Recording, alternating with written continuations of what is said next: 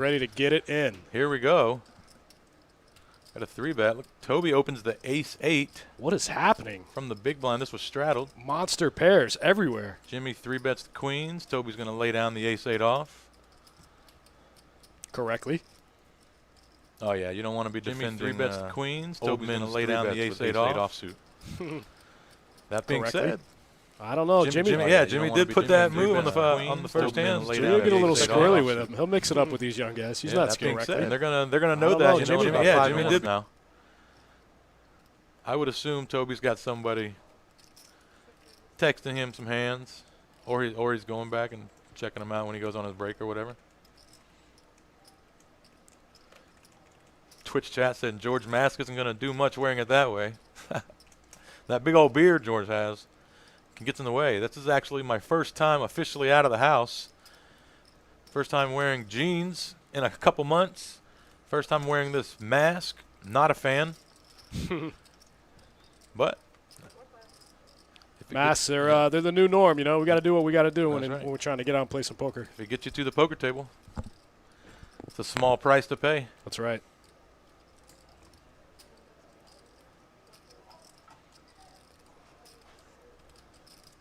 Looks like John's going to bet the 10 jack of hearts here. He's got the gut shot to the straight and backdoor hearts.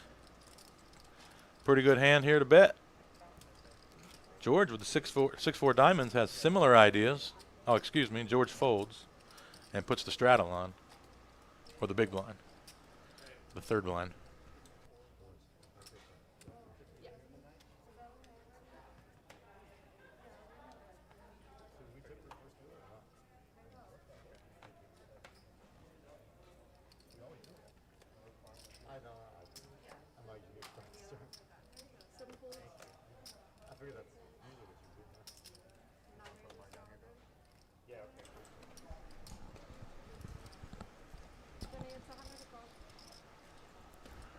All right, looks like Lee's going to raise it up from the hijack here. King Jack offsuit.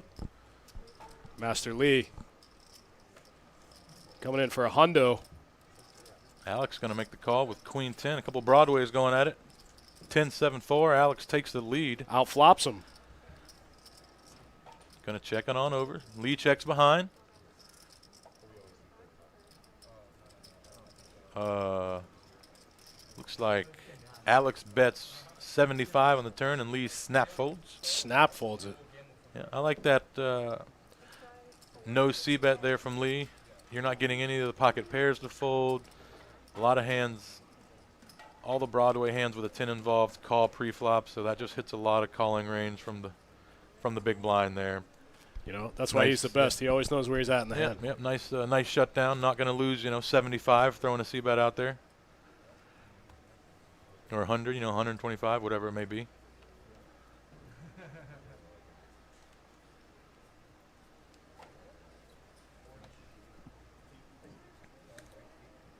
Heather on Facebook says, "Let's go, Don." Team Don. That's right. I like that. I like Don. Don in the 6th seat. Local around here, a local favorite.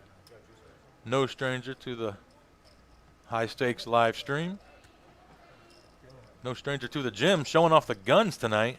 Like Don's been getting tan and hitting the gym. Just doing push-ups out in the sun. Quarantine, just hanging out. KRT NC out in the chat says dealt an 11-hour marathon last weekend. Man, with a mask on, I feel your pain, buddy. That's tough.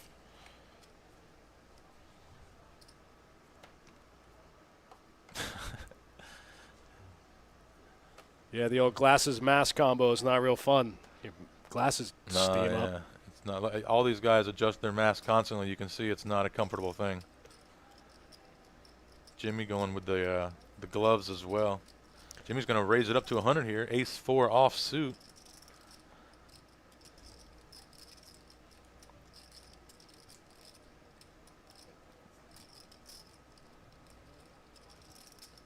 Yeah, nothing out there to call.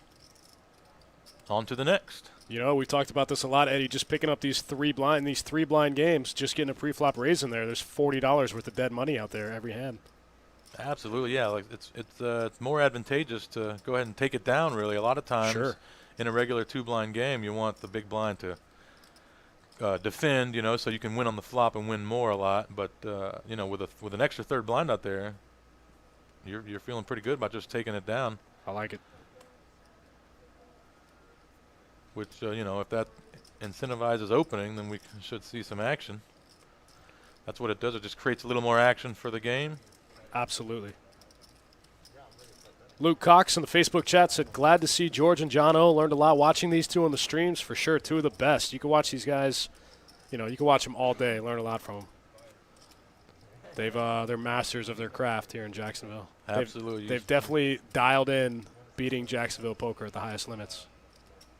Yeah, I think they're two of our most consistent winners, not only winning sessions, but the amounts, you know, because of their both buy-in for. You usually have everyone else covered except for each other. George buys in for 30. John usually comes in for 10. But there's usually no one else with 10, so they have everyone covered and win consistently and win a lot. They definitely are two of our best here. They're going to be at every high stakes game we run. Mask or no mask? Mask or no mask?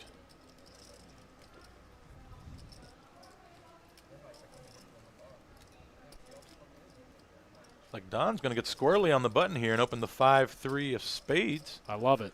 Make it 100. John's going to defend. He's got the 8-6 offsuit. The best hand. Excuse me, John does not defend. Don takes it down with the 5-high. And there you go, just like we were talking about. Little extra incentive there to open your button with 5-high because you're getting 3 blinds instead of 2. You guys know how it goes. These games always start off a little slow, a lot of folding pre-flop, a little raise and take it action. But as soon as somebody gets a little stuck, this thing will pick up. Oh, yeah. I'm not worried about that one bit. For sure, especially if you get George in the game, get George stuck a couple thousand. Even if it is super tight, someone's going to decide to take advantage of that tightness and start going nuts. So we're never going to see a passive game. Absolutely. It's always going to be action-filled. Somebody's going to be going for it. Not at these stakes. Look at this flop here. Here we go. John leads out for 150 into 205. John limps from the big blind, and Toby raised it to 100. John called. Wow, John just picked up more equity. Open-ended with a flush draw. Big flop. Big flop, even bigger turn. John's going to want to keep him in the hand here.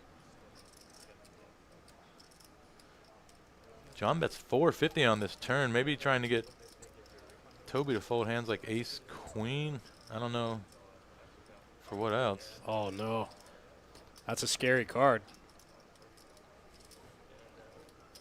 8 on the river is going to give John the best hand here. He had a ton of outs. Popped one of them. It's a tough card to bet. Let's see how they play it. Very tough card to bet. John even puts harder card to call. John puts Toby on ace king. He can bet pretty thin here. Toby shouldn't have these straights because he raised pre-flop. John limped, Toby raised. That's usually bigger hands, you know, maybe some bigger pocket pairs, some Broadway type hands, but not usually 6 highs, right? So they or not, you know, not usually with hands with 9s in it unless it's pocket 9s, and definitely usually not hands with 4s. So Toby having 2 pair here can think, wow, John's using that card as a great bluff card, and maybe I'm high up in my range. It's also pretty hard for him to have a hand like 9-10 and call on the flop, you know, stuff like that. A lot of the 9s that he would have in his range are going to fold on the flop instead of chasing that gutter ball. No, I mean, I think any hand John has with a 9 is calling the flop. I mean, Toby. Oh, yeah, exactly. Yeah, Toby shouldn't have a lot of 9s, right? Right. He should have pocket 9s, and Not that may the turn. be it. Yeah, he shouldn't have any 9s on the turn except maybe pocket 9s. Or the 4s. So if your opponent shouldn't have any part of the straight, it looks like it's a good bluff. Toby sniffed it out and was able to fold his 2 pair. I'm pretty sure I saw Toby roll his eyes there when John bet the river. I'm pretty sure he rolled his eyes into the back of his skull and then folded his 2 pair. See the eye roll even with the mask. Nice. For sure. That's the only facial read you can get these days. So be careful with your eye movements. You guys jump in the chat. Let us know what's going on. Let us know where you guys are playing. Let us know what your games look like. You know, Eddie and I, we love being dialed into the poker world. We like to know what's going on out there. And let us know where you're at, what your games look like, how many handed you are, what's open, what's not. Absolutely. Join in, please. Looks like Don's picking up the ace-king suited here. It's going to raise it up to 100. Jimmy defends from the big blind. Queen-jack. Jimmy flops a gutter ball. Flop goes check, check. King going to give Jimmy open-ended and Don top pair, top kicker. We're going to get some money in on this turn.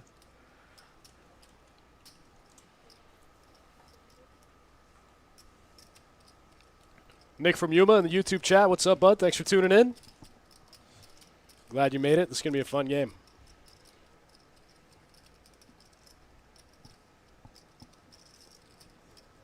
Jimmy bets 200. John's certainly not going to fold. Wow, look at this. Don makes the call, and now Jimmy hits the nuts on the river. I think we're going to see a big bet here. 615 in the middle. Jimmy with the stones. nuts, and if somehow Don has a jack, he thinks he could get a lot.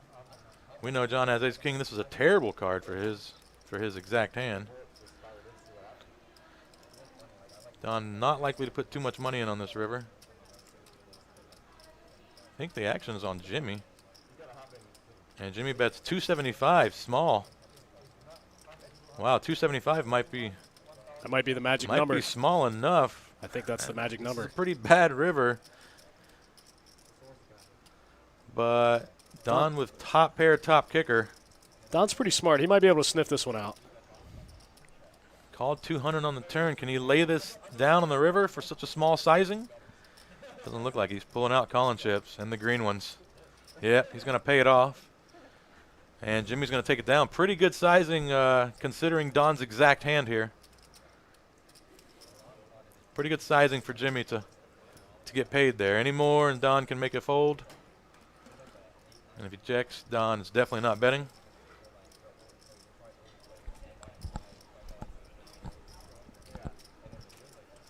Antonio De La Cruz on Facebook says easy fold, and he tried to get in this game this Saturday but was filled. Okay, keep trying. Get in there. If you guys put Antonio top of the list for next week. If you guys are watching on Twitch, you can just scroll down, check out the full live stream schedule for the rest of the month of June. If you want to get on any games, just shoot me an email. Shoot Sage an email. We'll get you in. We'll get you on the list. We don't have any big ones, but we got some 2-2 and some 2-5 coming up throughout the rest of the month. Be happy to get you in the game. Oh, yeah. Oh, yeah. Come on down.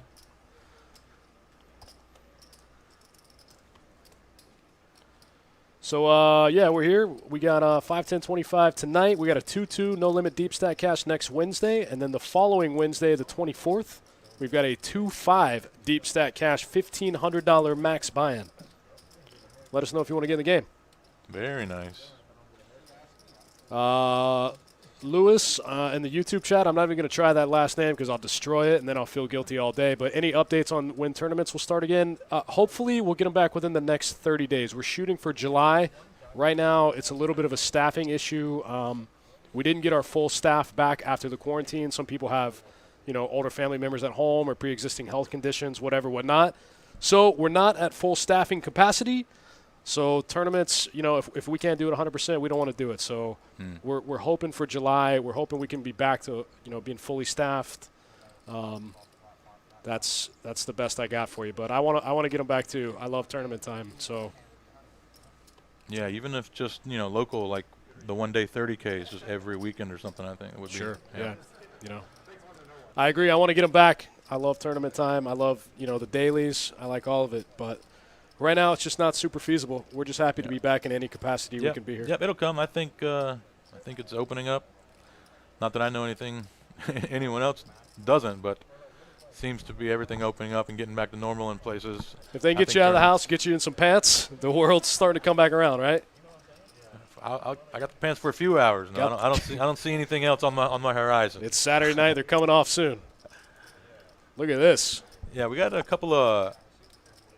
The under the gun opened with ace-queen, Don, and then Mitch just flat called with ace-queen. Jimmy from the small blind peels with pocket sixes and flops bottom set. Jimmy heating up early on, 12 hands in. Mitch decides to go ahead and bet this flop when checked And Jimmy's going to make the call. 4 of diamonds. Nobody loves that card.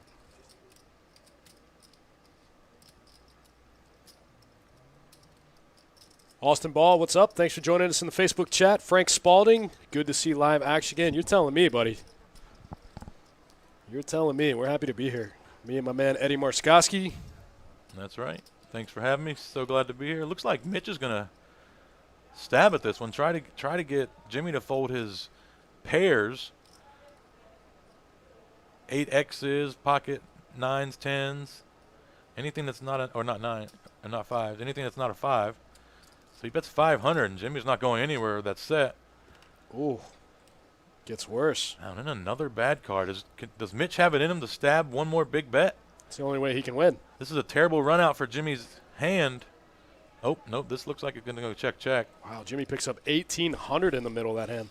Jimmy, nice quick start here. All right, guys, we're 12. That was our 12 hands in. Look at Jimmy, already up 1,600. Toby, after that weird 2-pair hand with Jon, not even stuck 1,000. That's nothing in this game. Yeah, Jimmy might actually be up more. I don't know if that last hand was quite calculated Oh, yet. you know what? He won another 1,000 or so in that pot. You're right. That last hand might not have made it into the graphics yet.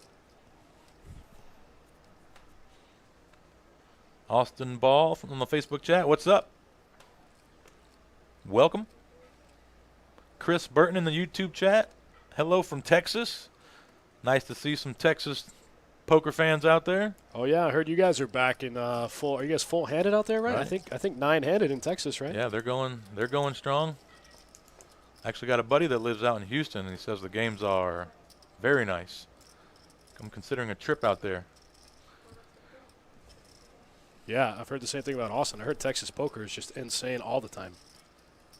Juicy.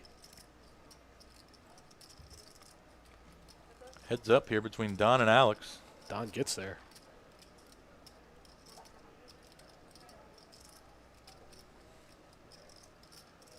Alex going to go ahead and fire 100 into the straight. How's Don going to play it? Most likely going to raise here. We got the 2 diamonds on the flop. We'd like to get as much in right now as he can. There's the raise. 400.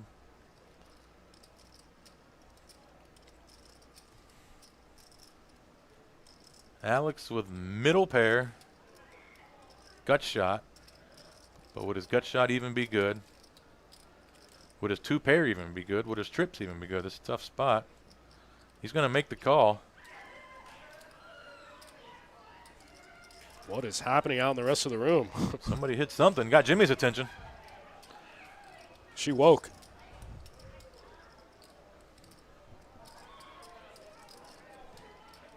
Oh, there's a lot of chips in the middle now. Ace of diamonds on the river. Looks like Alex is betting 600. Wow. Wow. Putting Don in a tough spot here. He has a straight, but it looks like Alex should have a flush here. Don not going to be able to lay it down. He's going to make the correct call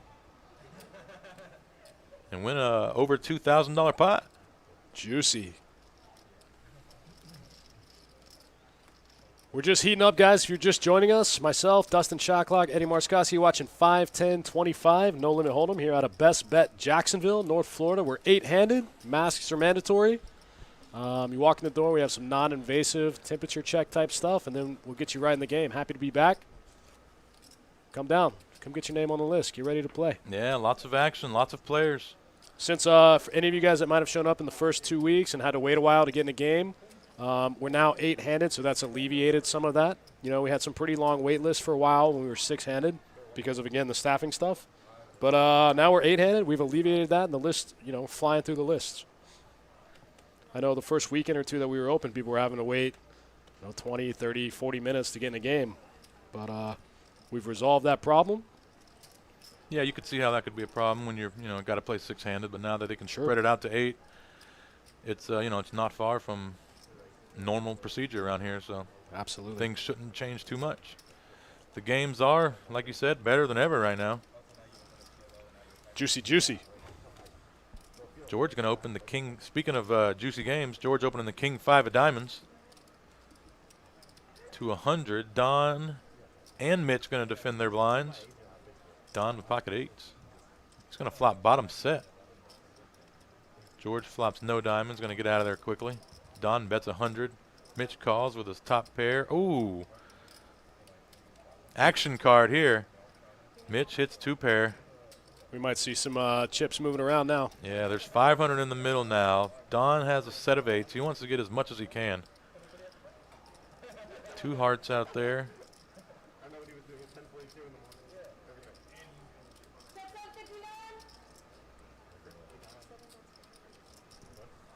Looks like Don bets 325.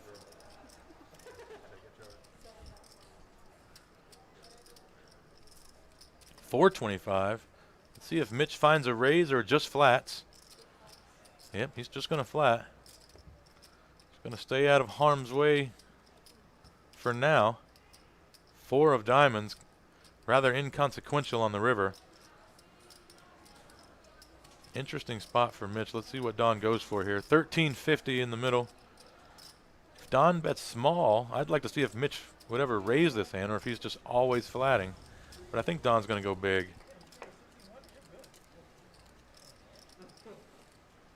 See him grabbing those black chips. Those are $100 chips.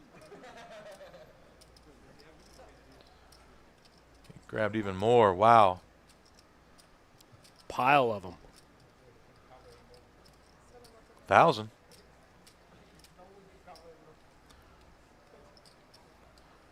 Mitch sitting there with about 3,000. He'll have to call a third of his stack with the 2 pair. He's going to see a pretty cooler situation. Gross. I would think Don would have a very similar line, would say 8-9. Maybe play some hands like Queen 10 of hearts that way, King 10 of hearts, all those.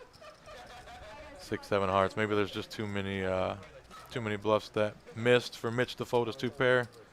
Can't really blame him there. It'd be a hero fold if he did make it. Don heating up as well. George Severe in the Facebook chat asking how many players to a table. We're as of yesterday, we are 8-handed, so we're almost there. 8-handed as of yesterday. It's been about a week 6-handed, about a week 7-handed, and just got to 8-handed. And you're watching 5, 10, 25, $1,000 minimum buy-in, no max buy-in. George in the 5 seat, bought in for the most, around 30,000. Everyone else around 10 or less.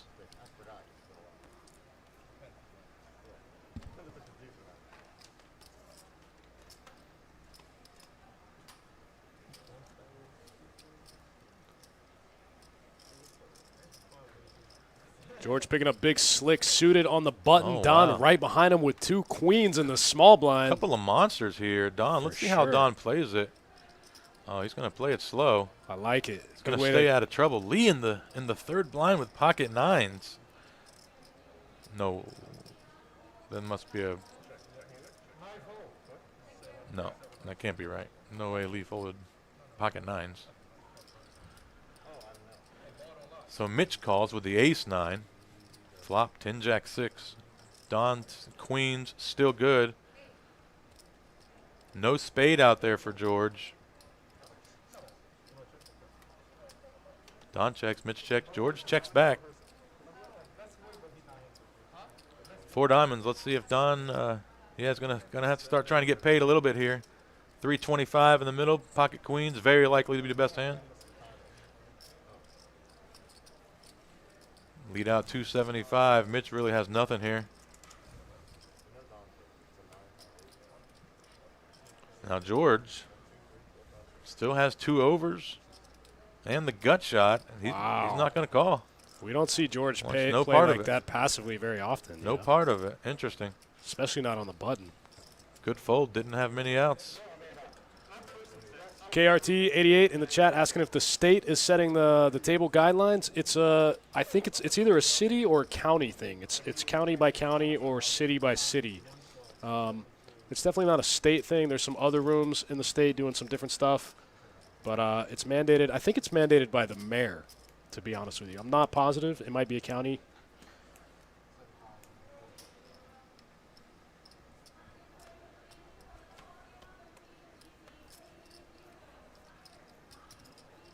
Copping a donut in the Twitch chat. Yeah, Nevada's 5-handed right now for the whole state, right? I think that's what I heard.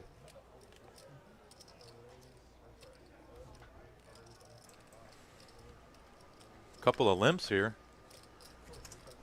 Jimmy with the queen 8 of spades. Alex with the 9-6 of hearts. Those feel like limpy hands. Limpy hands. Mitch limps with another limpy hand. 6-5 from the small blind.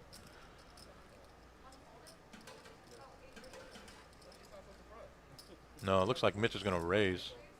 He's taking that limpy hand and raising from the small blind to a 125.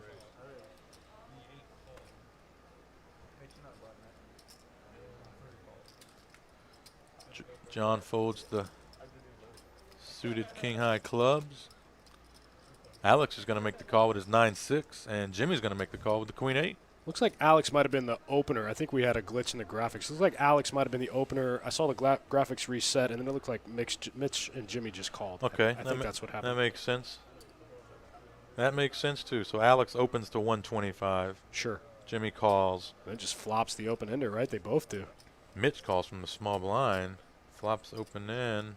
And Alex is going to bet his 200 with the open ender. Mitch is going to call 200 with the open ender. And Jimmy, middle pair, backdoor spades is going to call.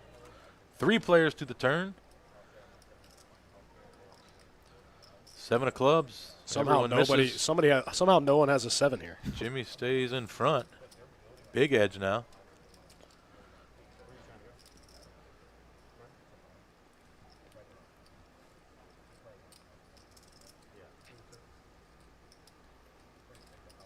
Checked over to Alex. Got 9 high here. He's going to decide to check back, see if he can hit it. King on the turn. That's going to slow everything down. Unless Jimmy can find a thin value bet.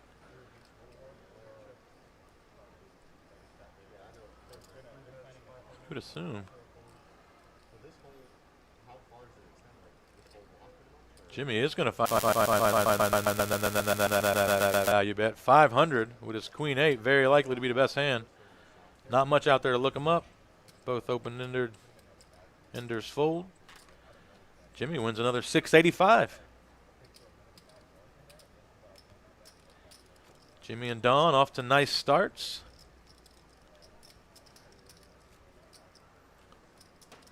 Frank Spalding in the Facebook chat said, glad we don't have the plastic barriers. Yeah, I was just having that conversation with Mitch there in the 7 seed. He was talking about going down south and how it just removes the entire social aspect from the game. It's very robotic, you know. If that's the case, just play online. Yeah, I saw those pictures. That doesn't look fun, right? Doesn't look fun, no. Yeah. And it doesn't really feel like it's doing anything because you're still touching the chips of the players. If you're all touching the same chips, what does it matter if there's a plastic barrier? Sure. I guess so you can't spit on your neighbor.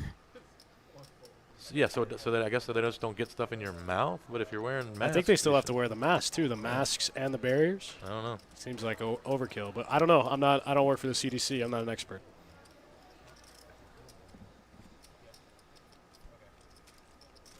Nick from Huma wants a best bet mask. Yeah, man. Oh, I agree. Those are nice. I was wondering if those are the ones that they're giving away. They're not. They're definitely not the ones they're giving away when you come in here without one. I got one for you, buddy, but I'm going to be honest with you. They're a little snug. You got a big head. I don't think it's going to work for you. I think you'll hate it. No, okay. I could see that being the case. I do have a large cranium.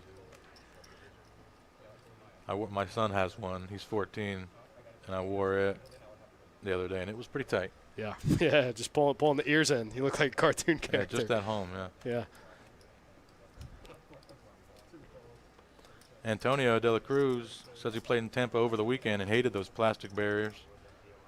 Yeah, not a lot of positive about those. We'll likely see him come down as restrictions get less and less. Sure. Jimmy going to turn trips here, staying hot. Wow. Nobody with anything else. Small bet on the turn's going to take it. Reese Smith on Facebook says, is this a tournament? No, sir. This is a 5, 10, 25 no-limit hold'em cash game. $1,000 minimum buy-in. No max buy-in. No max. We are 8-handed. That is the maximum we can run at the moment.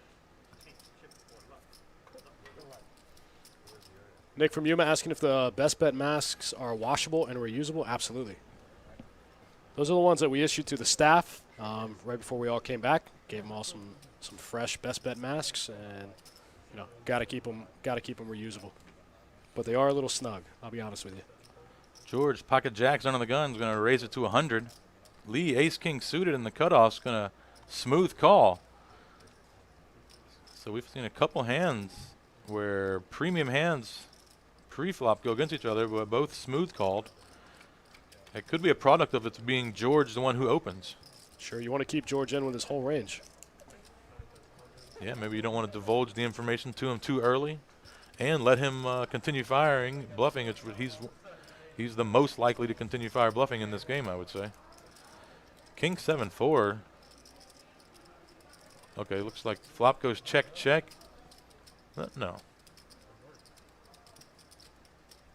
Looks like George folds the turn. I think flop goes check, check. Lee bets the turn. George just folds 2 jacks. George's not getting too out of line this hand. He's not stuck too much yet. That's the thing. When he gets stuck, that's when you see the fireworks. He's not stuck yet. Well, he's keeps making those correct folds. He ain't going to get stuck. That's right. He's lost a minimum there with a premium on a board where you would imagine there's a bet getting put in. You'd think he'd lose at least one street there on the turn. Right. Peel one time. I think George knows when Lee bets the turn, Lee's range is just ahead of his. He has a lot of kings, and Lee maybe wouldn't bet those other underpairs to the jacks. Look at these premium hands. Wow, here we go again. Jon, ace king of spades, 125. Toby, so Jon in the cutoff, Toby on the button, 3-bet, 450. Both these guys are deep. Toby 8,500. Jon has him covered. Let's see what Jon does here. He's got ace king suited. Sometimes you hear about these situations where they'll 4-bet the suited and flat the offsuit, or 4-bet the offsuit, flat the suited. We're going to get a flat here, being as how they're so deep. Oh boy. King high flop. King jack 9 rainbow.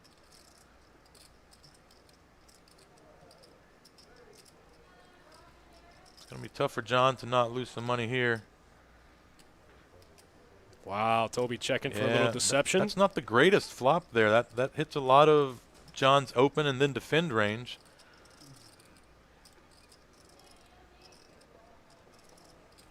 Jack on the turn. Jon O's likely thinking his hand's best here.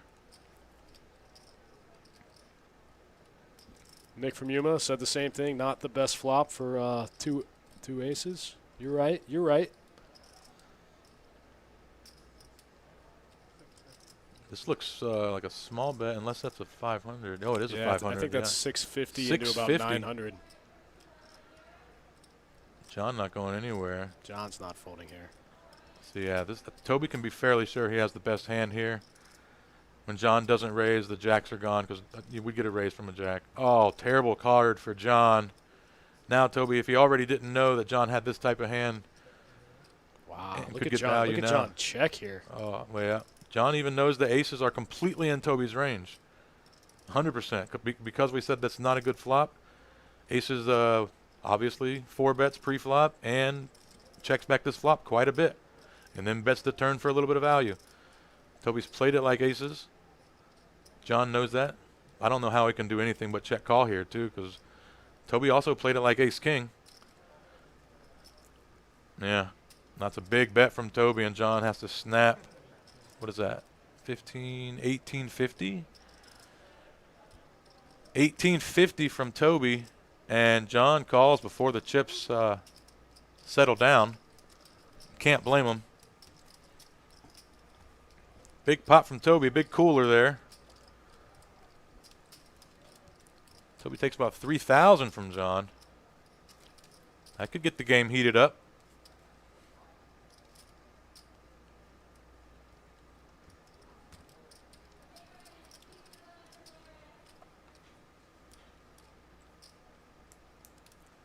Tough spot there for Jon. Don't really see how he can lose any less. He played his hand really well. Absolutely. Sometimes you just lose chips in pots. Like, you know, there's nothing you can do. Okay. Let's open it up. Make it 100. 10-7 of spades. Just lost 3K. Got to get it back. Doesn't feel right. I'm only sitting with 8K in front of me. Jimmy's going to defend that button. George certainly going to get in there with pocket eights. We're going to go 3 ways.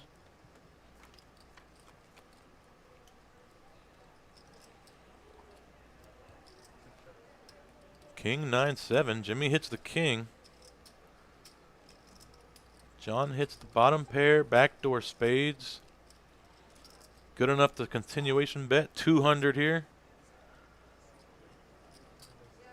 Jimmy raising chips. I think we're going to see Jon just quickly muck this one. George gets out of the way with his eights. Ooh, maybe not. Maybe that last hand playing a role. Jon going to stick around. Oh, big card for Jon's hand on the turn here. He's going to turn double gutter with his 10. Unknowingly, Jimmy has the 10 as well. Let's see if Jimmy decides to go ahead and bet this turn. Nope, it's going to go check back. Jon going to save some money. 2 of diamonds. Jon fairly certain his hand's way the worst hand. Jimmy not going to go for any value. Didn't like that jack of hearts on the turn. Jon sees the bad news. KRT in the chat referring to that last hand with Jon and Toby says flop went check check and Toby still got 2 big value bets in. Absolutely. Lucky run out for Toby. Yeah, you can't. I mean, where's Jon gonna fold? You know, he can't. Sure. I mean, it would be a hero fold to just check fold that turn, but I mean, like I said, that would be a heroic play. Right. No one can fault him for playing his hand the way he did. Sometimes losing the min is a win. Yeah, exactly. Like I said, sometimes obviously you want to find some spots where, you know, other people lose money and you don't. Right. So I mean, and Jon's good enough that we can be like, you know what, maybe I can fold that turn. I don't know if he can ever fold the turn, but in certain situations, like I said, you just lose money, and that just looked like super cool. That river, there's just nothing you can do about it. Toby has the same hand a lot. Sure. So if we're folding, we're probably losing money overall. Jon's okay with losing that hand because the next 4 or 5 times it happens, he's going to win. Also, Toby's pretty balanced, and so his 3-bet range from the button is going to be a lot wider than your standard 2-5 player. So Toby he's not always going to have aces there. Absolutely. You know, he's going to have king-queen suited. He's going to have 7-8 suited. Yeah. That's stuff like that. Yeah, that's the tough spot for Jon because it was cut off first button. So Sure. It's their 2 widest positions. Absolutely. So they both, like Jon has to check, hold on, and Toby is allowed to play it strong because he would do it with so many other weaker hands, right? Toby's going to be pretty balanced in that spot, a lot more so than a lot of your standard 2-5 grinders. And lots of credit to Toby. I mean, obviously it looks easy when you river the monster nuts right there when you can get paid from a lot of second best hands, but sure. But you know, he went large. He went large, and he had a good idea where he was on the turn, that his hand was best. And as soon as Jon didn't check raise him on the turn, you can be fairly certain your hand's best. And obviously that river's one of the best rivers in the deck. And he went big, so a lot of people even could bet like 1,100 on that river, where he bets 1,850, he gets a little more. Sure. So the sizing a big part of it as well. Unfortunately for Jon, he's up against one of the better players at the table here, and Toby gets punished. Gets coolered and punished. Like we said, in a very wide spot for both players. Yep.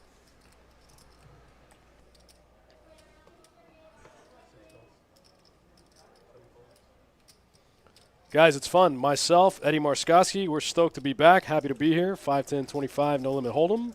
Got some, looks like 5-way flop action here.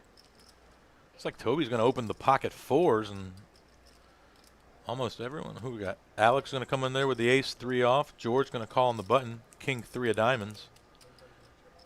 King, queen 7, 2 hearts. Checked around. George with the king. Now he's got the backdoor diamonds. Not much out there for anyone else. George going to have to put a little bet here. $100, $200. 225. Snap folds from everyone else. George going to show the 3. Oh, excuse me, 125. George bet 125, took it down. Could have bet 25. Don't think he was getting any callers. If you guys are around, if you guys have been waiting to come back in until we have some big promotions, or just not sure when you're ready to get back in the card room, make sure you're here next Saturday. We're giving away, I think, a little over $200K. We're giving away $2,000 an hour from noon to midnight. Highest hand in the room, going to take home $2,000 every hour. That's from noon to midnight, Saturday the 20th. That's going to be our first big promotion coming out of quarantine. Get here early. The lists are going to be big. If you've been trying to decide what day you want to come back and jump back into your poker routine, Saturday is the day. Saturday is the day.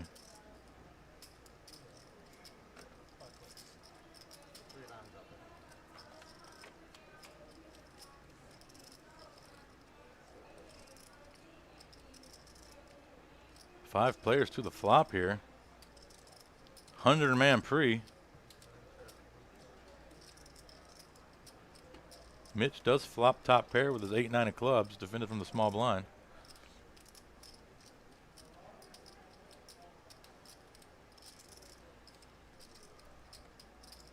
Dustin Austin Ball says, can I call in and get on the list, or do I have to be present? You can call in. You can get on the list for 5-10 no limit and above, or 5-5 PLO and above. If you want to play 2-2 or 2-5 no limit, you got to come in and physically put your name on the list. But 5-10 no limit and above, you can call in and put your name on the list for sure.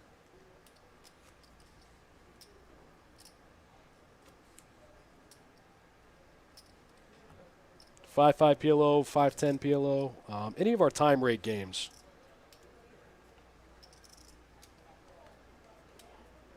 Jay on YouTube says, Eddie, where is your mask? No comment on whether or not I have a mask on. We have Eddie isolated in his own room, so he's only gonna get himself sick in there. Yeah, but now no one can come in here. It's my room. That's right. It's mine. I'm gonna go to the fridge in the corner. Get this thing looking nice. I like it. Alex gonna open up the queen 10 offsuit under the gun. Jimmy, we know ain't going anywhere. King 10 of hearts.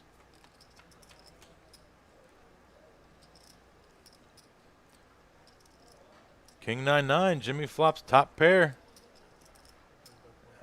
Alex with the gut shot's going to continuation bet. We talked about this last stream. Nothing's better than when you bet with a hand like a gut shot that you're not supposed to, and then you get there on the turn. Is that the best feeling or what? Oh, yeah. That is one of the better ones. There was some discussion. When you wanted folds on the flop, but on the turn, sure, you want to get as much money in as possible. Yeah, sure. And so there was some discussion as to whether that feeling versus, flopping a set. And I think turning a gut shot is a better feeling than flopping a set. Much better. I think so too. Flopping a set, there's so much at risk.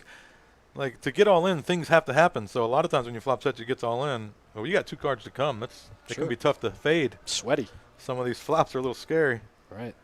Turning a gut shot with 1 card to come is a great feeling. Alex bricks his gut shot here. No such feeling. Jimmy's going to value bet 400 on the river.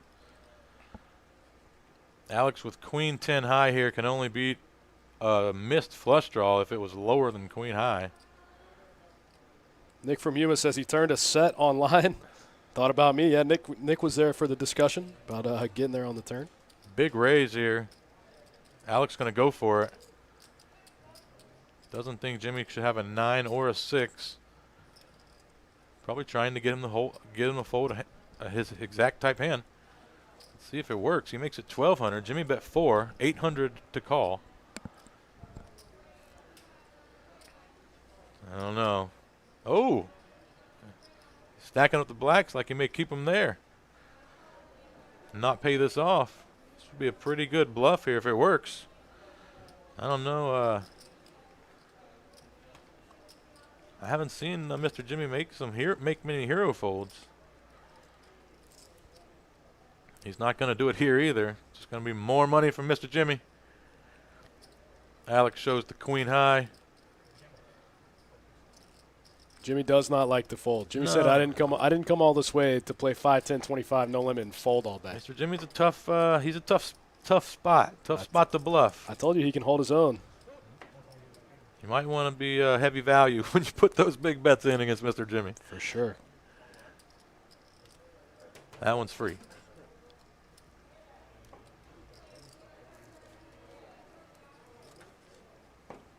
Thanks again for tuning in, hanging out, guys. Myself, Eddie Marskoski, watching 5, 10, 25, No Limit Hold'em. Second stream back out of quarantine. It's cool. It's been fun. It's going well. That's right. This is our first high-stakes game. That's right. First time all these guys came back, or not all of them. Some of them have been here. A lot of them, this is the first time. And things starting off right where they left off. Lots of action, no shortage.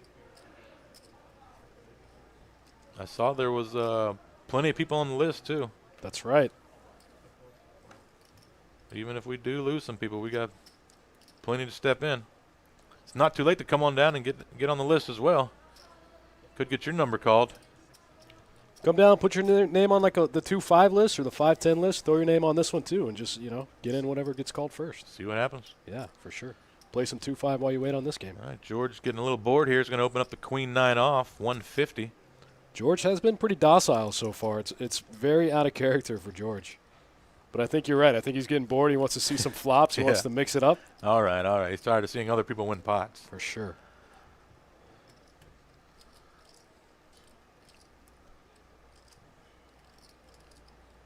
Four ways here. Don with the ace-king, just smooth called. We've seen that 3 times tonight. We haven't seen a 3-bet with ace-king,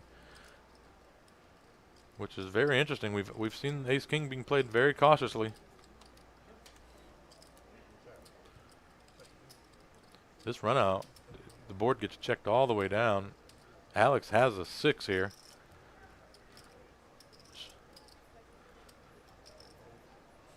Nobody with anything to really call with. He bets 150 and looks like everyone's going to snap fold. Cole Griffith in the YouTube chat asking when we'll start tournaments. We're hoping to start back in July, hopefully in the next, 30 days or so, hopefully sooner. Looks like Alex is going to buy some more chips after losing some to Jimmy in that last hand. Looks like he may got 3,000 more. That's not official. Nick from Huma says tournaments are for nits. What do you think about that, Eddie? Tournaments are for nits? No, I disagree. I disagree, too. I will say there are a lot of nits in tournaments. I think you got a lot of nits everywhere you go. There's nits at this table right here. But there's nits that profit at this table right here. So I think nits might enjoy tournaments more. Oh yeah, for sure. But I don't think it's for nits. It's a little nittier than cash because it's cheaper. You can play for a long time on a little bit of money. That makes a lot of sense. And the average buy-ins here, Sure. in this room. Average buy-in for cash is probably like 200, but you could lose that in 5 minutes. Tournament can last you all day. That's right. Couple days if you're lucky. Yeah, exactly. Whole weekend. You can bubble and feel like you got your money's worth. Of course, I don't recommend that.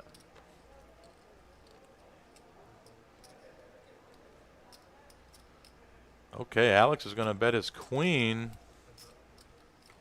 for 50 bucks, and George is going to raise the ace-jack to 125. Alex being the player who stuck the most, not going anywhere. He makes the call with his queen. Now 3 of clubs on the turn. George throws a purple out there, 500. Yep, that's getting called. George's going to need to hit a straight or one of his overcards. Oh, yep. George binks Broadway on the river. 1,400 in the middle. George throws out the pumpkin. That's a 1K, and that's looked up. Alex can't fold the queen. Oh, and he is not going to be happy about that. George takes 1,700 of that 3K that Alex just reloaded. Very next hand.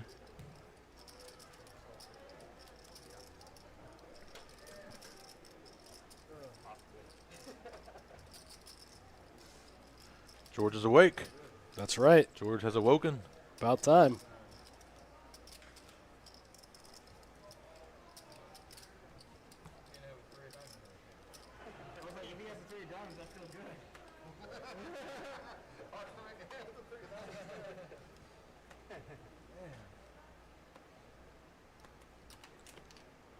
All right, Jacksonville, best bet live. 5-10-25, no limit hold'em. I'm Eddie Marskoski. That is Dustin Shacklock. Back in action. That's right. Happy to be back. Mitch going to limp the 7 high hearts. Toby going to raise king 8 of hearts on the button, 150. Alex in the big blind after losing a couple pots back to back is not going anywhere. Jack 9 offsuit. Mitch is going to defend his limp. 3 ways here. 355 in the middle. Ace, queen, 10. 2 spades. No one with a spade. Alex does flop open-ended, but it's not a great one. That one gets checked around. 3 of clubs on the turn. Anyone breeze on this pot, they may take it down.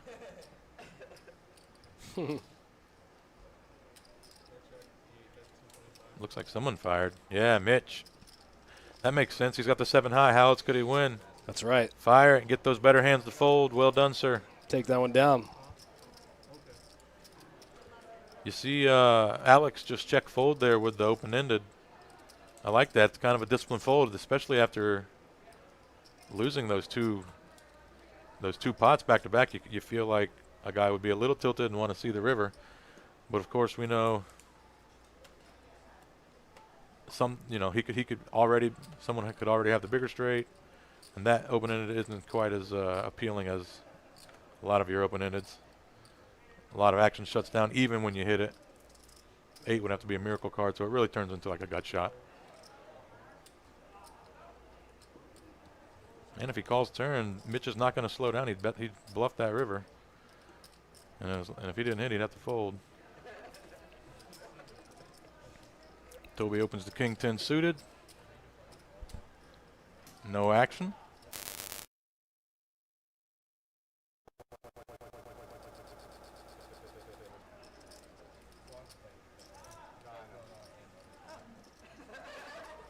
All right, guys, quick dealer change, and then we'll take a look at the stats real quick, and then we'll jump back in.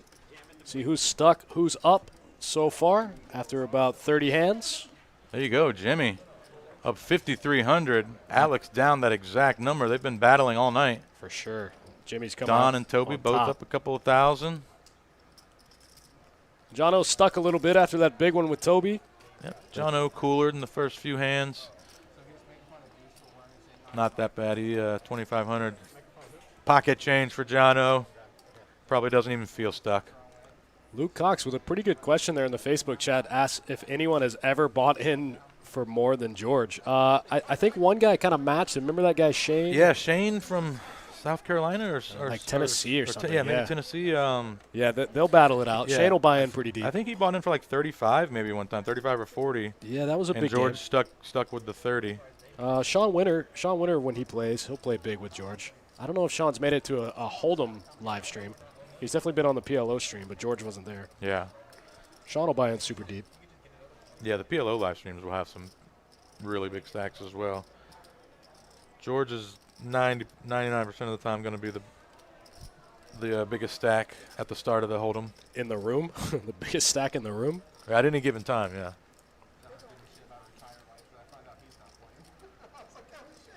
Wow, look at this one. Straight flush draw for Alex. Yeah, 3 ways to the flop here.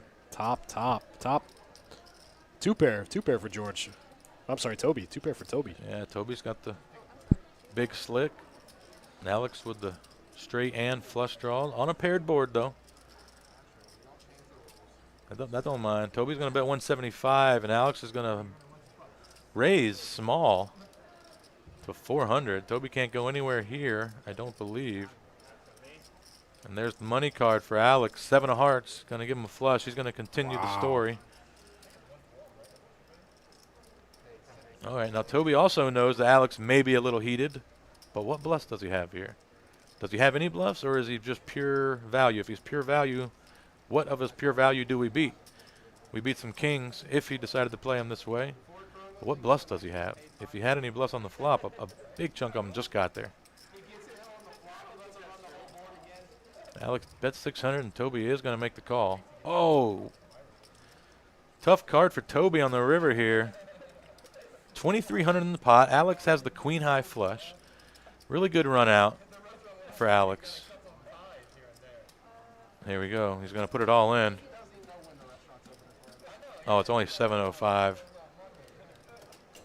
Toby put 600 in on the turn. Probably not going to be able to fold when his hand actually improves. Although the queen jack does get there, so all the bluffs that he could beat, there's really nothing there. Queen 9 offsuit, jack 9 offsuit, but any of the flop bluffs, hearts, and straight draws all get there. Toby, in over a $2,000 pot, is able to fold for 700 on the river. Wow. Good fold for Toby there. Well done, sir. Some of that hero folding we were talking about earlier. It's a pretty heroic fold, especially against the guy who, you know, assumingly is tilted. The guy to go after right now. Exactly, like Spewing. Could be doing things out of the ordinary. Like you kind of have more in those situations. You give yourself more leniency to make heroic calls because they're just more likely to do the extra creative thing. You're right. Well done, Toby. Saved 700 there.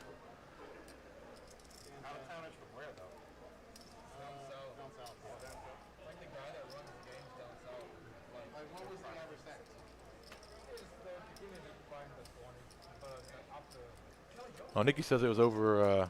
His all-in was for over 2,000. If that's the case, it wasn't a very heroic fold. The graphic could have been wrong. It said 705.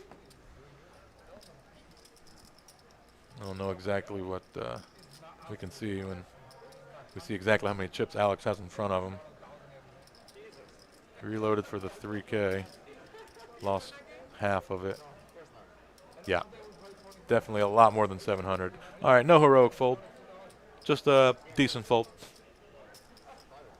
No cape. Take his cape away. Give it back. Yeah, sorry. Give it back, Toby. Sorry. You may get it back later. We'll give you an opportunity.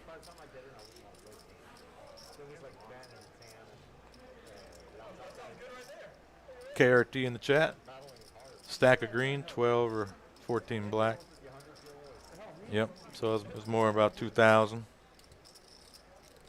All right, I just let my action trackers know we're going to get that stack updated. At 2,000, it would be a heroic call. The other end of the spectrum. Yeah, exactly. Alex in the thick of it.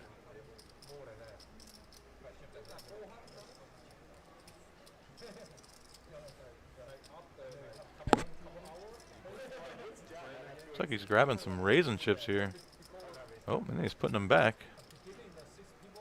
He's going to let it go. He's going to think better of it. Just got them chips. Hold on to them.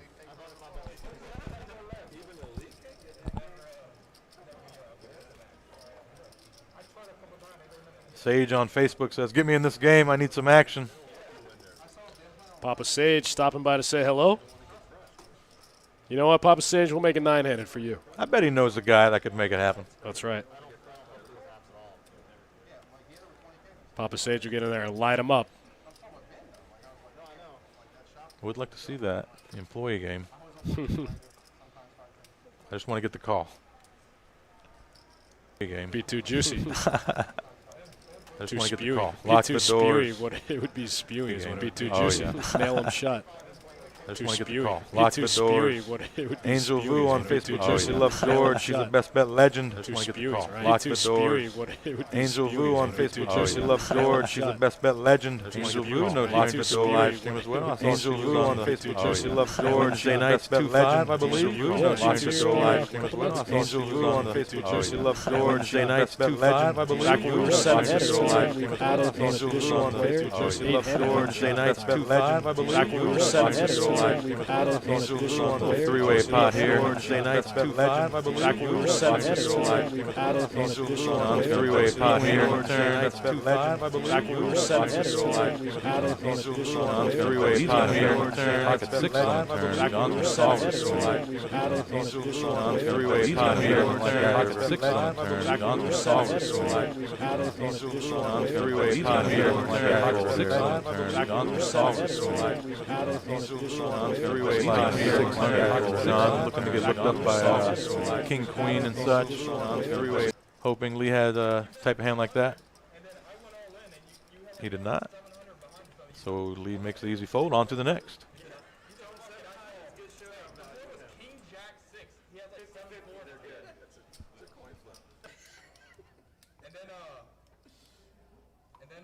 He turned a 7 and he went, got him. He thought he got me. And then I was like, he's like, I got a 7. I was like, fuck, what's your kicker? And then he goes, God, how bad do I run that I turned a 7 and he's got a 7 too? The best part of the hand, Felipe folds aces on the flop. Hey, George, he did the Sorry about that, guys. Hopefully we got that fixed. hold and then he saw a hand and he turbo mucked it. That's always the worst when you go hold the phone and you made a bad fold. You're like, muck that shit, Dylan, muck that shit. Let me know if it continues. If it's stopped, let me know as well. You guys are the information source in those scenarios. For me as well. Austin Ball sounds better. Thank you, sir. All right, George and Toby. Small pot here. This one's getting checked down. Looks like George bets 100 on the river. Toby has to look him up with his 9. On to the next.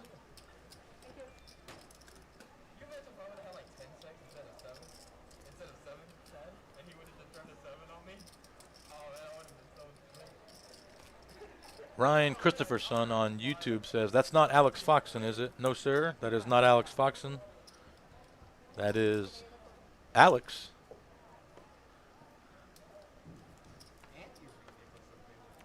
Alex has played here on this live stream plenty of times. Plenty of times, yep. Yeah. Got a little Alex Foxen look there with his mask on.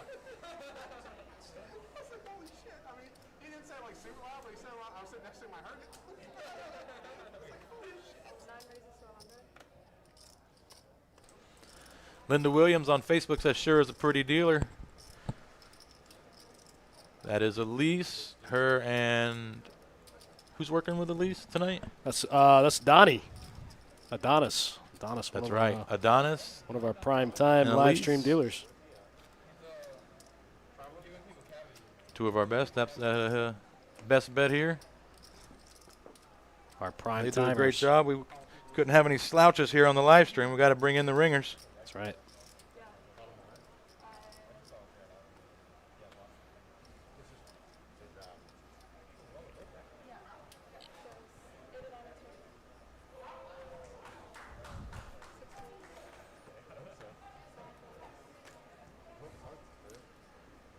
George's mask, his nose is completely exposed. Jimmy's not even wearing his mask. What's going on?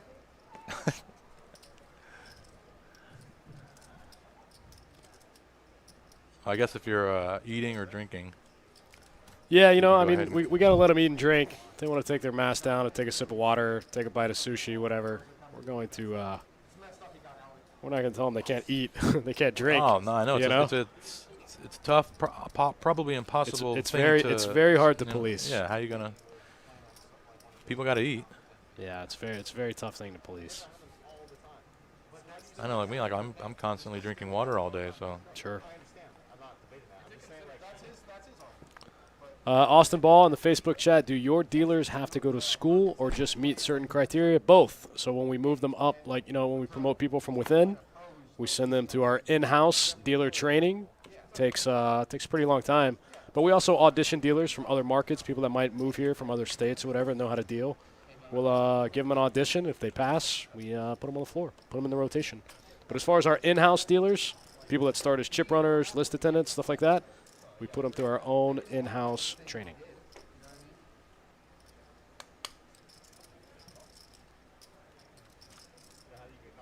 Five players limped here. Don's going to flop another set, this time a set of threes. Might get a little value out of Mitch there. Mitch got the ace-jack. Alex with the no flush draw. Don's going to bet those threes. Why not? Bottom set, 2 clubs out there, ace, queen, a lot of connected cards. Have to call a flop bet. He bets 75. Mitch calls. I like that. Leading out with the set is such a pro move. George calls as well. Now George has the queen with the king of clubs, which is the nut flush draw, as the ace is out there. That's right. Don does not like this turn card.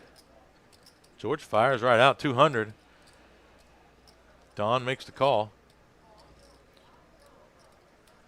Now Mitch with the ace and the jack high club draw, which is the second nut flush draw. This is getting juicy. He's going to make the call too. We're going to go 3 raise to the river, 955 in the middle. Oh, wow. Ooh, uh-oh. Ace of spades. George decides this is a terrible card to continue bluffing on, I agree. Especially when he has king, queen. You're not going to get an ace to fold. Not likely. Now Don does decide to bet this full house. Don thinking Mitch has to have a flush. Overcalling on the turn. Or at the very least an ace. Don bets 500. Mitch going to make the call. And George going to show the queen. Don going to show the boat. George is more happier than Don after that one. I couldn't tell if George was happy that he made the good fold or if he was mad that if he would have got there, he would have got a big old pile of chips. Yeah, maybe. Maybe he saw, oh, man. Man, if I get there, I get a big old pile of chips from Don. He would have made the jack, and I would have had the king. Sure, yeah. Potentially. I think that was more frustration. But I don't know if Mitch even showed his hand, so that could have been celebratory.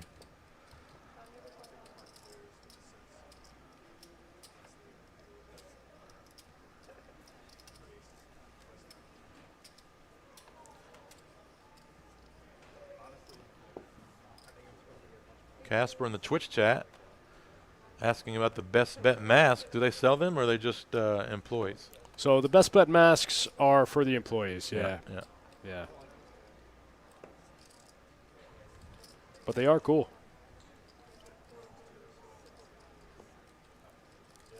Jimmy opens the button, ace-4 clubs. I like this play. And it's going to get through. Picks up that dead 40 we talked about. Yep. Adding 40 to that already healthy stack. Jimmy, our big winner at the moment.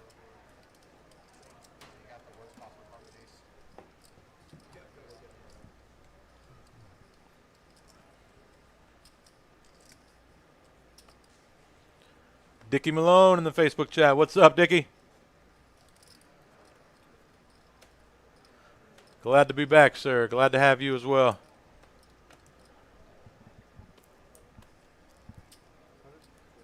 Hey, Dickie, what's happened? Should have some tournaments, hopefully within the next month or so. Hopefully tournaments will be back for you guys. I know all you tournament grinders got to be getting the itch. Got to be sick of playing on the online games. Yeah.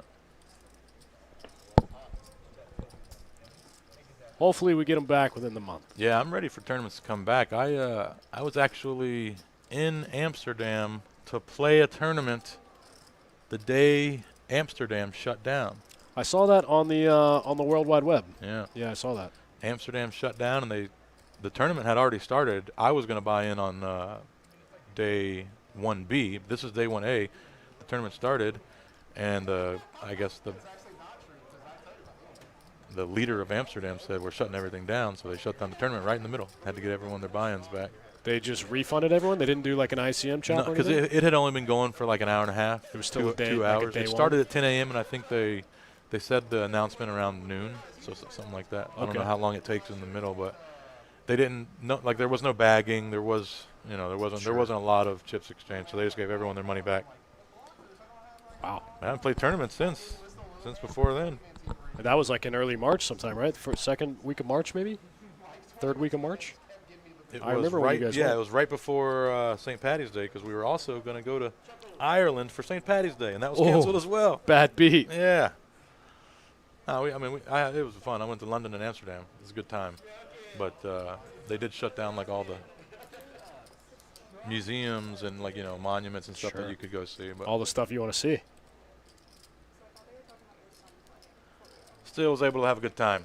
Lots of fun stuff to do in Amsterdam, I don't doubt it. even if they shut it down.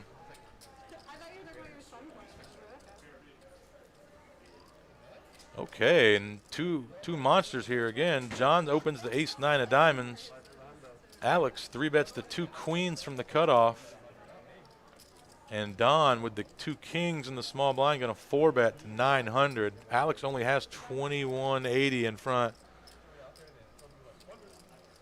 So he's going to make the call. He's going to have about a pot-sized bet left in front of him. If the graphics are right here, let's see. He may have more. We've had some issues with his stack tonight. It looks like 225. Yeah, he has more than 1600 in front. He's got more than 2500 in front. 8 deuce deuce flop, 4 diamonds on the turn. Man, this is tough board for Alex. Don gonna have to start going for some value here. Really gonna be hard for Alex to find a fold at this point.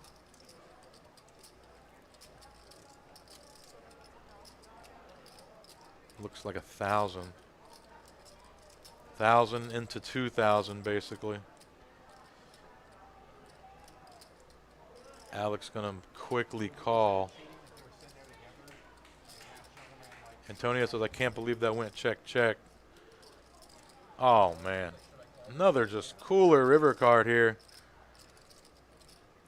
This feels like an all-in situation for Don. He's trying to get looked up by the 9s, 10s, jacks, queens of Alex.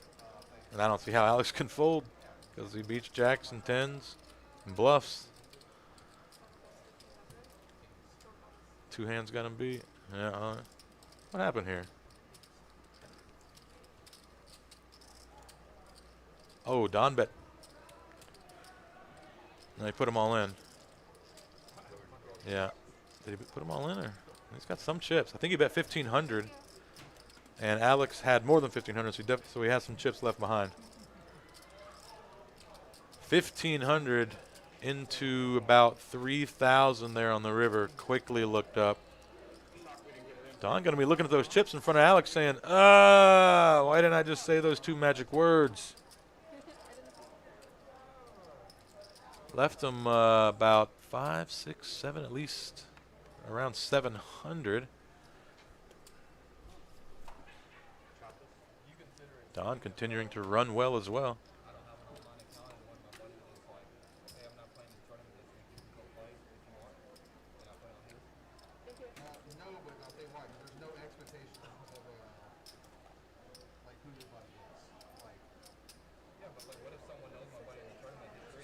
Antonio, I can assume that Don was going to be check raising on that flop, probably. 8 deuce deuce checks the kings after 4 betting pre, looking like to, I guess, represent ace king ace queen and get those pairs to fire out and then put a raise in potentially. I'm not 100% sure. Nevertheless, it worked out really well for Don. And Nikki on Facebook says, "Ha ha ha, Don." Don running hot.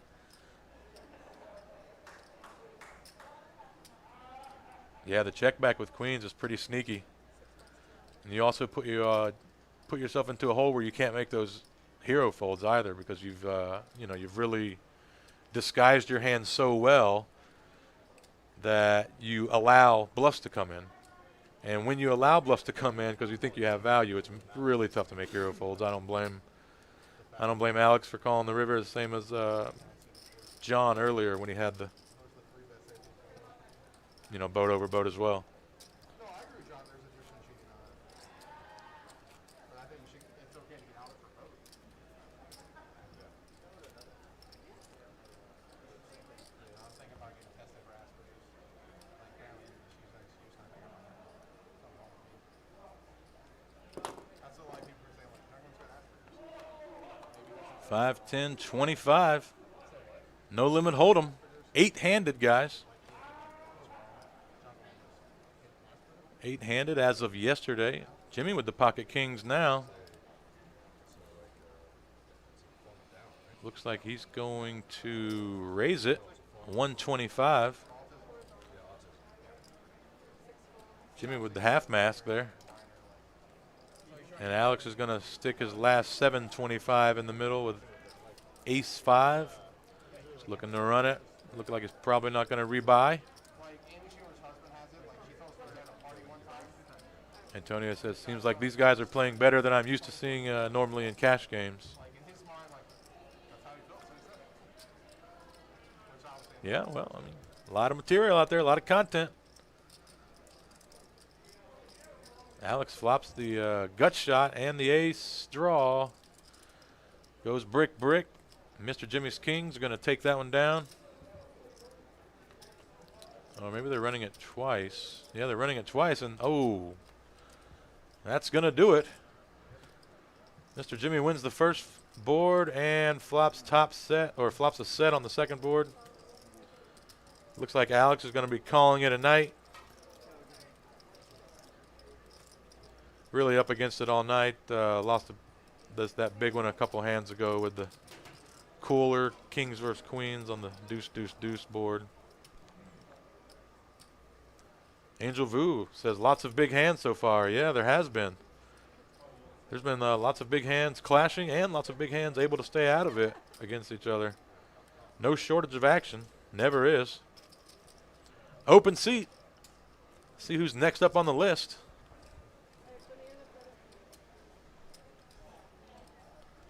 Think we're going to see Peter come in. Peter will certainly make the fun, or the game a little more fun as well. Very good, well-known local player. Really does well all over Florida. I believe he calls best bet his home. George opens the ace-queen off under the gun.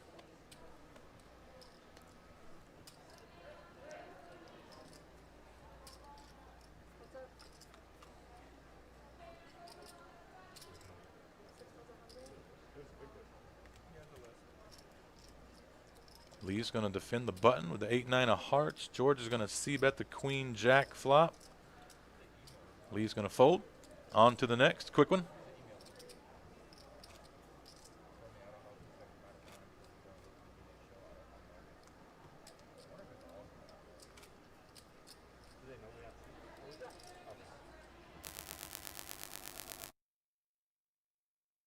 In 25 no limit game, $1,000 minimum buy-in. No max. Come sit down with as much as you want, as long as it's $1,000 or more. Yeah, but he ended up having to go to Tampa for work, so he had to cancel. Oh, that's something else I really like about it yesterday. Nice. Huh? Richard, I was talking yesterday. He's so funny. Yeah. He said he was gonna be like, he said he could come if he's 30 minutes late, but George came at 6. Folded to Toby in the small blind, raises ace 4. Jimmy's not going to play with king 3, and George is going to fold the queen 5. Excuse me. Yes. Look at Jimmy's third day. I think they just on to the next. George does fold. 2 days in a row, and I know he lost yesterday. So. Josh Douglas on Facebook says, I've lost my fair share to at least 5 of these guys. You never lose it 2 days in a row, or you never win 2 days in a row. Referring to Antonio, talking about these players playing pretty good. Yeah. Players' skill set's getting better. Players are learning. A lot of money at stake. There's a lot of reasons to get better at this game. You got to stay on top.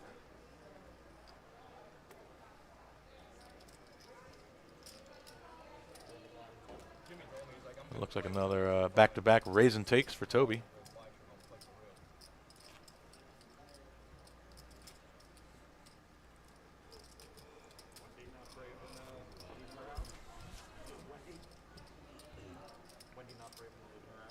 Seven-handed right now, waiting for our 8th player to take a seat, as we are allowed to play 8-handed now.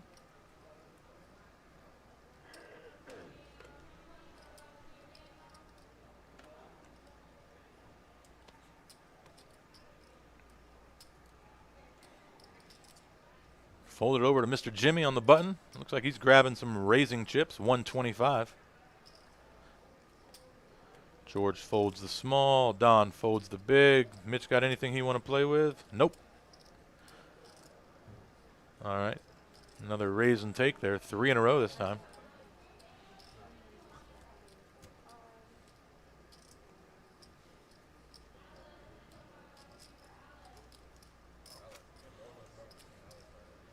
Heater Ellerby, come on down.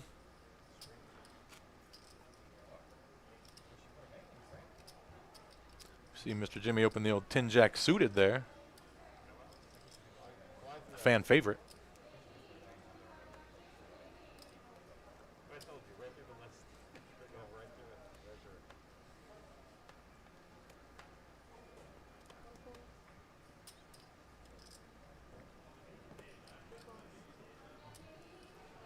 Mr. Jimmy, pocket 2's going to find a limp.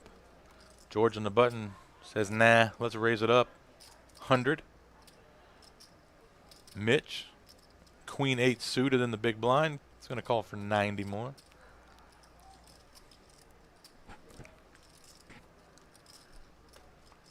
Mr. Jimmy's going to call from the 3rd blind.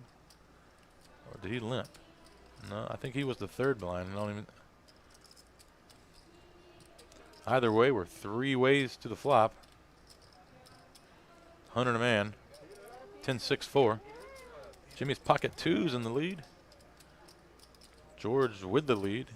He's going to check. Oh, and there is the 2. Jimmy with the full stranglehold. Cannot lose this one. It's a good spot to be in. Unfortunately, no one really has anything. Going to need a check through when somebody hit a pair or somebody start bluffing. And Jimmy bets 300. And that's going to thin the field real quick. And Jimmy turns a set, takes it down. Angel Vu says best bet. It's one of the best poker rooms in the country. Couldn't agree more. If you haven't been down here, come on down, check it out. You will not be dissatisfied.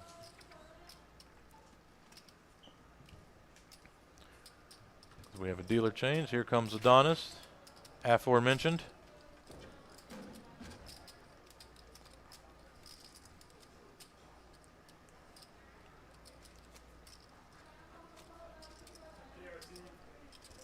KRT 88 in the chat. I would be surprised if we see like a traveling tournament series anywhere in the country before 2021, to be totally honest with you. That's not the WSOP. Don't quote me on that. I don't know. I'm not an expert, but I'd be very surprised to see like Card Player Tour, World Poker Tour making their usual rounds before the end of the year. Yeah, I agree. I agree. But like I said, I mean that doesn't stop individual rooms from holding their their local tournaments and still getting good turnouts. For sure, absolutely.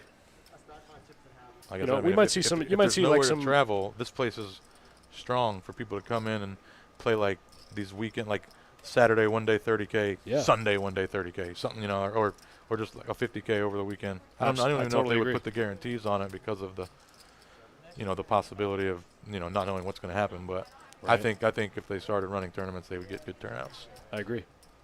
Totally agree. Doesn't look like there's any shortage of poker players out there. You just walk out in the room right there, and it looks like the normal Saturday night, not a quarantine coronavirus Saturday night. Right. Just with 8-handed tables. Yeah, which is more appealing to some players. I agree. I certainly don't mind it being 8 over 9. Me and the boss man talked a lot about it. We like short-handed games. We Yeah. think they're fun. Get to play more hands. What's better than playing more hands? Exactly. Everyone likes more action. Nothing's worse than sitting at a poker table and being bored. 3 ways here to the turn as Mitch has top pair, top kicker. Both Lee and Jimmy with middle pair. Lee on his phone, not worried about this hand.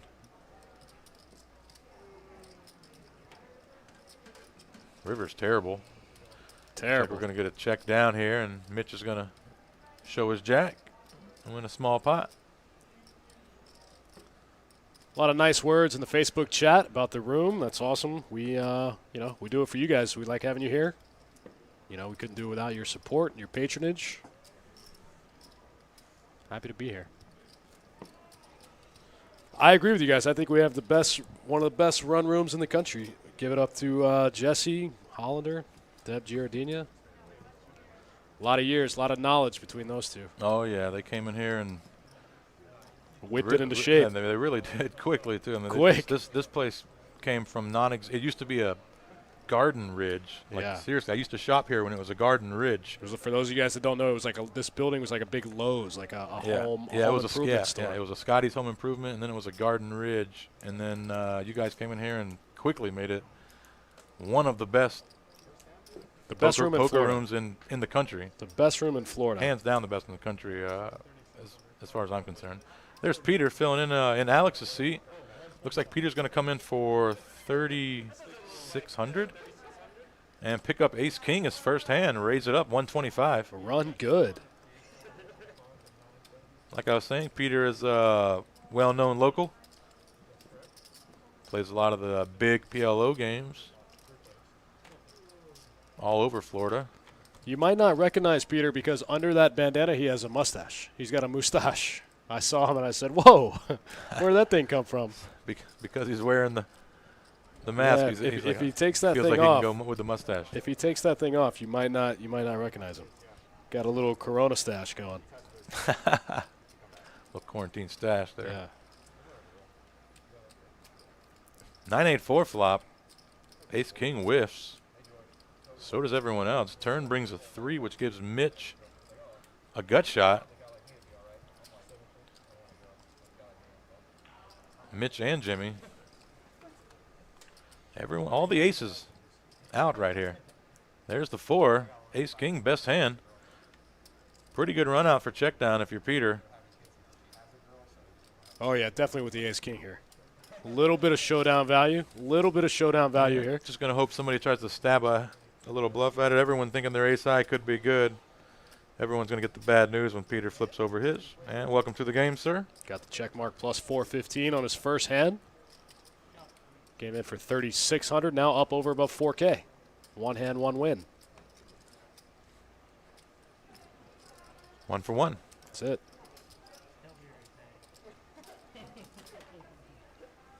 All right, guys. It's been about 20 hands since we took a look at the stats so far. We'll take a quick peek. Jimmy just adding chips to it. Look at him. That's right. Jimmy and Don crushing the game right now. Both right. up over 5K. Mitch and Jon O both Yeah, Mitch and unfortunately got coolered a couple times. Don. And you don't see Alex there, who That's right. was in Peter's seat before, who bought in a few times. Sure, yeah. Alex's foot on the gas all the way. He's either going to run it up or he's going to go home within the first hour. Yeah, Comes with a pocket full of cash, and he's action. I like it. Yeah, me too. Like to see him run it up and see him get creative, see what he can do. I like it. You guys have been awesome. Thanks for spending your Saturday night hanging out with myself and Eddie Marskoski. It's great to be back. It feels cool. It's fun to be back in the booth. It took me a minute to get my sea legs back, get all this stuff up and running. A couple little bloopers early on, but we got through it.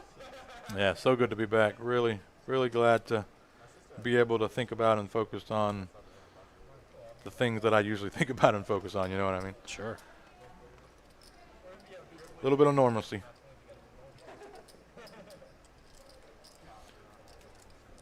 KRT in the chat says, in your opinion, only Borgata could claim to be better on the East Coast. I do like the Borgata. I think it's a beautiful property. I think it's awesome. The worst part about the Borgata is then you're in New Jersey. That's the only bad part about Borgata. If it was anywhere else in the country, it'd be awesome. But I think it's a beautiful property. I love the poker room. Poker room's huge. They have great events. It's awesome. Joaquin Blanco in the Facebook chat says, watching and teaching my son. Shout out to Kiki. Love the stream. Thank you. Shout out to Kiki. Son, teaching him young, huh? Teaching him the ways, the poker ways. My son has no interest. 14, doesn't care. I tell him to watch me for a minute. Nah. He's not a math guy. You can't get him on the math tip.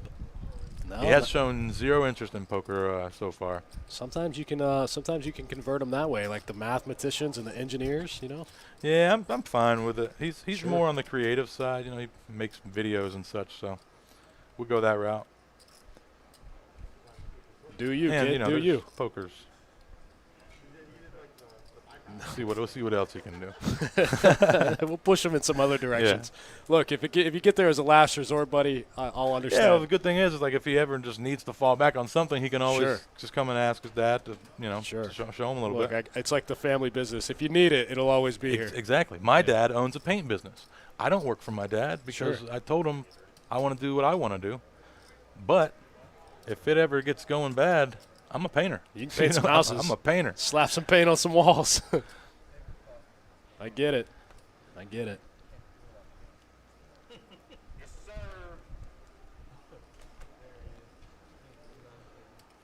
Frank S. in the YouTube chat says, at least in New Jersey, they can play the online WSOP this year. You That's got true. a point. That's You true. do. You got a valid point. What's the reciprocity look like for that? Can you only play New Jersey and Nevada, or can you play more states? How does that work?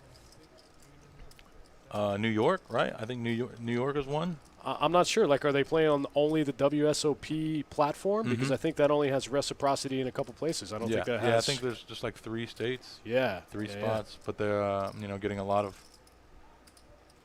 Yeah. Oh, a Frank lot S. of players right now, at least, because of the quarantine and people being home.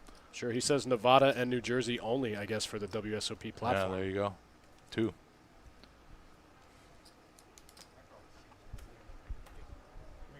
According to their news post. Yeah, that makes sense. Leonardo Brown says Mississippi. Yeah, I heard Mississippi's open. I heard they're playing really short with the glass barriers. I'm not sure if anyone can confirm that. Pocket sixes versus ace king offsuit. Looks like we might go heads up here. Don been flatting with ace king again. We see A we lot, see it yeah. again. I think this is his new move. I've seen him do it, I think, like 3 times tonight. Yeah, huh? not choosing not to 3-bet, playing slow, see what happens. Jack 5-3, pretty good flop for opening pocket sixes. So Lee is going to get a continuation bet here. Don might go with the old check call, peel one time here. Yeah, pretty high up in his range.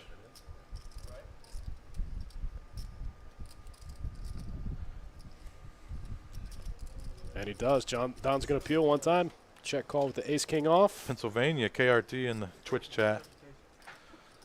Just saying, not New York, Pennsylvania is another state that she's the online. Sure.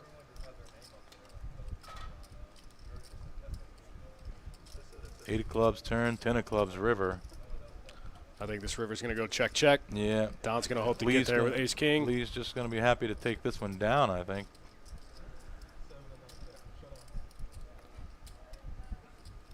Check, check. And Lee does take it down.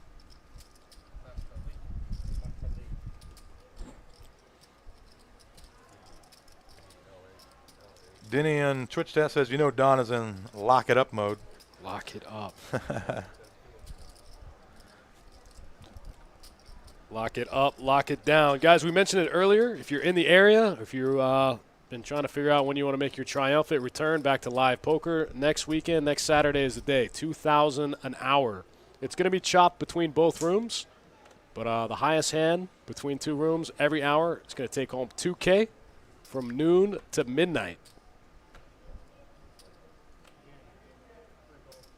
Giving away a ton of money. That's going to be our first big promotion back. We're stoked. Like I said earlier, get here early. The lists are going to be long. Make sure you get a seat. Don't say I didn't warn you.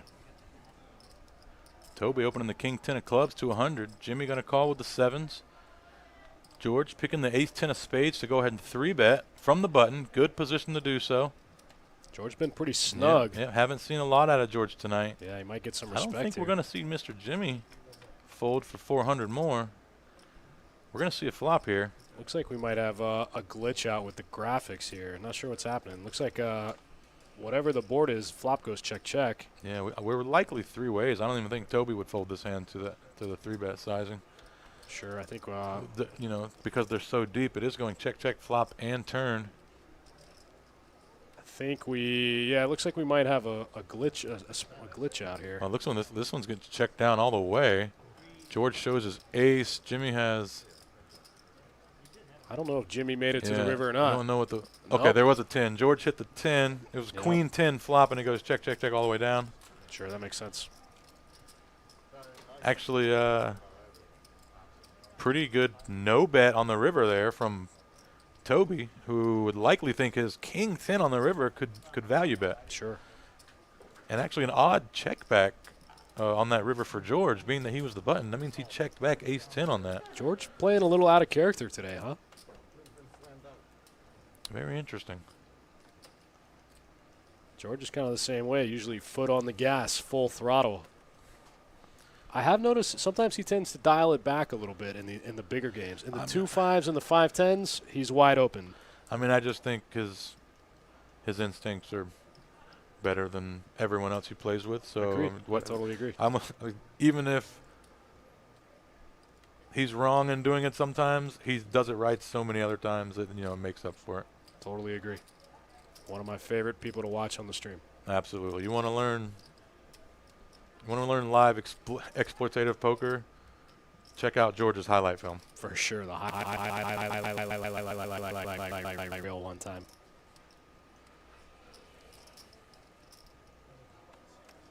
Jay in the YouTube chat says, Eddie, you're one of the best commentators on live streams.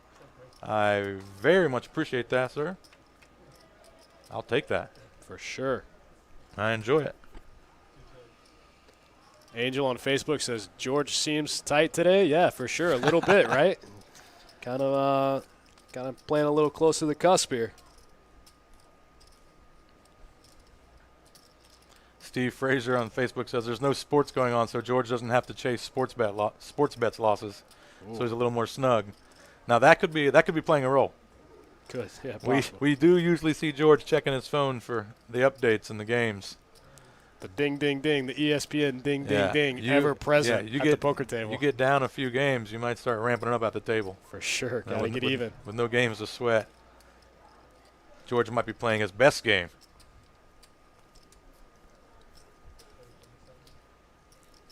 Poker Fin Chad, do we think that George is just really good at adjusting to table dynamics and strategies? I think he's good at it all. I think he's got a great mind for game theory and game strategy.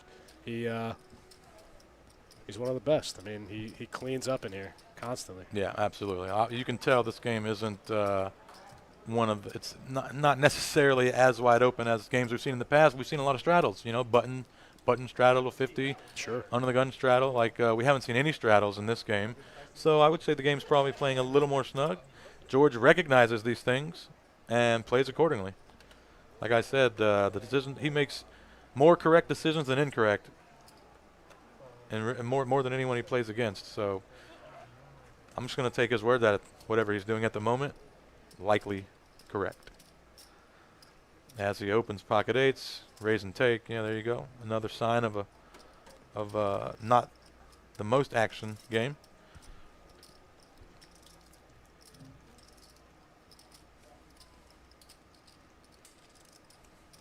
Thanks for the love in the Twitch chat. I appreciate you guys.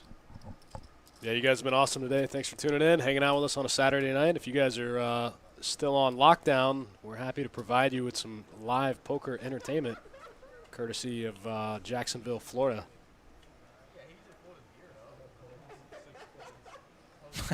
George is pretending to wear a mask. YouTube chat says. Yeah. He hasn't quite figured out the dynamics of mask wearing. Yeah. I'm going to be honest with you. I was out there just a few minutes ago, and his mask is more on than you think. It just comes forward a lot. It's not sagging. The angle. It looks like it's sagging because of the angle. But I went out there to say something to him about his mask, and I looked at it, and it's actually he's got a big beard, and it's just really far forward. It's not sagging like it looks, but that camera kind of looks directly down over his left shoulder. The angle plays a little role in tricking us a bit. Yeah, it's not under his lip. It just looks like that to us. Right. It's not sagging as much as you think. I went out there to say something to him, and I was like, you know what? It's on there. Yeah. He's just got a really big beard. Yeah. Oh, listen, I got a big beard, and I'm constantly adjusting it when I was walking around in the room earlier. It's tough. I didn't like it at all. I think he's actually got it. So, yeah, you guys are saying you see his whole nose. I promise you, it's just the angle. The mask actually it comes up in like a triangle shape. It's just a little far forward. He's not even like breathing on the table. He's breathing into his mask the way he's supposed to. Chad in the Twitch chat saying George giving away those live nose reads. That's right. You get them nose. If you see them nostrils flaring, that means something. Fired up. Anthony Reynolds in the chat asking how we sign up for the stream next Saturday. Let me take a look here, see what we got going on next Saturday.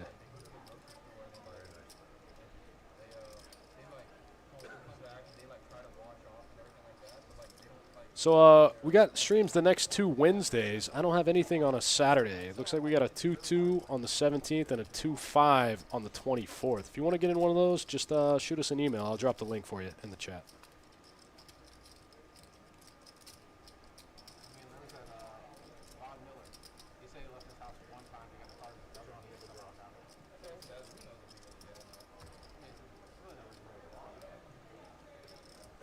The nose reads. I like that.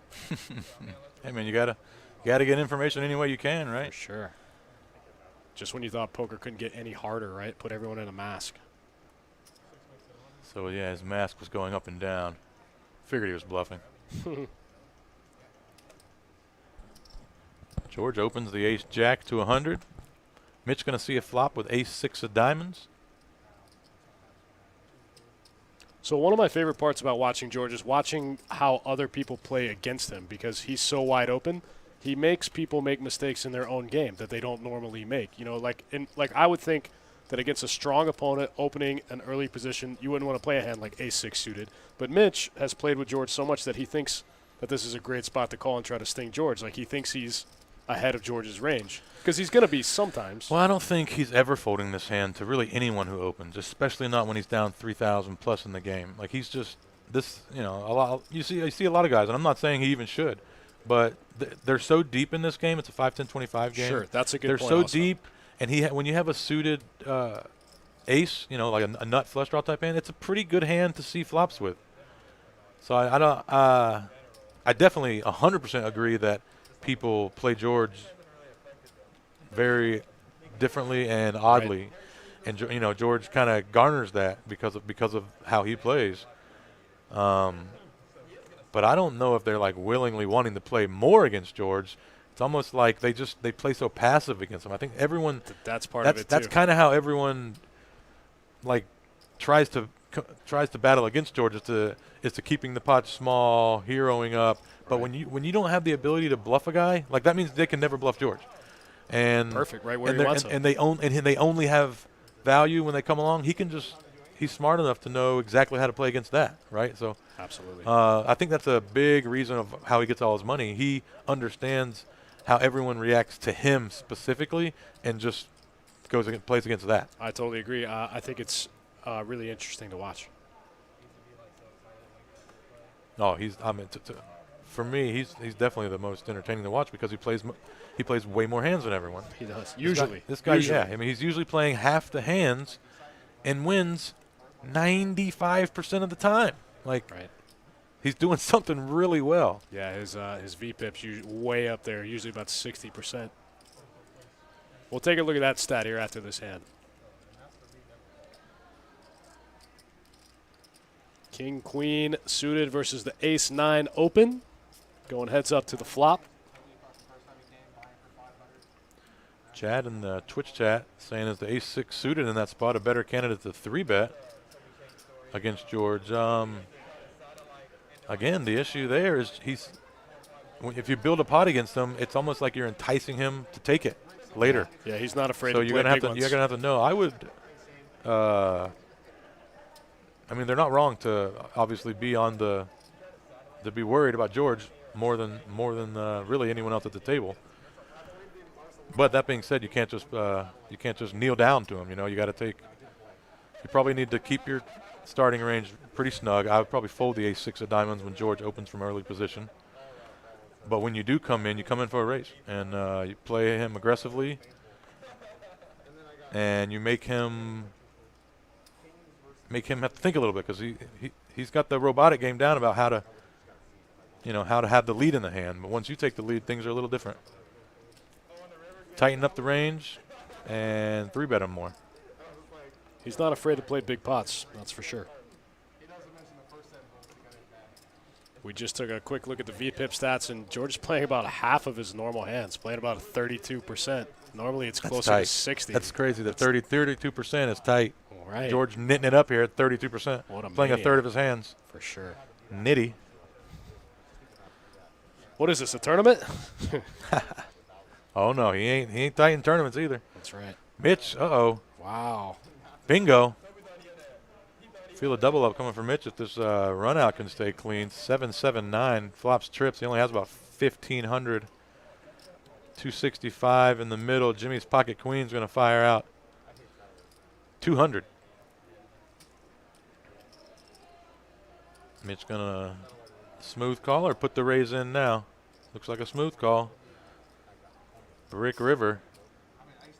Or excuse me, brick turn. We should see some action.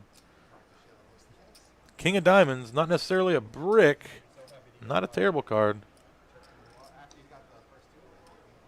We've seen Jimmy go for some value thin here. He might still try to get some money out of a 9 or spade draw. This king may not deter him, or it may. Oh, and there's the 3 of spades. Bad run out for Mitch. Could have got it. Well, we know he could have got it with a check raise on the flop. As played, he's probably just gonna. What is this? 425, 450. Let's see if Mr. Jimmy looks him up and can make a hero fold himself.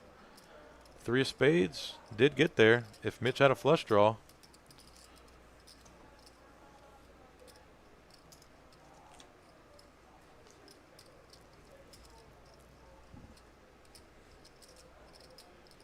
Mr. Jimmy does not have the queen of spades in his hand, so he does not block any flushes. If he was borderline and needing to go to that route to make his decision.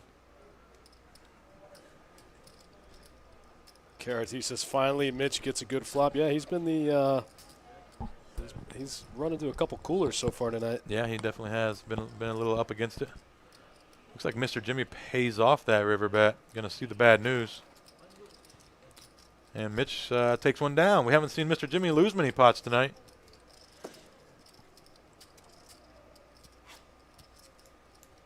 KRT, I didn't see this comment earlier. Says people with glasses and beards need to go with the face shields. So here's my issue with the face shields. I would constantly be stuffing sandwiches and like coffee like right into them. You know, like I would just see through them and forget because they're clear. Yeah. You know, I'd be dumping coffee all down the front of myself, like getting my sandwich in my have mustard all over it. It'd be a nightmare. I can't handle it. It's tough out there. I'm not responsible enough for It's a face tough out shield. there. I'm not. I can't have one. Listen, you can't expect me to eat with a clear face shield on. That's right. I just can't do it. Yeah. Be a freak show. Well, last night, a guy came to the table and was putting it in dark. That helped. But some of the dealers and some of the cocktail waitresses and stuff been wearing the face shields. They are allowed here. They are approved. The best bet if you don't want to wear the surgical mask or the cotton mask or whatever. Yeah, I do like those face shields. I haven't seen one personally yet, but I feel like that's probably the route. I think that's the route. I think it's a little cooler. You can communicate. Like, you're so closed off when you walk around and can't see anyone's face. You know, Right. I mean, you're so much less likely to say hello or talk. You know, like you're just eyes down. Let's not communicate whatsoever. It was very weird, like the first day back, you know, like seeing everyone in a mask and going like, is that so-and-so? Is Right, that? yeah. I can only see, 60% of their head. Mike Lee in the Facebook chat says, can you eat with a mask? So you can take it off, take a bite, put it back on, whatever. Take a drink a beer, drink a water, whatever you want. Carly Salerno in the Facebook chat. You know what I'm talking about.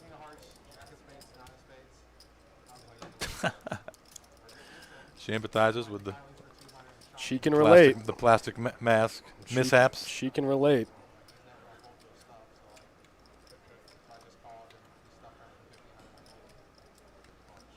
Look at 9-6 out in the lead here against Ace Jack on the button. Yeah, John gonna have to think his hand's best here and get a little bet in. Does bet 100. Looks like George snap folded. Excuse me, Don did not snap fold. Makes the call with the ace high. 10 of hearts on the riv. John may think it's pretty tough to get value out of this 6 now. Some of Don's draws got there with the 3rd heart, and ace high type hands aren't going to be calling. Let's see if John can look up this river bluff. Oh, wow. Nope, snap fold. 475. Don overbets the pot there. Nice play by Ace Don. high, recognizing that his ace high is going to be no good. A lot of people don't use those overbets as bluffs often enough. Usually those overbets are very, very, very value heavy.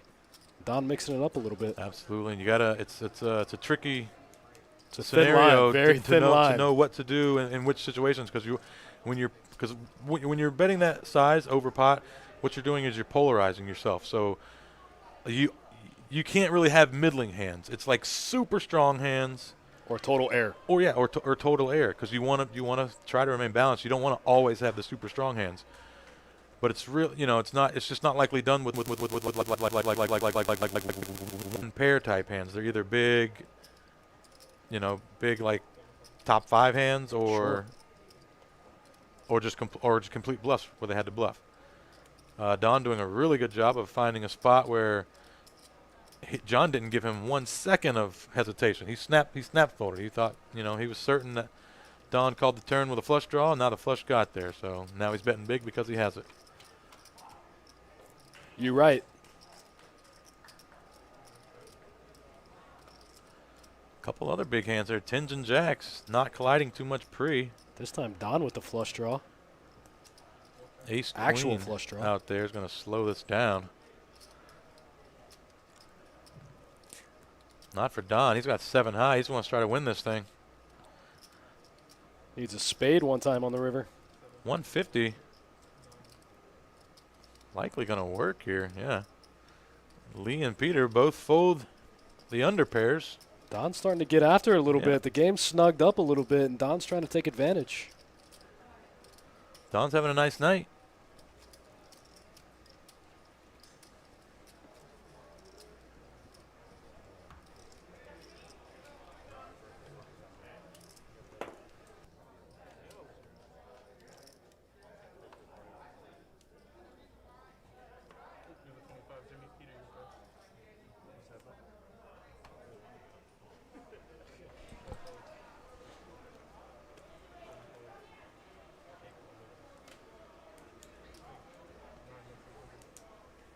Lee gonna limp.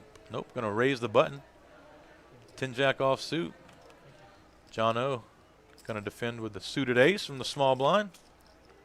I like it when in these 3 blind games, you got to open up a little bit from the blinds. Otherwise you're just going to be giving away money to people like Lee and George. Oh, yeah, it certainly can't be folding hands as good as ace-9 suited to button raises.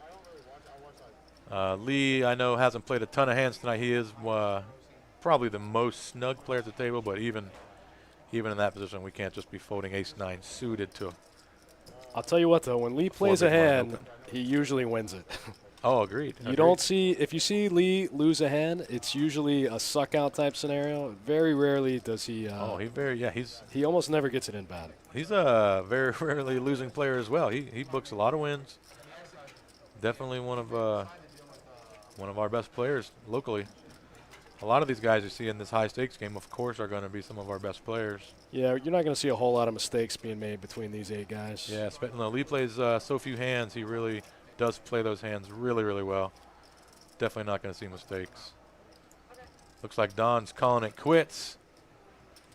Don won a couple big ones and decided to rack them up, Yeah, book a Don- win, book a Don- solid win. Don going to come in and book a win, go back, hit the gym. There's nothing wrong with booking a win. We've been out of the action for about 2.5 months. If you got to come back and book a win, I get it.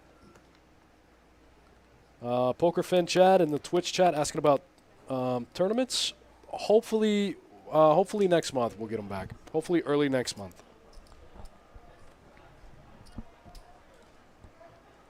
That's what we're shooting for. Again, a little bit of a staffing issue. With the distancing stuff, we weren't sure if we could bring them back right off the rip, but hopefully we'll get them back next month. John O picking up 2 red kings on the That's right. button. Mitch getting a little frisky, open up the 9-8 offsuit, and John 3-betting. Punishing 2 him. kings to 400. Yep, not good enough for Mitch to defend.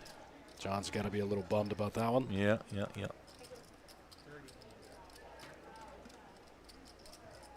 Thanks for tuning in, guys. If you're just joining us, we're playing 5, 10, 25, No Limit Hold'em. Myself, Dustin Shacklock, my main man, Eddie Marskoski. Yes, sir. Happy to be back in the booth. Happy to be back. Happy to be viewing live poker again. You know, happy to have all you guys in the chat hitting us up too. This is nice. Yeah, it's cool.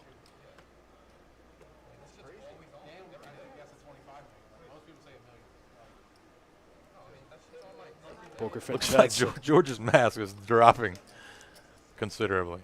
Every hand it gets down a mustache hair. A new one just peeks out. Lee raising pocket 7s here out of the hijack. Trying to get through, pick up that dead 40, and it works. Now we're 7-handed. Looks like we got a seat open. I think we got a couple names on the list. We'll see if we can fill it up. Looks like Don's out of here. He's going to book that win. How much did he win, Dustin? Looks like Don plus 43.45. There you go. Not bad. 4,000 plus win. Not bad. Yeah, and we ain't even been running that long. That was Yeah, we're about 2.5 hours in. yep, quick ATM withdrawal.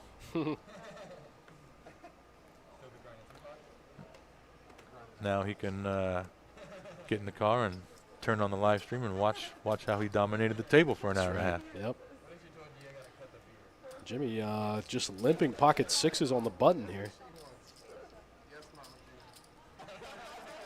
Interesting play. I like it here. This is the type of hand. It seems very unorthodox, but this is the type of hand where you want people in there. Like you want these super speculative small blind, big blind hands calling, because this type of hand is either you hit a 6 or you don't. Building the pots with these type of hands is tough because it forces you into a lot of bluffing situations post. Sure. I think there's just a lot of value in limping and letting other bad players behind you in with super speculative hands that, you know, you can, when you do flop well, you get them just involved in a spot where you're way ahead. And, of course, a lot of coolers. You know, Jack 5-6, when you got 2 6s and the small blind has Jack 5, anytime you raise the button, they're never calling the Jack 5. But when you limp, they like to get in there and limp as well. Sure. You want to put yourself in good positions to find these coolers. They do happen. That's free. That's some free poker advice from my main man Eddie in there, guys. Eddie, tell them about your coaching on the side. You like that? There's more where that came from. I like, yeah, if anyone's interested in coaching when these tournaments get back up and running, feel free to hit me up on Facebook. You know, I'm kind of just a local grinder. Been here since they opened. My tournament resume here is pretty stellar. Anyone interested in discussing hands? That's what I do. I have kind of a unique way of coaching. Hit me up. We'll talk about it. I appreciate that plug there, Dustin. Absolutely. If you guys like what you hear, check out my man. There we go. Our first straddle of the night. Toby says, "Let's get this game out of the muck." That's right. We got Don out of here. Let's get going, boys. Don's gone. Let's get wide open. Look at Jimmy coming in for the limp with the ace-king suited. Love it. Love it. Oh, looks like Master Lee's taking a walk, so we're actually six-handed with the straddle. This could get juicy. Yeah, Jimmy trying to put the hook in on a $50 straddle, hoping somebody tries to make a big play at the spot pre-flop. Unfortunately for him, no one does. I thought that was the 10 right there. I thought he just flopped the world. It's not. It's the 8 of clubs. Queen Jack 8, 1 club. Good enough for Jimmy.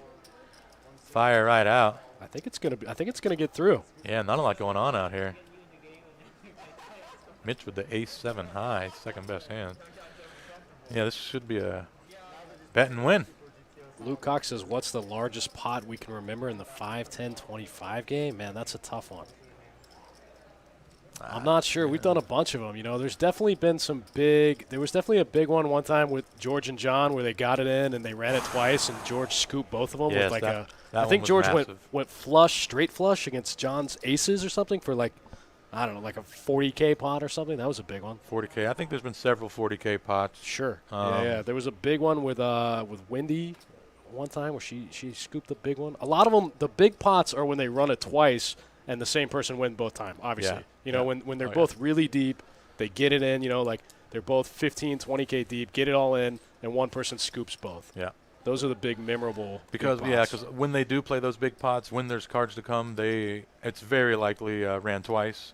Yep. You know, a lot of the regulars do that, so it kind of skews your big pots. A lot of them are chopped, so of course the ones that are going to be the biggest are going to be ones that have won both. I do remember Jon and George getting into a massive pot, probably like a 25K pot, maybe a 20K pot, and it was like the first hand of the night, and Jon O flopped straight.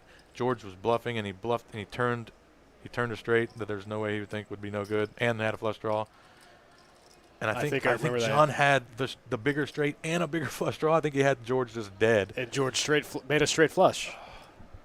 Did he make a straight flush? I think so.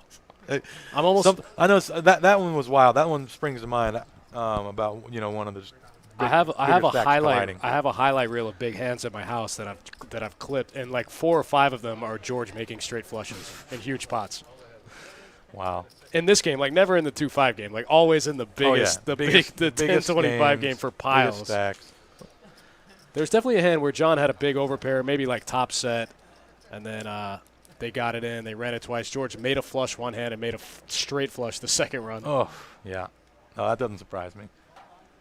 for a scooper. You don't become a legend without having some run good behind you. You know. For sure. I do know the biggest pot I remember in Best Bet Live history was definitely a PLO hand where Sean Winter, it was just like a pot, a repot, and then a repot. And so by the time it got back around, everyone that limped was like, well, okay. And like 6 or 7 players got it all in. For thousands. Sean Winter was in the game, and Sean Winter, like, his equity was like 17% pre-flop, and he scooped the whole thing for like 80K and stacked the whole table. The biggest stack scoops it. There's no side pots. No side pot. It was Sean Winter. He had everyone covered. 4 He people bust. The game's over. got it in like 17% favored. He was like, well, there's already this much in the middle, you know. I don't care. Listen, Sean, obviously another best bet legend. To become legendary, you got to have some spots. Absolutely. That was the biggest pot that I remember in Best Bet Live so far was Sean Winter scooping about an $80,000 PLO pot. That's and probably the number one. And Well, stacking like half the table. have we had any like out of town huge cash games? I know we had a 100K buy-in tournament, or what was that, a 50K buy-in, or maybe a 25K? Yeah, the 25K buy-in 25K buy-in tournaments. tournament, but no. Sure. As far as cash goes, Yeah, I that's don't the think we biggest had one I like a launch one, remember. I don't think we've had like any Huge. huge cash games, yeah. We've had some 25-50 games, but even those, there were no 80K Yeah. pots in those. Some of them games like we were talking about earlier when Shane and George both at the table with 30K, and they're both the guy who can go off. So if they get next, I imagine they have some pretty big pots to play Sure. against each other. Shane's fun to watch, too. Oh yeah, definitely. In KRT that 88 George says mold. he remembers that hand. Ended with a 6-eye straight. Sean Winter, I think he did. He made some kind of wonky hand. He had no pair, no suits. He just said, all right, why not? Get it in. The 6-eye shows the 4-6. Guys, I got it. I got it. I got there.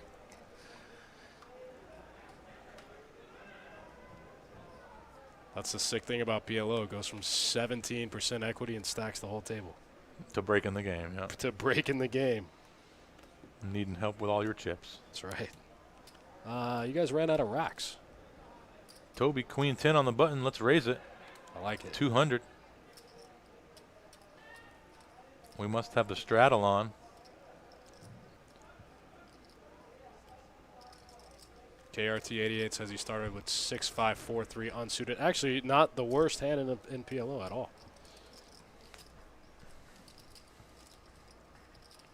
The raise and take for Toby. Nick from Yuma says, who's next on the list? I'm not sure. Hopefully they called somebody. Let me double check on that.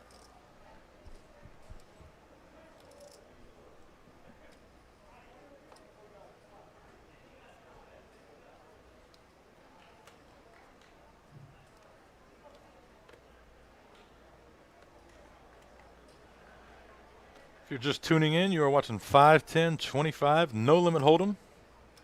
This is Best Bet Jacksonville, Florida. Watching some of North Florida's finest here. We are able to run 8-handed. Right now we have 7 players. We just had a player bust. Ooh, George picking up bottom set. About time, right? This is just a limped pot, so this is going to be tough to be a huge pot with Mitch with just middle pair. George grabbed chips, and then before the card came out, bet 250 into 55. This was limped pre-flop for 25. Big blind and third blind. So George bets 2.5x pot here. Pretty much before the 8 even came out. Mitch not going to be able to look him up with a 7. Pretty standard, up to his old tricks. Yeah, that's how George, that's one way to get some money in the pie. If it's just limped and you're upset because you hit that bottom set, Make you it big you wish you would have maybe popped it up free, Make it big. bet bigger on the flop or bet bigger on the turn. I like it. It gets the same advantage, and but you don't have to play that risk of not or of raising it and then having to bluff on the flop when you didn't hit a set. Sure, makes sense.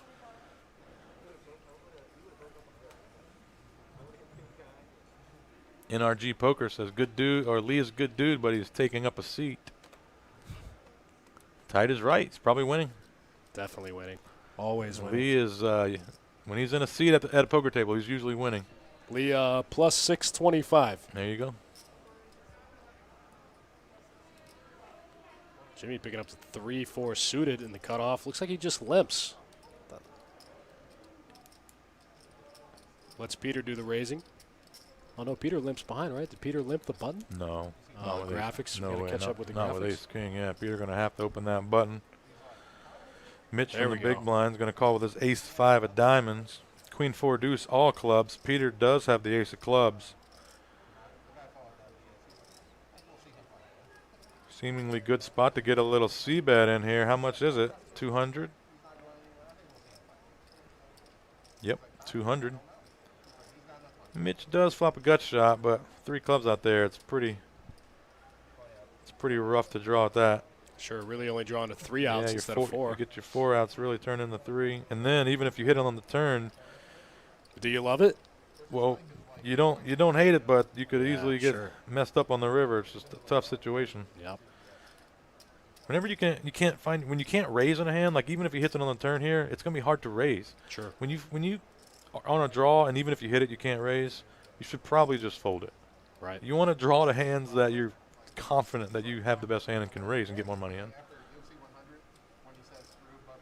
Right, and if he gets there, that also brings another weird, bigger straight. Yeah, there's bigger straights. Yeah, The the flush is 5, already 5, 6 there. straight Like would you get could there. just really get yourself in trouble. You don't want to. You want to be drawing at good scenarios, not bad scenarios. James Felder in the Facebook chat asking the estimated time frame for full tables to come back. Actually, to be honest with you, man, it's moving a lot faster than I thought it would. Like we've been back 3 weeks. We went from 6-handed for about 2 weeks. We were 7-handed for about a week, and then yesterday we went 8-handed. If you'd asked me right out of quarantine, I'd have said we're going to be short for a while, but it's moving quick, man. We could be 9-handed before you know it. Yeah, they went from 6 to 7 to 8 real quick. Mickey Blue Eyes bringing up the Postal situation, getting off the charges. You know, I think everything that's been handled as far as he's concerned has been a disaster. So I'm not surprised that they botched that. Also, you know, that's all I have to say about it. Yeah, we're not going to be diving deep into the Postal. We're not going to get into that one. The The whole thing's been botched. Lee's going to open up the pocket eights.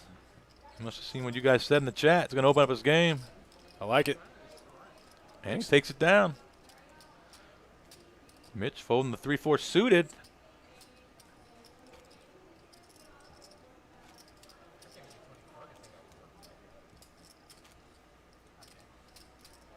Yeah, James. So we could be full table. I mean, next week it could be a couple more weeks, man. It could. There's really no way to tell. Nobody knows. It's up to.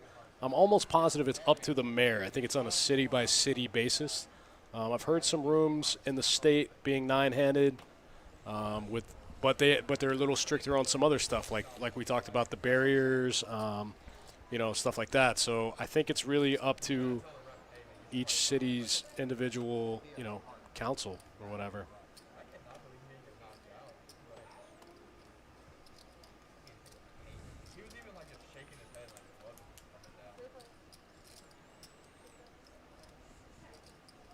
Looks like everyone bricks this one. Yeah, Jimmy's ace high still in the lead.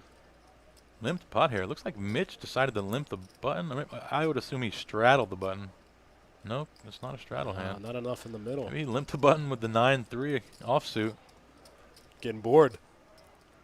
Wow, just want to see a flop here.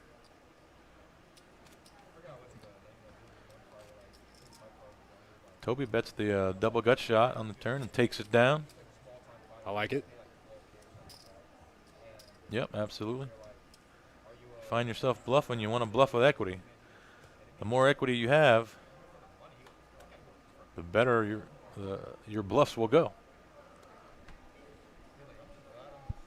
Austin Ball says, look to get tables to get shorter before we go 9-handed. I mean, who knows? Everything's pretty unprecedented. You could be right. Yeah. I don't know. I'm not an expert. I don't know. All opinions with no information. Sure. No, but nobody knows. Nobody really knows. It's unprecedented stuff. Wow, look at this. George opens the ace-9. Lee calls with ace-queen. George angrily flips his cards over when Lee folds. Can't get anything from this guy. He's too good. And Lee had the queen of clubs there. He did. He had didn't even the think second twice nut flush about draw, it. But he's not looking into Snapped it in the drawing butt. at a situation that could end up bad. That's how you don't lose chips. It's not pretty, but it's effective. It is. George says, man, I finally got Lee in a pot. Lee snap folds. George don't walk in the room for Lee's money. That's right. Ask George who he thinks the best player in the room is. I know the answer. Yeah, he'll tell you Lee. He'll tell you Lee every time. But I know the real answer. I know the answer. Stephen Frazier in the chat says, wants to know if your back-to-back wins last year were both on the live stream. Were they? I know one. It was like 2 in a week, right? Oh, yeah. Took home 2 trophies in a week. Look at that, my buddy Steve coming through for me. Yeah. For those of you guys that don't know, Eddie took home two trophies from the same series in the same week. They were both guaranteed events, right? Two guaranteed event trophies. 50K, 100K. You're a sicko. That was a nice week. That was a nice week. Like Steve said, bumping you up to live stream legend status. I'll take it. I'm going to try to add on that, though. See if we can't add a little more to the resume once these tournaments come back. I like it, my guy. Get in there. Get after him. Toby going to open the button here in 9-10 offsuit. Toby determined to get this game going. I like it. Jimmy 9-10 suited. Snap call from the small blind. Uh-oh, George in the third blind with 2 jacks. Just going to make the call as well. Queen 6-5. 2 diamonds. No diamonds out there for anyone. Not a fun flop. Checked around. Deuce of hearts.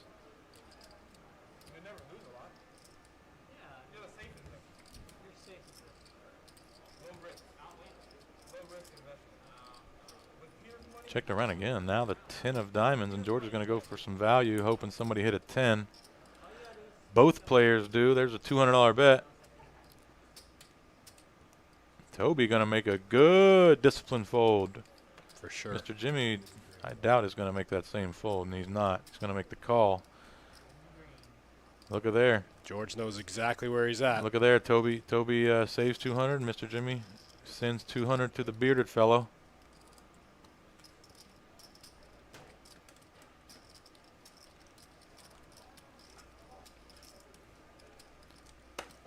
Saturday Night Cash. Thanks for hanging out, guys. It's been fun. It's been a fun game. I love these big 10, 25 no limit games.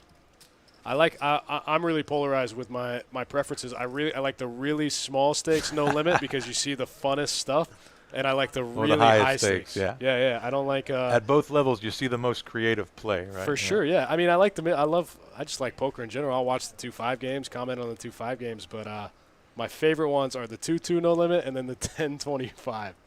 Yeah, when you really want to see some craziness is when you watch the charity tournaments, final tables. Ooh, the guy that has no idea in final tables every time. The guy, he's coming in as a chip leader, and he has a card in front of him that lets him know what hands beat what. Yeah, he says there's a flush beat 2 pair.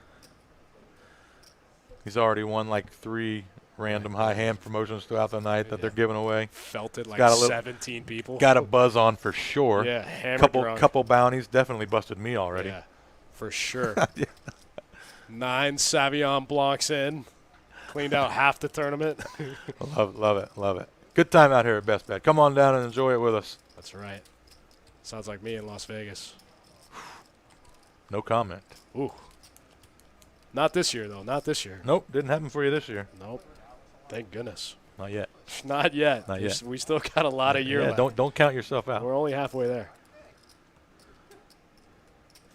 Yo, bro. On Twitch chat says, thanks for the commentary from Kansas City. Yes, sir. Thanks for tuning in. Absolutely.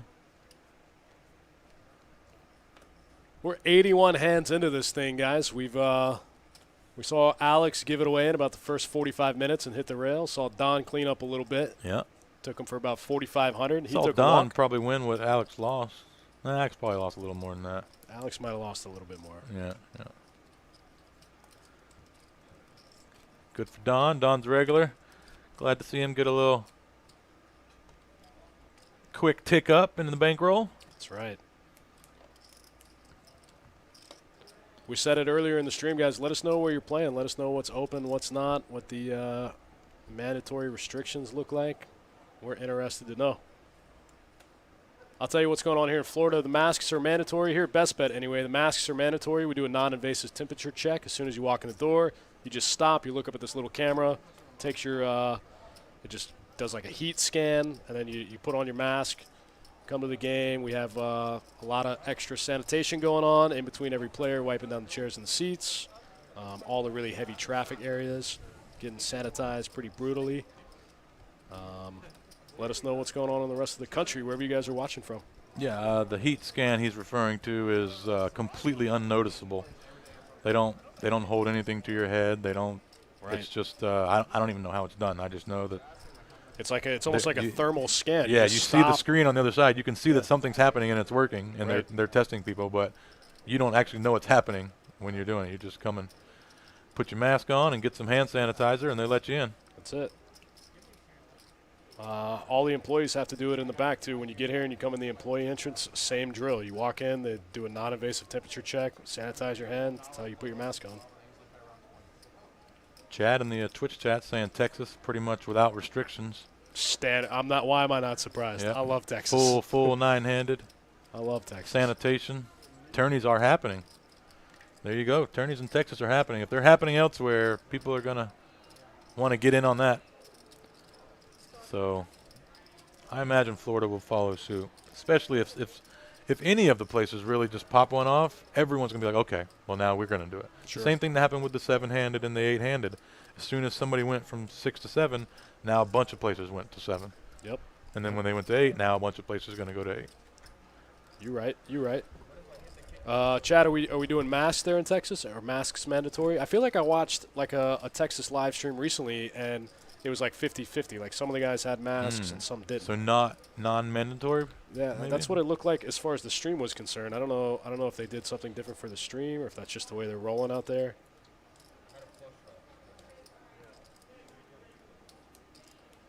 Texas, boy, they just gunslingers. That's right. A bunch of cowboys. The wild, wild west. Yeah, that's it.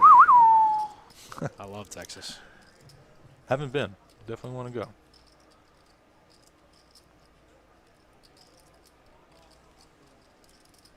John O going to put the nut low to work here. Betting 450 into 500 on the river. He's going to get Mitch to fold the best hand.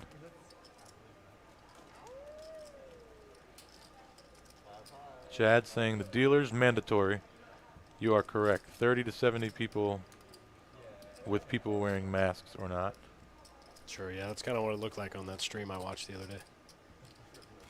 Yeah, so I guess it's personal preference for the patrons and dealers and staff mandatory.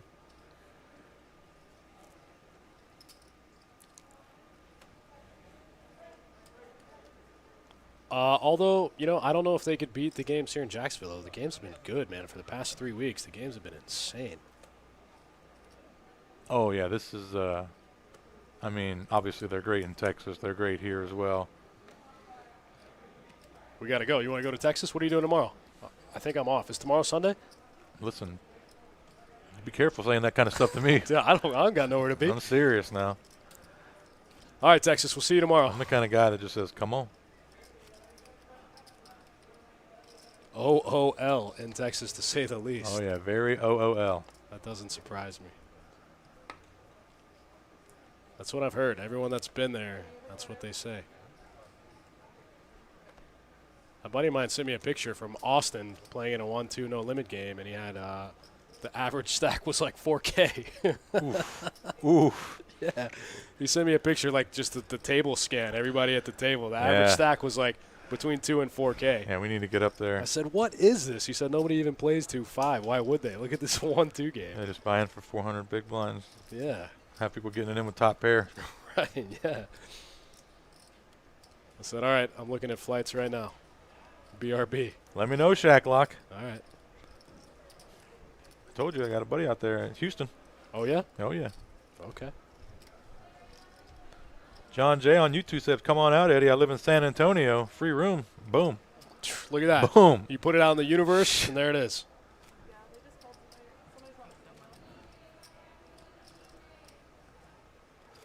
Go out there. Brandon 88 backing me up, says spent 2 weeks here at Best Bet when it reopened. The games were very good. Not used to that in Biloxi. You mean the games aren't good in Biloxi? I feel like every time I've been to Biloxi, the games were good. They have a match the stack or no max, I think, for all of their games. Well, that usually makes for a good game. Although, I mean, Sure. it's hard. You're hard pressed to find better than Best Bet at any time of the year. Like, I totally agree. I don't know what it is about us Floridians, but we like to throw chips around. So no max games are good, like usually in the short term, but over the long term, over the duration of a card room, you do want to have limits. And I know that sounds dumb, but you do want to have max buy-ins to kind of just protect your fun players. You know, like if there's no max games, you know, your fun player is going to go broke in a weekend, and you're never going to see him again.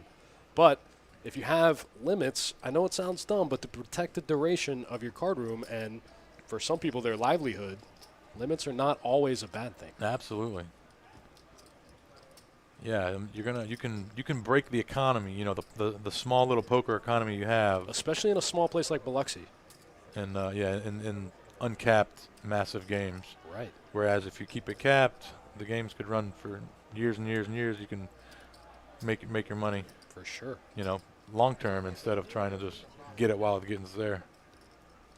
Brandon 88 says, yeah, they're all no max. 1-3 plays bigger than most 2-5 games. That Yeah. was the deal when I was there. I think Yeah. I was playing 1-3, and there were people buying in for like 2,500, 3K. That sounds fantastic. Yeah. It's like the Harris game in In New Orleans? at Vegas. Oh, yeah. Harris Casino, there's the 1-3 has no max, and so it plays like a really big 5-10 game. People come in with like 3K. Same thing with the Harris game in New Orleans. You get there at like 8 in the morning, everything has like, everyone has Yeah. like 4K. That Harris, that's a good rule. They like the no max poker. For sure.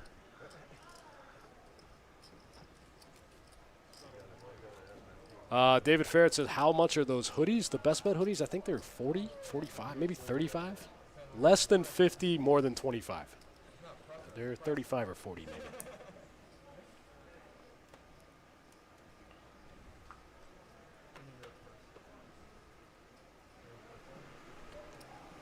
Brandon88, do you live in Biloxi? You play at the Bow, I'm assuming? I think that's really the only card room there on the coast anymore, right? I like the bow. Yeah, I like the Bow too.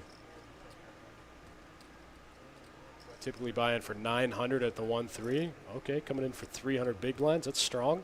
I like it.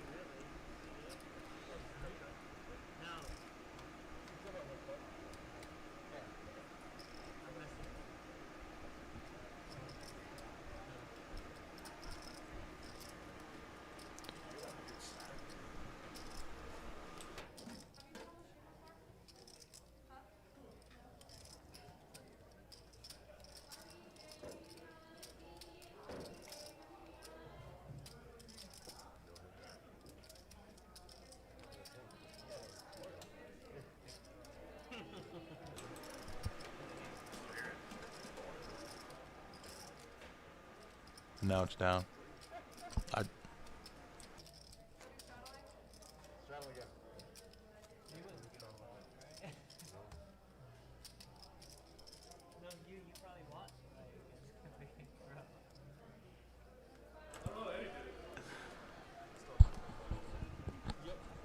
NRG Poker says, Eddie, do you play any online?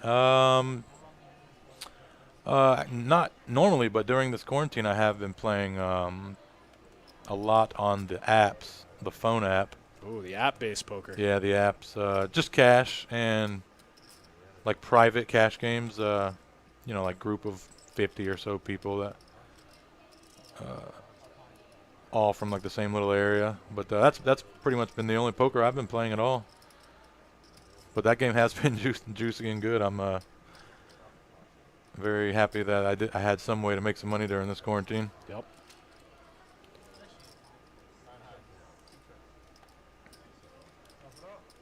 Check down here. Mitch is 10, gonna take it.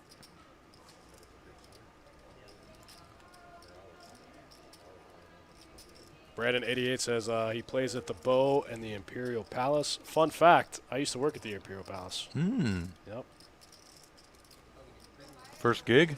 First gig. It wasn't in. I did valet though. It wasn't poker. It was Okay. valet. Yeah. Worked your way up. Started at the bottom. Now we're Yeah, here. seriously. Dustin Shacklock, your Best Bet Live producer. That's right. Started at the bottom. And then I came here, and I started at the bottom here. I was a chip runner. I wore the gold shirt, walked around. People said, "Can I get 100?" And you just give them 100. I remember the best job ever. I remember gold shirt, Dustin. Yeah, gold shirt Dustin about 6 years ago, 5 or 6 years ago.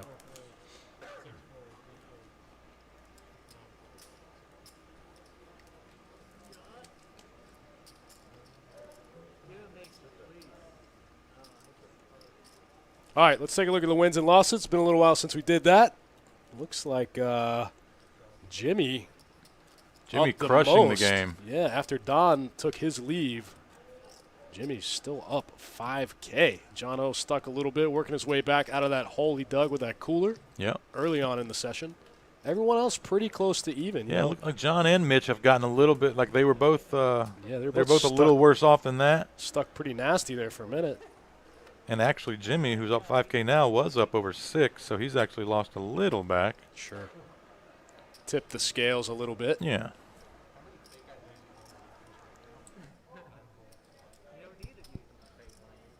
Those big 5 and 6K swings can happen pretty quick in this game. 5, 10, 25, no limit hold'em, no max, buying for whatever you want. Put it all in the game.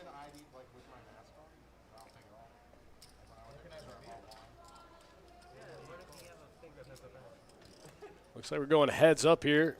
Jon O and Mitch. I think it's a straddle pot. Looks like Mitch called 45 pre-flop, and then Jon put it to him, making it 225 to go.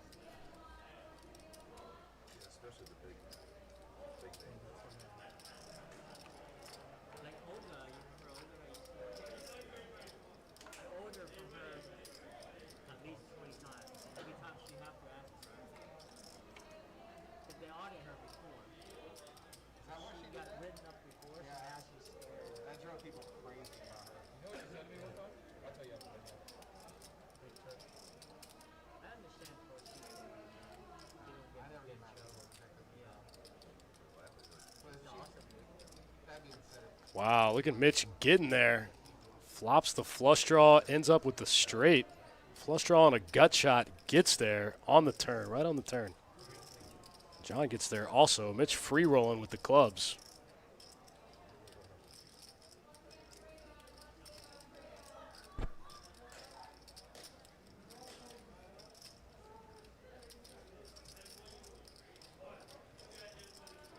Brandon88 says they moved the poker room at the IP. I didn't know that. I remember when it was on the first floor. It was a long time ago.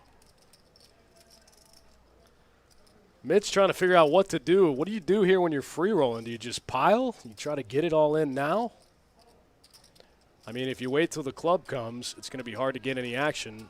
I say get it all in when you're free rolling. Chase Spell in YouTube chat, right? Yeah, total free roll. There it is, the red card. You guys know what that means. The red all-in card means we're getting it in. Jon sees it. It's going to be a sweaty river.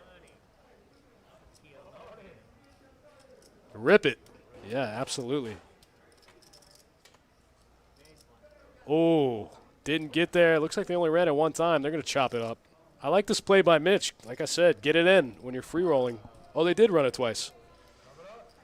Looks like chop, chop. Run it twice. Mitch couldn't get there either time. Chop it up. I like this play by Mitch. That's an easy one when you're free rolling.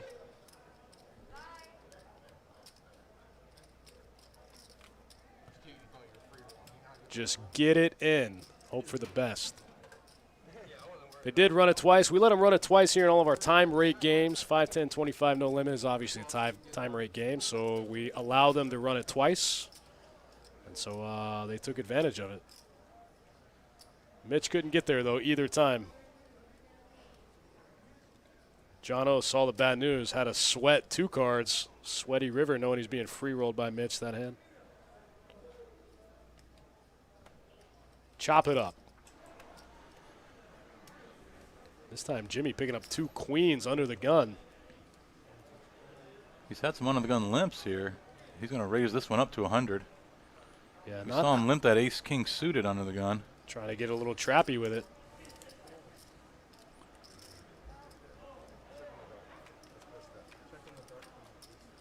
Toby going to call with 2 5s from the 3rd blind. Flop goes check, check on the king 9-3. Ace on the turn.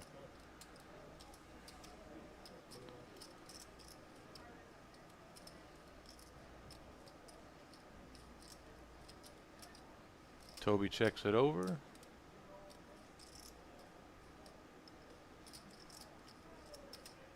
And wow, that was a long. This board getting worse and worse for 2 queens.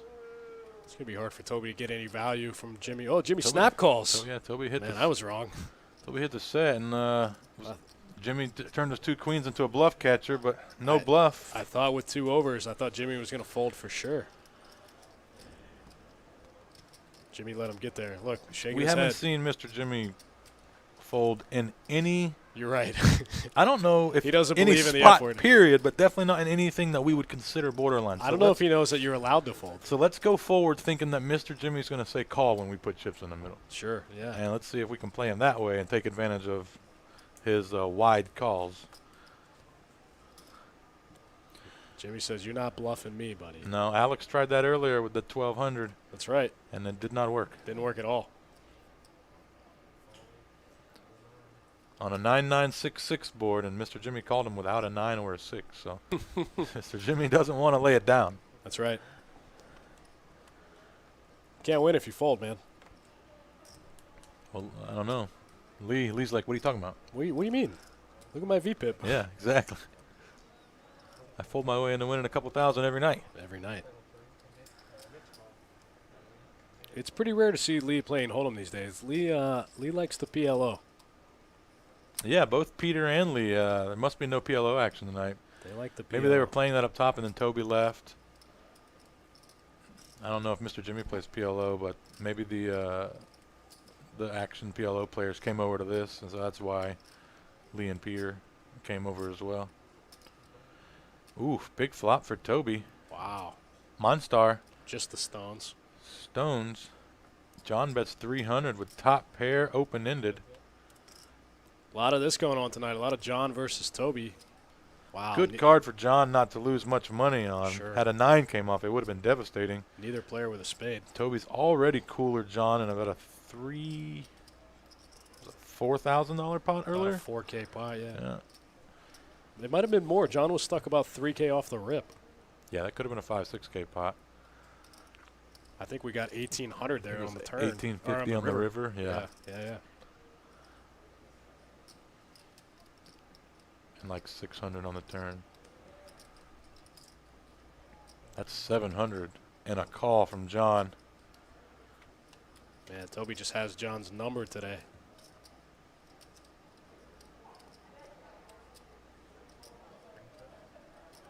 All right, 2,600 in the pot. All right, you flopped the nuts, but the front door flush draw did get there on the turn. John has shown no aggression in this hand, so we don't think he just has a flush. So what's our bet size if we're Toby? Good question. Drop it in the chat. What are you guys firing here into this $2,600 pot? Looks like he goes for about 11.25, less than half pot. Oh, 16, excuse me. Yeah, those green and those purples kind of blend together. Looks Okay, like yeah, three purples, and 5 greens. 3 purples, 4 greens. 4 greens, yep. And, yep, John's going to make the good fold.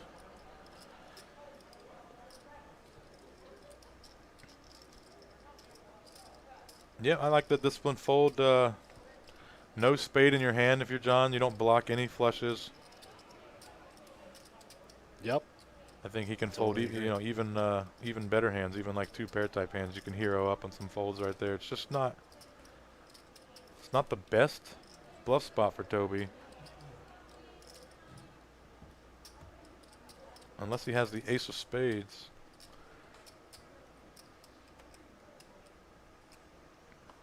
But if he had the ace of spades and called the flop, that narrows it down to just a couple combos with the ace.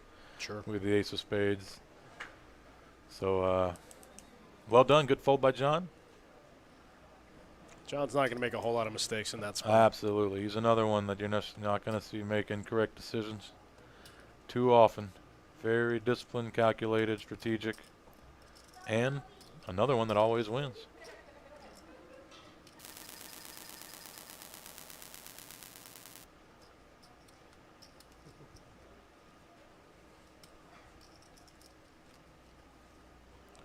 Mitch picking up a quick $40. Dead money, just laying around in the middle. A little raise and take. Got to get after it.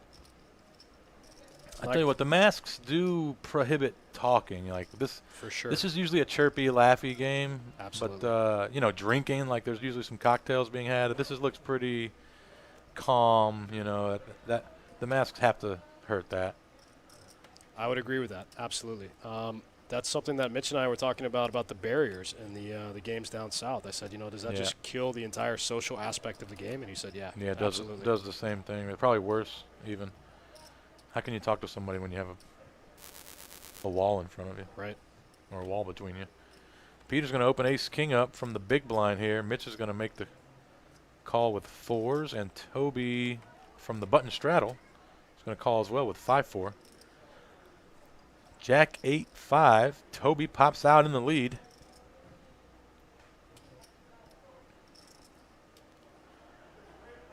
Checked over to Toby, bottom pair. Gonna throw a little protection bet out there. 200. Peter opens ace king, no heart. Flop Jack 8-5, 2 hearts, 1 spade. Does he just check fold?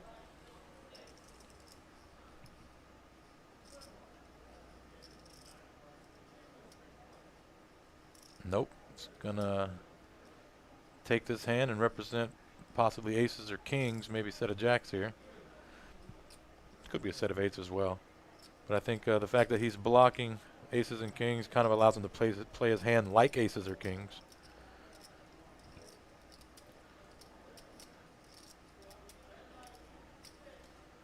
He raises it up to 650 now. Toby with the bottom of his value range there on the button with a 5. Going to make the quick fold. Quick fold. Good, really good spot from Peter. A lot of players, I would say, massive percentage of players that play that hand that way check fold that flop. And Peter finds a way to check raise it and profit even when he whiffs.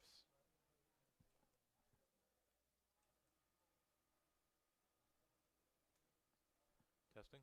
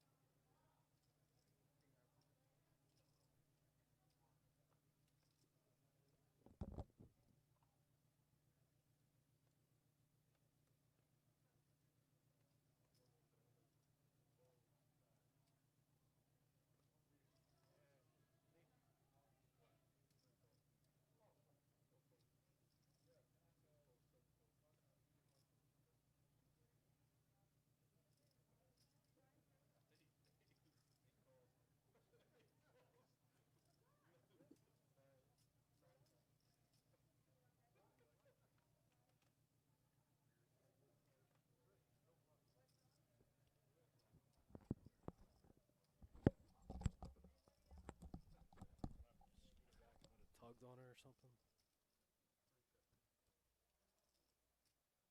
Also, like when I unplug this shit, like you can hear it click back in, which means it's live. Yeah, so I mean, like, it's live.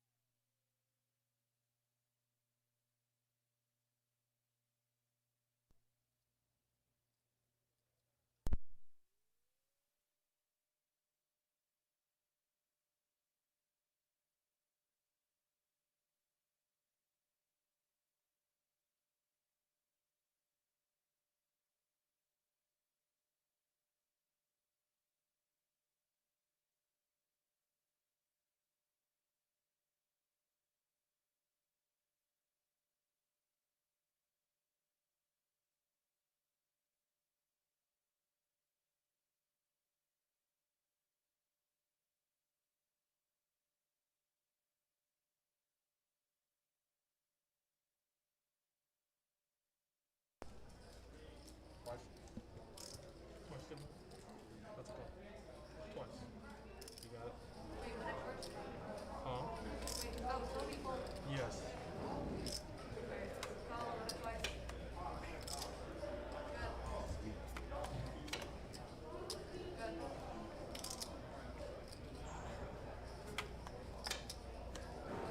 Check, check, check, check, check. Check, check.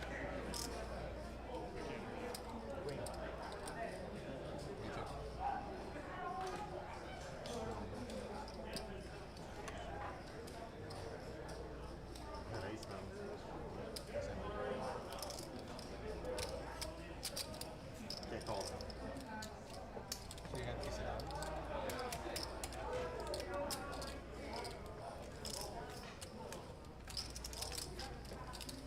Oh, that's what he is. Nice air.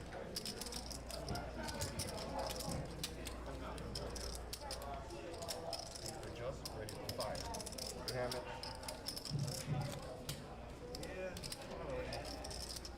It's good enough. Check, check, check, check, check. Testing. Better than losing. Sure, man. You can't do it. No one can. Check, check. Check, check, check, check, check. Check, check. All right, guys, if you can hear us, looks like we just had a little bit of a technical difficulty, but I think we're back in the game. Comment if you can hear us. Let us know what's going on. Check, check, check, check. I hear you, big dog. Oh, nice. Check six.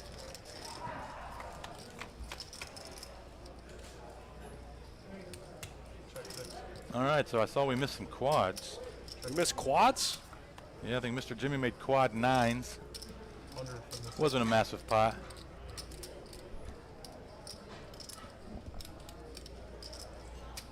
That's the worst. Make quads get no value.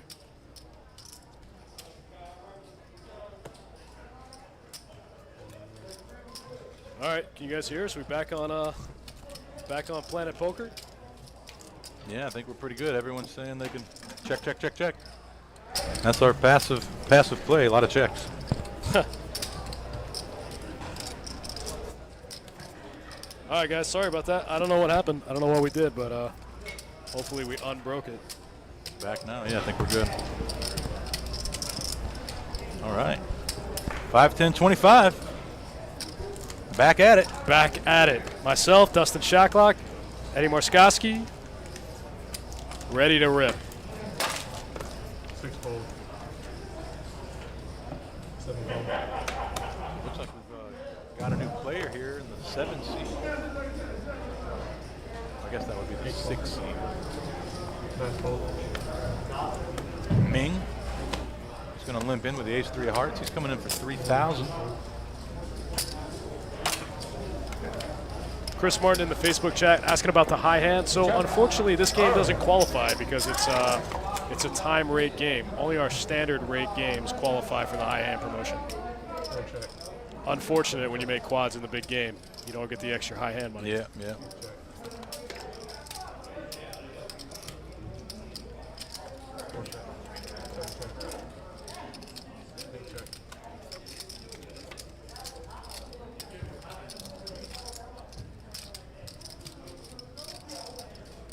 Four bet 50. 7 fold.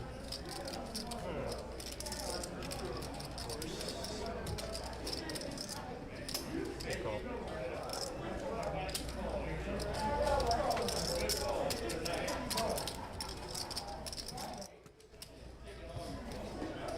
Length and easy for the 25, yeah. And then 10 is good.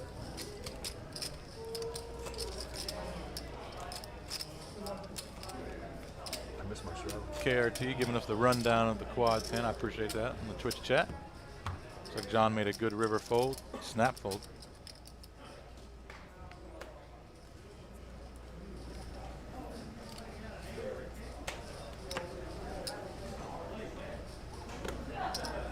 One makes it 75. John J says that was a free Eddie coaching session. Check, check, check, check. Probably going to get some different advice from me in tournaments. But Yeah, you got to pay for the good stuff, right? You can't give it away for free on the stream. That's the YouTube content right there. That's the free content. Free Eddie coaching advice. Check, check, Check, check. check, check. That's pretty good. Please That's, check, check, check. Always check, check, check. that's one of my favorite ones of the night, for sure. You can't give it all away for free, man. You got to charge them something. Yeah, I gotta hold back the goodies. That's right. Make them work for it. 3 threes out there now. Toby still going to check his pocket 7s. 4 bets 50. Peter's going to bet 50. This is a pure value. Ming says, let's raise it up. Try to get those ace-high hands out of there correctly. Small raise to 150. And now Toby with the best hand sitting there like, what happened? You guys check the flop. How could you have a 9?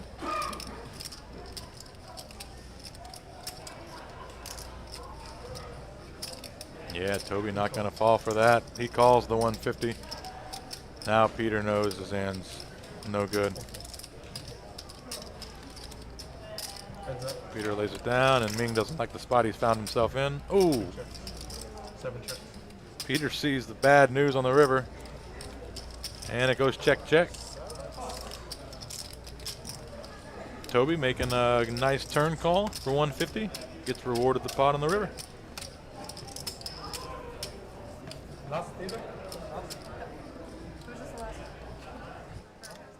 Oh, he one more. After you. Midnight. We have a dealer change. Thanks again for spending your Saturday night with us, guys. It's great to have some live poker action here in North Florida. That's right. No videos, no past replays. This is live poker being played tonight, right now. You could come join this game if you wanted to. You can. We got a seat open. Oh, we filled the seat, but you could be first on the list. That's right. And they're going to continue playing long after this live stream ends. For sure.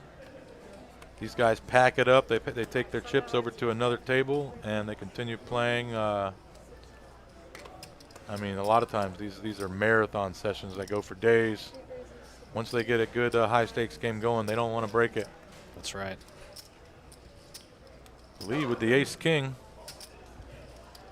A couple of $50 limps as this is a straddled pot. Lee's going to make it 200. Mitch with the queen-jack of spades not going anywhere. And looks like Jon O from the straddle makes the call. King-7 offsuit. Got to be one of his worst feeling hands. King-8-4, all hearts. Jon does have the 7 of hearts. Otherwise outkicked by Lee. Lee fires 350. Jon makes the call. 10 of diamonds. Lee checks. Imagine Jon looking to grab some chips here. Maybe he's thinking Lee's got a hand like ace, queen, ace of hearts, maybe even ace, queen, queen of hearts. He's going to have to peel one. Throws a little value bet out there. Lee says nope. Nope. Wow. Lee just snap fold ace, no heart, no draw. Best hand. Jon takes one down. That's just Jon's image and reputation. He can flat that flop there with all the flushes, all the sets. He doesn't, he's not his game. He's gonna remain balanced. So when he puts that bet on the turn, and you just have a king and you have no really other draws. No ace of hearts, nothing to really back it up. You could be drawn dead. Lee just finds the tight fold. Makes it look easy too. Well, he had the best hand, so Sure. he made it look odd. But he's snug. He's not gonna. That should let everyone know. If Lee's in there putting money in the pot, be aware, be weary, because he doesn't like to put money in when he's behind, even when he has a strong hand.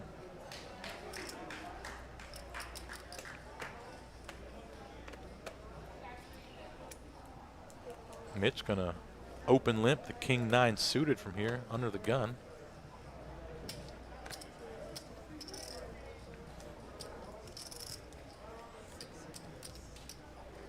I'm going to be honest with you. I know most of the players in the room and most of the live stream players pretty well, but I don't know Ming, who just sat down here in the 6th seat. Maybe I do know him, and I just don't recognize him because of the mask and the hat combo. Yeah, hard to tell. You can see very little of his face. But I don't think I know who this guy is. I'm interested to see how he plays.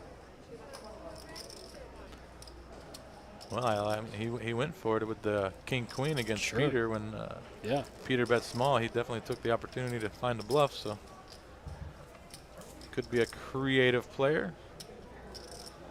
Toby with the ace-queen of diamonds raised this one up, and Mitch, who limped under the gun with king-9 of spades, went ahead and defended that limp. I think flop goes check. Because Toby made it 200 pre-flop. Now Toby bets 500 into 410. See, check this out. This is another spot we're talking about. Polarized bet, very strong. Not a lot of middling hands. Top 2 pair. He's looking to catch Mitch in a situation where he has to call. Of course, there's not a lot there where you have to call. Not a lot of combo draws as it's a rainbow board. Sure. But in a lot of situations, if you have an ace and you check it twice to Toby, you have to pay off a turn bet. Right. And Toby knows that's the case. So if Mitch does have an ace, or let's say like a queen jack, king jack, these pair / Broadway draw, he's very likely to call one bet. So if that's the case, let's make that bet a big bet. Pot's 400. Toby doesn't care. He bets 5. He knows if the guy's going to call 300, he's probably going to call 5. So let me get more out of it while my hand's best. I like that.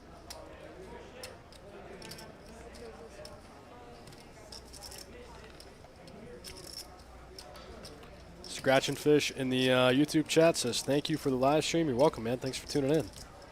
Special when you can see your friend play on live. Who's your friend? Who's your guy? Jack 6-3 flop. Mitch flops a set. George opened the pocket 8. She's going to c-bet 150. It's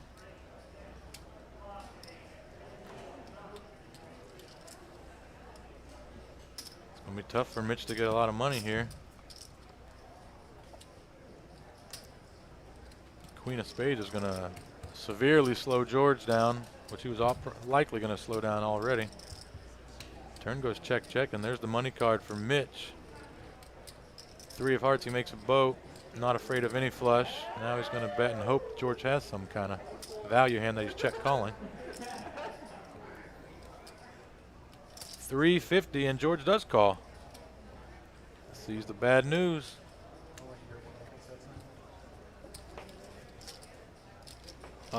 Damn it, Cletus in the chat asking how long we'll be playing. We'll play for a while, you know, at least another hour or so till either the game gets bad or the stream gets bad, one or the other. We'll stream for a little bit. I got nowhere to be. Me and Eddie are going to Texas tomorrow. We got to plan that trip. Headed out to San Antonio That's right. to bring my cowboy hat. Oh, I bet I get a lot of action there if I go play in a cowboy hat. For sure. I saw the pictures from Jenny Springs. Yeah, big beard and a cowboy hat. You're getting paid off. They're going to say, you're from Florida, aren't you? I'll go in there with a little southern. How y'all folks doing? Yep.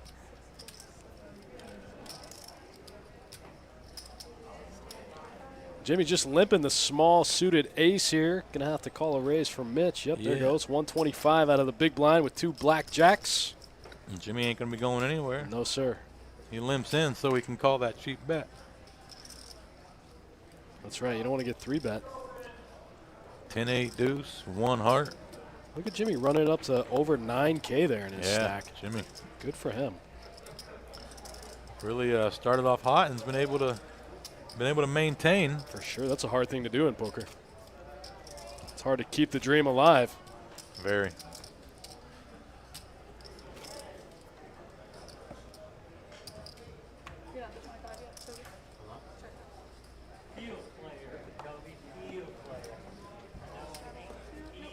I like it, Peter. You got some move.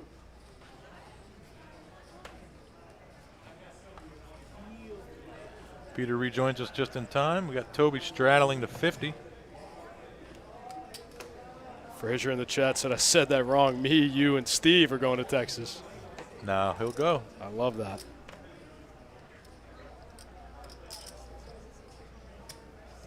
I don't know, Steve. May just be me and you. Shack Block's company man. That's right. You go with us, we might get you fired, Shacklock. Well, you know, sometimes you got to live a little. George going to raise it up with the 10-7 of clubs. Mitch going to make the call with 2 jacks again, back to back. Wow. NRG Poker's ready, down 2. We'll go out there with a group. They won't know what hit him. He'll be begging us to go back to Florida. Or begging us to call our friends. Tell them to come up too. That's right. We all just go and dump to them. Maybe we're wrong. Maybe we just can't hang in Texas. I think Texas they probably get pretty wild. Well, I'd like to go see. Go see how it goes. I'll call that bluff one Yeah. time. If they can get me, they can have it. Dickie Malone said scuba diving at Jenny Springs. Nope, just floating. John Jay says, quit adding people. I only have 2 extra rooms. I don't know if it's worth it though, 'cause I can stretch myself. But it's good, like, makes me feel really stretched out when they do it. So it's like, We'll work it out. I feel like the best is good at George makes a top pair there on the turn. It's not going to be any good. It's so important, dude. 7/8 straight gets there. 7-8 does get there, but George blocks him having a 7-8. I wonder if George is going to go for thin value here or if he's going to take a disciplined check back. Interesting hand. And he does make a disciplined check back. Well done by George. Top pair. Yeah, take it easy feeling him. George smelled something. Knew something was up there. George gets looked up by a lot of speculative hands at times, much worse than top pair. So it's very enticing for him to value bet thin because he gets called so much. So That's right. In a spot like that where he has top pair and checks back, that shows some real discipline. If he checks back and sees Mitch has like pocket nines or pocket eights, pocket sevens, Sure. he would feel pretty. He would feel like he'd lost some money. So checking back and seeing that he had pocket jacks, good feeling. Chris Reed in the Facebook chat. Headed down to Jacks on Friday. Here you go. She's going to come play. We'll be here. I know Chris can't wait to them tournaments to come back. Won't be long. We've waited this long, not too much longer. Yep, won't be long. Hopefully within the month, guys. Like I said, it's a little bit of a staffing issue, a little bit of a distancing thing. Hopefully within the month. Don't quote me. I'm not promising. But we're working on it. 9 on the river is going to give George this small pot over Toby. Checked all the way down. Paris feels so strong. Every time I get a pair, it's like, hold on.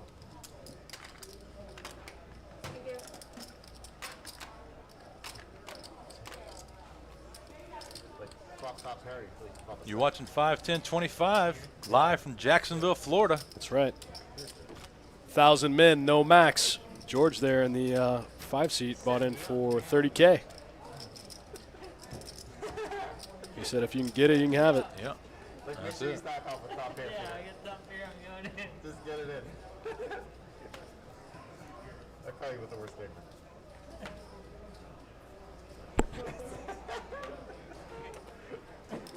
Chris Reed trying to sneak on the live stream. Unfortunately, we're not going to have a stream again until Wednesday. If you're still here, though, hit me up. I'll get you on the list. Playing 2-2, no limit, deep stack cash next Wednesday.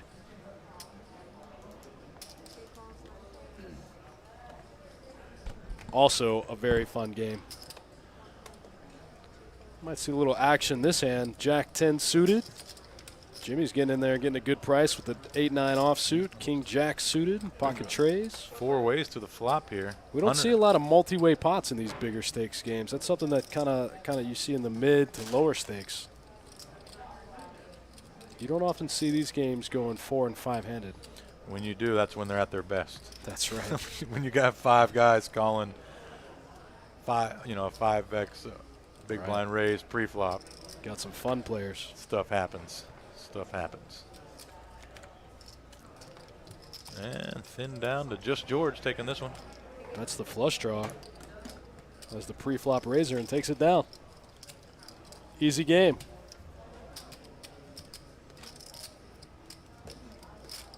For those of you guys that don't know, that haven't made it back to best bet quite yet, we are 8-handed. Masks are mandatory, non-invasive temperature checks and hand washing protocols when you get here. But after that, we leave you alone. Just put your mask on and come sit in the game. If you haven't made it back, we're 8-handed. Bunch of cash games. And they are juicy.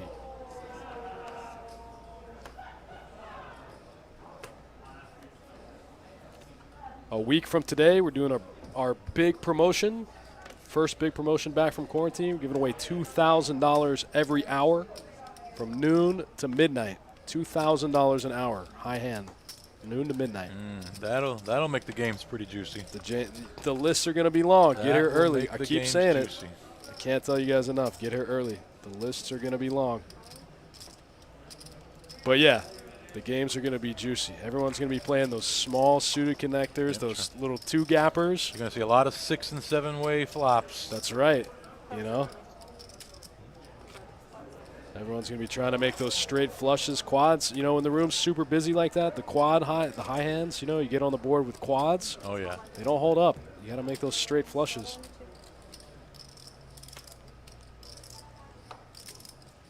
Chris Reed says 2K high hand, what you're coming for. Come on. That's right. Come get some. I hope you get one.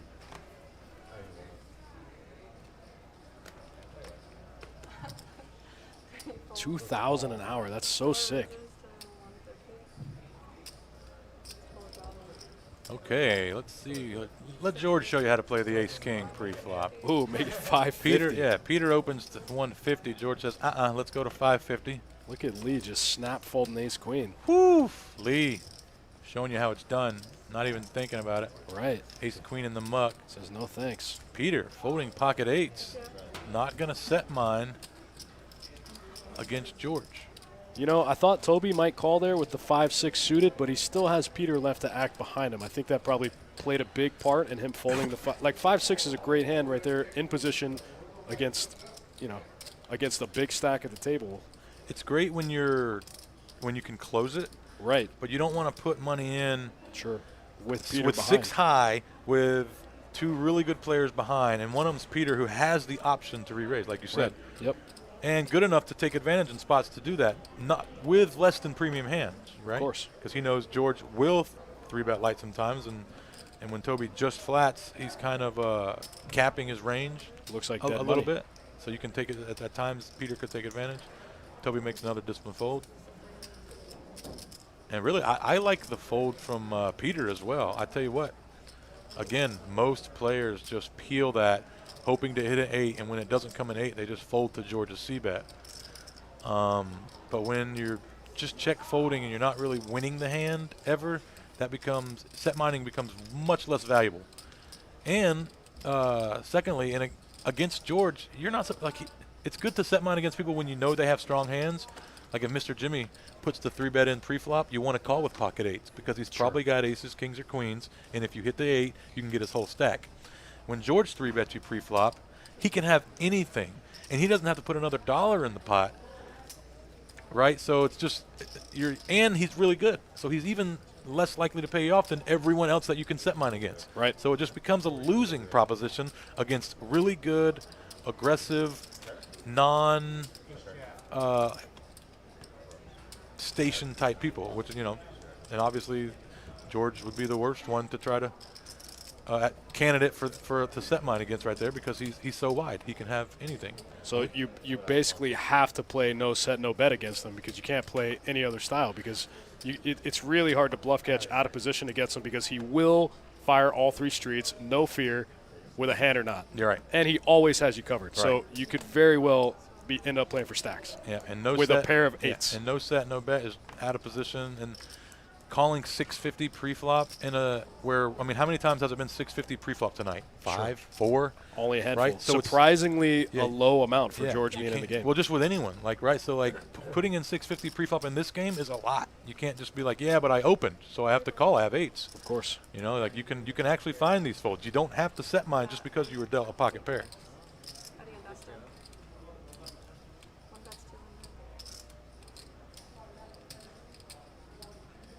Dickie Malone in the Facebook chat asking about the 2K. Yeah, 2K for the high hand every hour for 12 hours.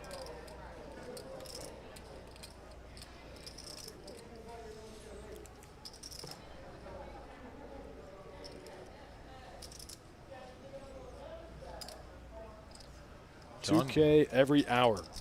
Jon going to fire the flop with the overpair. Mitch going to call with ace-8 offsuit, ace of clubs, backdoor. Backdoor straight draws, backdoor flush draws, nothing much else.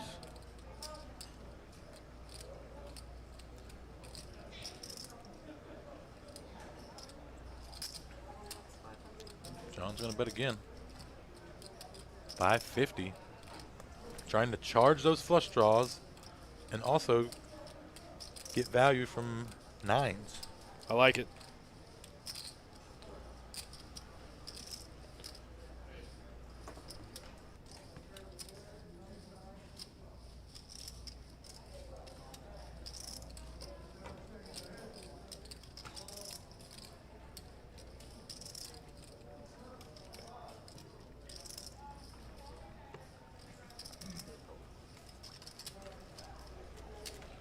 Pocket jacks, take it down. Good for plus 430 for John O. Get a little closer to getting unstuck. Got off to a rough start.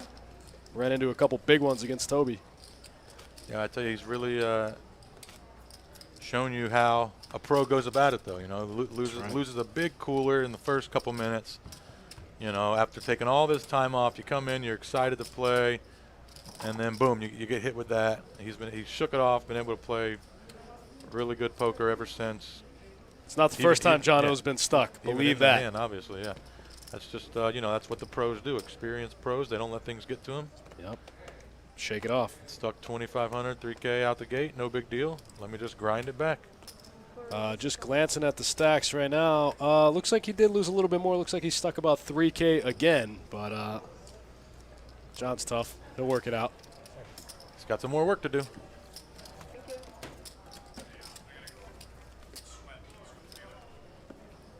Lefty on that one, I think. Pretty high. See you later. Sorry. Peter going to raise and take. 8 high.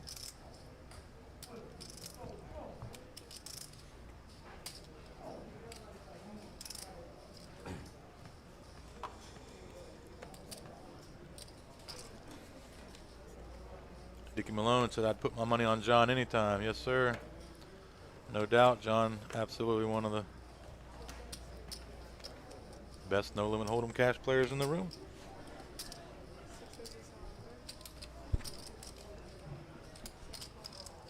George, ace-7 of hearts. Raise it up, 100 to go. Ming's going to defend his button with the king-queen.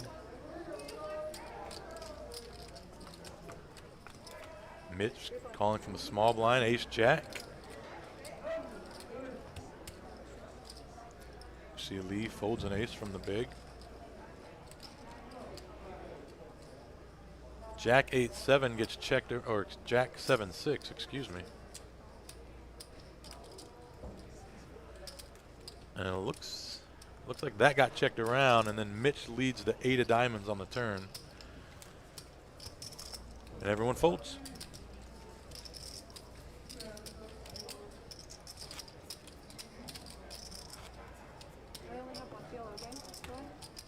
Actually, 3 when I left. Down to 2 now. 2 card field. We are playing 8-handed here at Jacksonville Best Bet.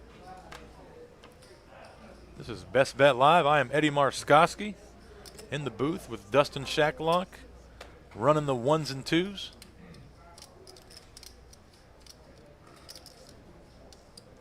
Peter going to raise up pocket 5s to 75.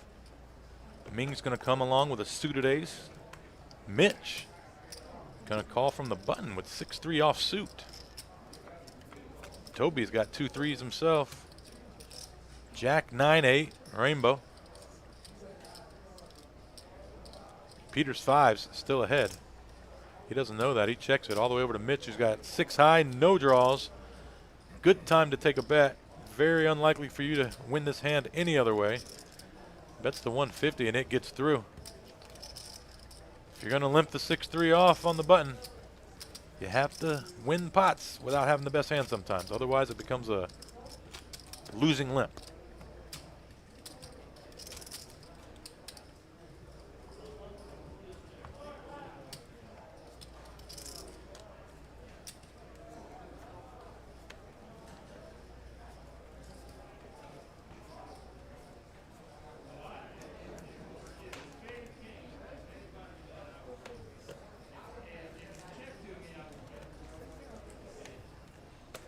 Yeah, fold it all the way over to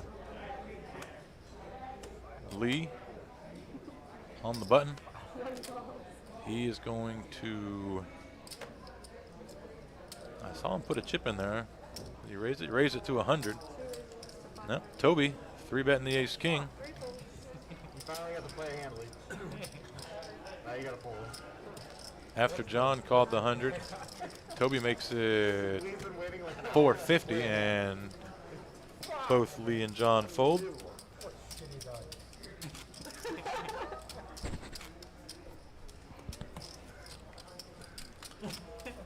John had a nice one there. Jack 9 of diamonds. You wanted to see a flop, not for 450. Not out of position against Toby. Oh. Big. Queen deuce. Why are you raising Queen Deuce? Oh,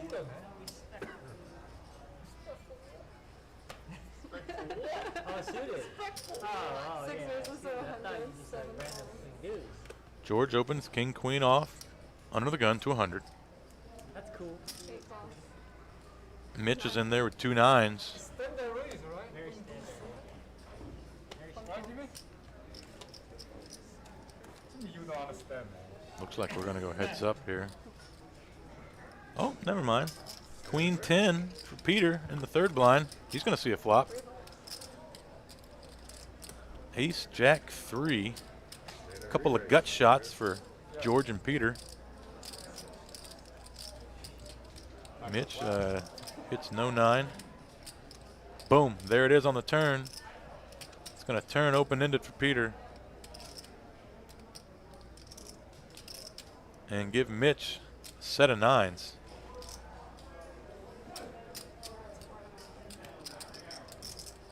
Peter's going to lead out with that open-ended. 425. George going to fold the king queen. I assume we're going to see a raise here. We have seen Mitch flat with some big hands, and it cost him earlier. This has to be a raise.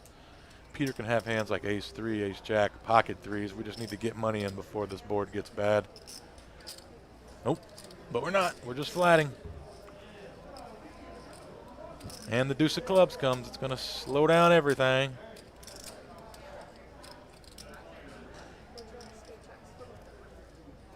Peter decides to not take a stab, and Mitch just checks it down.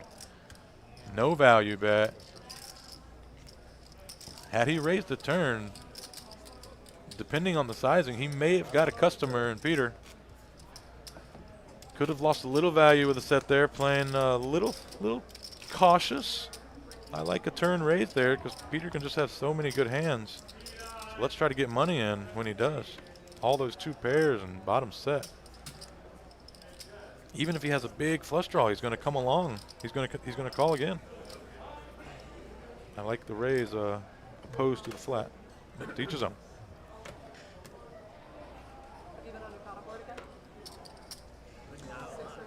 George pocket 8s. Raise it up 225. Now this is a not straddled, so he's just this is just a bigger size open. Maybe George getting a little tired of the tight play. Trying to build up some pots, get some action going. Well, as I say all that, I see the straddles out there, and all that's completely wrong. This is a standard opening with a button straddle of 50 and a limp from Jimmy. I'll wait on the graphics next time.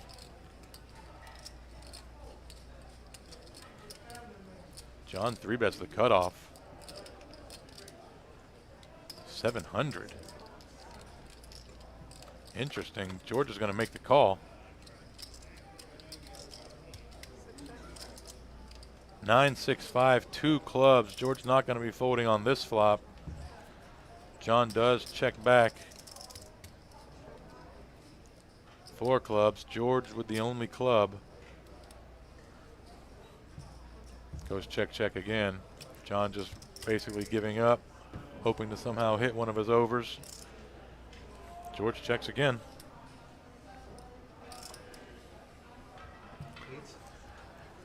And John checks, check. Yeah, at no point would John have won this hand with a bet. So good shutdown after 3-betting the ace-jack pre-flop. Pretty bad board, just goes ahead and shuts it down. Again, a spot where could have lost, you know, another 800, 900, 1,000 on the flop had he c-bet. But he finds, you know, he didn't connect with that board at all. And there are a lot of hands that open and do connect with that board that George has. So he realizes this is one to shut it down. Saves the c-bet.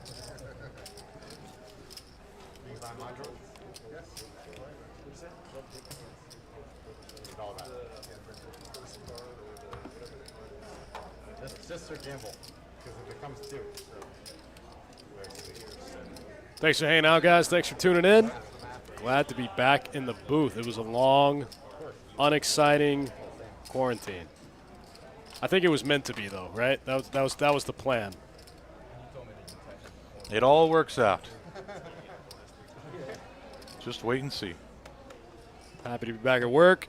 Happy all you guys are still in the chat, hanging out with us, keeping it fun. Okay, Toby with 2 A's. Whoa. Gonna raise it up to 100. No takers. Second time Toby's had those tonight. Wah, wah, wah.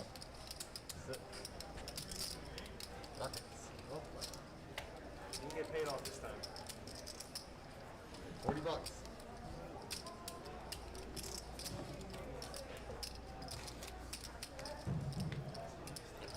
We'll be back next Wednesday with a 2-2 no limit hold'em deep stack cash game. It's going to be a 500 max buy-in as opposed to our normal 300 out in the rest of the room. Make sure you make it in for that. That one's always a fun one. Bjorn hates him in the YouTube chat said you emailed about playing the 24th. Let me know what your name is and I'll check the list. Sometimes Sage is a pretty busy guy. Sometimes he doesn't respond. He just adds people to the list. I've seen that happen before. So let me know what your real name is. You can private message me or whatever you want to do, and I'll check the list. I'll see if you're on there. Easy money. Jimmy. 8 times 9, 2 plus 4.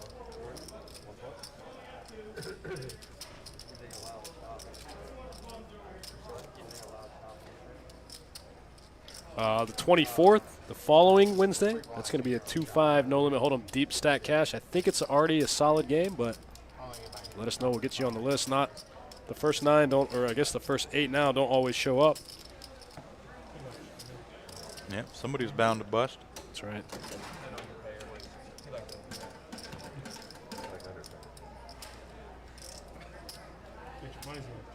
Eddie, when do we see you back on the live stream there, bud?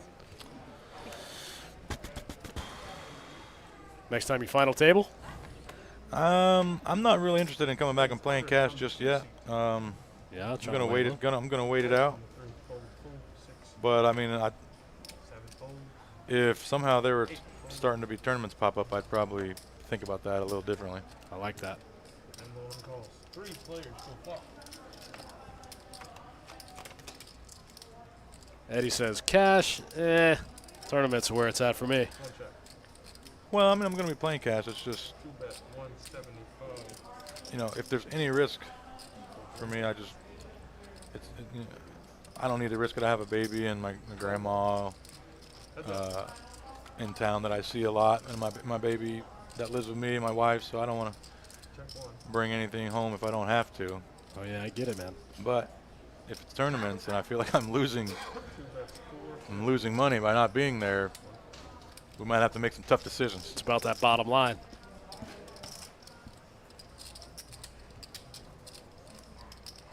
But I imagine whenever the tournaments come back, I'll be back in the room more often. That's usually how it goes anyway.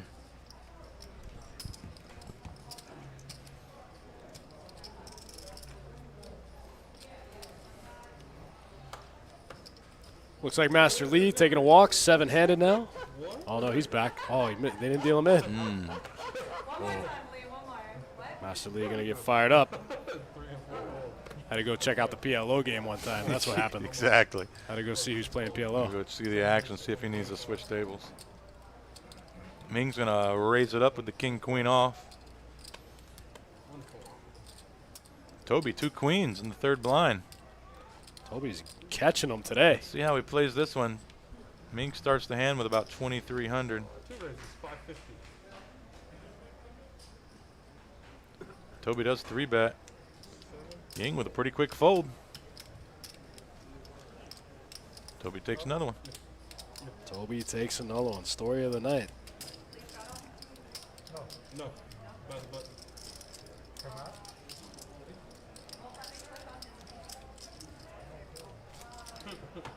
Looks like Jimmy's still the big winner tonight so far, up 47-40 is what I got on my end. Almost exactly what Jon is stuck. Jon's stuck about 4,200. Catching some cold cards a little bit this evening, but that's part of the deal, you know? You can't win big unless you lose big. The goal is just to win a little bit more than you lose. That's right. It happens. Like we were talking earlier. Some hands you just lose. You just lose. It's made. Like, no matter what happens, you're going to lose some hands. That's right. Looks like Toby opens up the mystery hand to 100.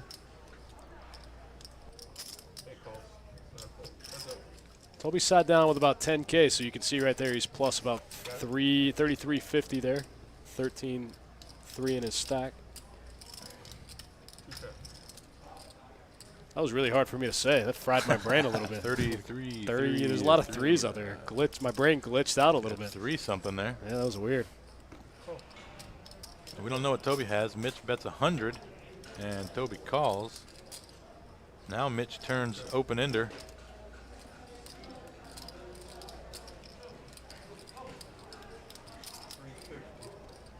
$350 it looks like now.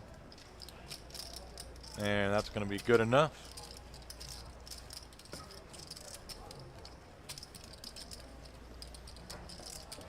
It's good. Gets the job done.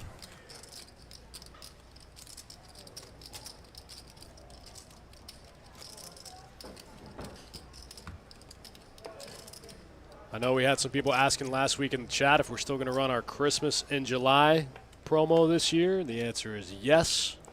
Start on the 12th of July, run through the 23rd. Giving away a corresponding amount to the day of the month. So if it's the 14th, we're going to give away $1,400 every hour. If it's the 20th, we'll give away $2K every hour.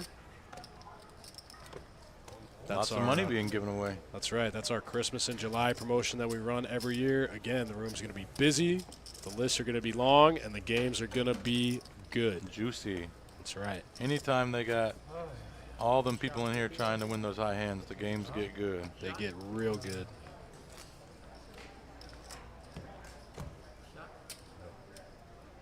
You're watching 8-handed action here. Not a lot of places in the country right now playing 8-handed. That's right. We're happy to facilitate this. Brett Howard in the chat. What's up, buddy? Brett, how many players you guys got out there? Brett Howard, friend of ours out in Las Vegas. What are you guys playing out there? You guys 5-handed, 4-handed?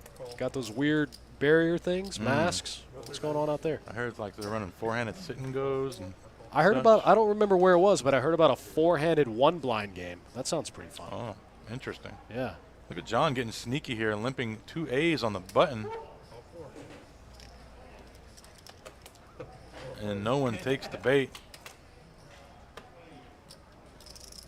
Jack 10-8, 2 clubs. Wow, Jimmy gets there. Out flops him. Just a terrible flop when you limp aces. Yep. Jon may be able to get out of here. Losing very minimal, maybe none.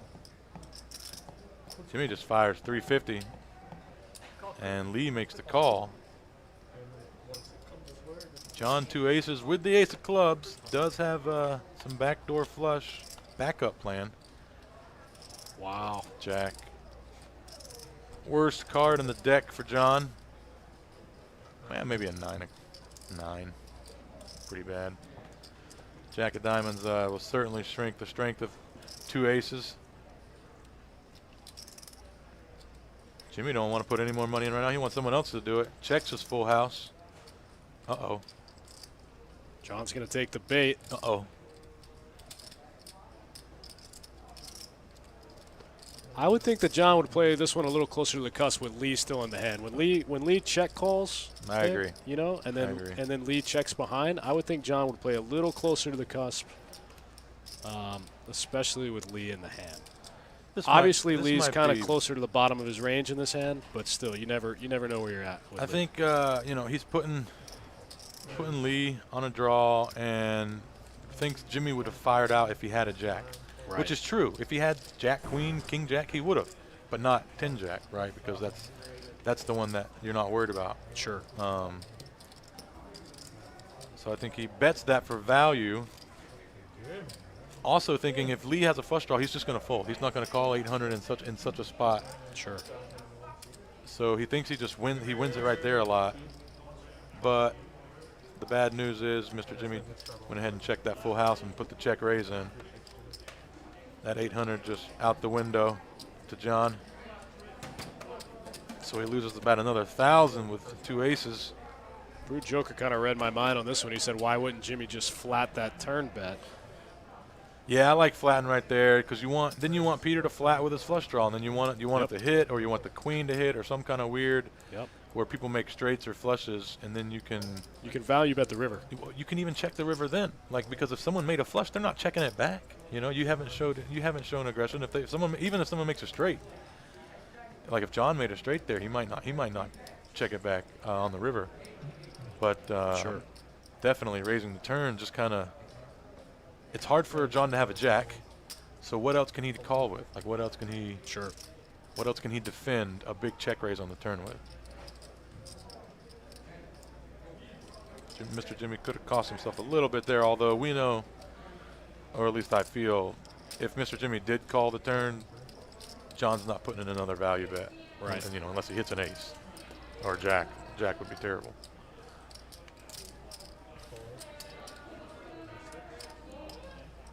Bjorn hates him, says, are the players not mic'd here? So we have an overhead boom mic, and that picks up all the player audio from the table. But like Eddie touched on earlier, the masks kind of take away a little bit of the social aspect of the game. I'm feeling that too here on our end.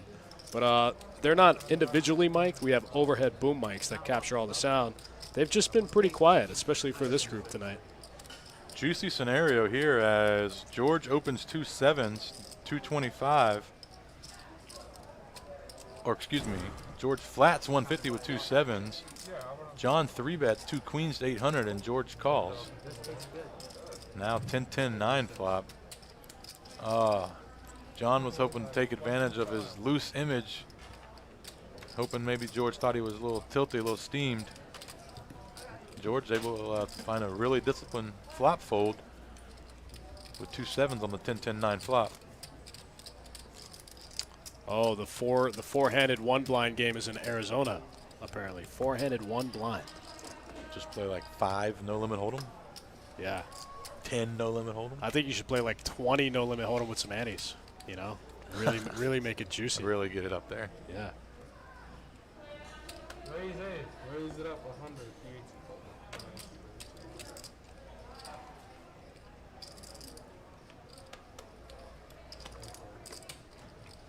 Wow, Brett says there are only 5-handed. There's only 4 rooms open so far. Oh, okay. wow. All right, I see you, Vegas. 350 from the frame. The Venetian, I believe. Yeah, I heard about the Venetian. All right, Jimmy's going to 3-bet the ace-king. Lee opens to 100. Toby calls. We're probably going to see 3-handed here. A couple of set minors against the ace-king of Jimmy. Call. Everybody trying to get a piece of that Jimmy money. 8-8 deuce. 9, check 2.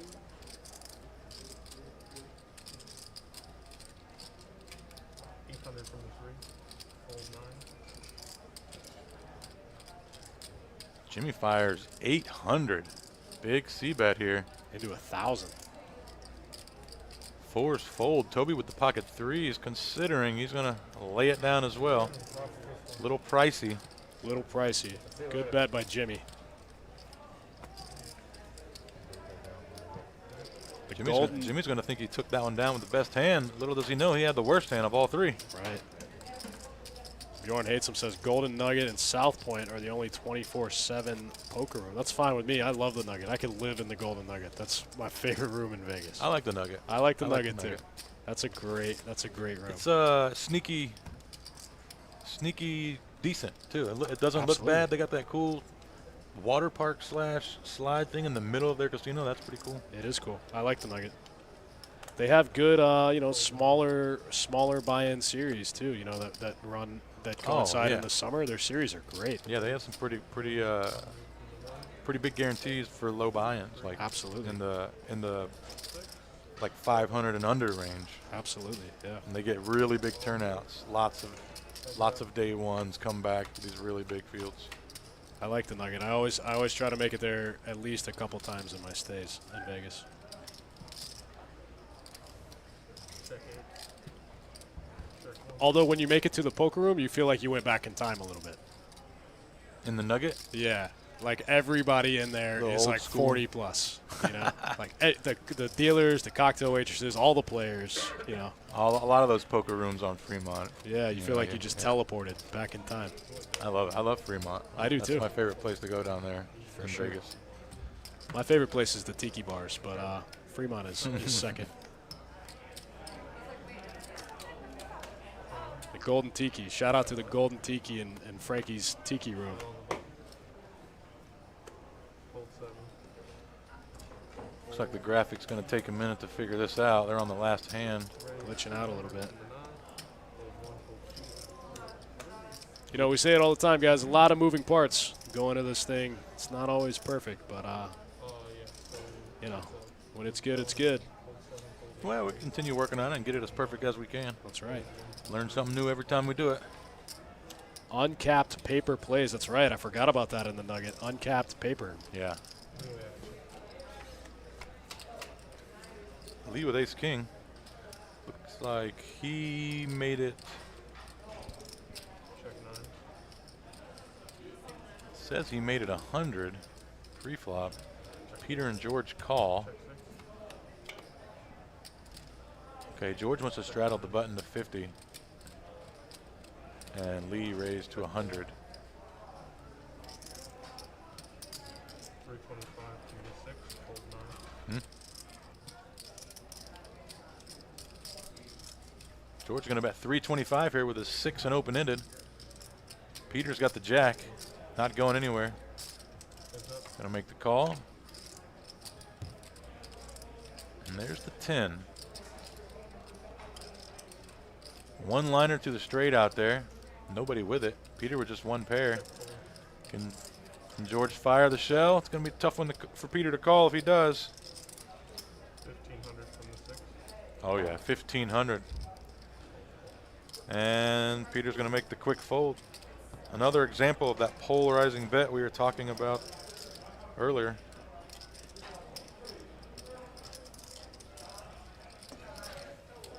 You know, there's not a lot of value hands other than a 9 that you can make this play with. You know, 10 jack wouldn't bet this amount. Not likely that sets would bet this amount. So it's either a 9 or nothing. George knows his 6 wasn't good enough to get it done. And if Peter doesn't have a 9, he's going to fold a lot of 1 pair, 2 pair type hands. That's right. Goes for it and gets it done. Well done by George. Peter not wanting to make a $1,500 hero call in a game where there's just not a lot of big bets. So you don't want to get yourself caught in that one and make a bad decision on the borderline spot as it is. George noticing that takes full advantage. That's really his specialty. 6 fold, 7 fold. 8 call. 9 fold.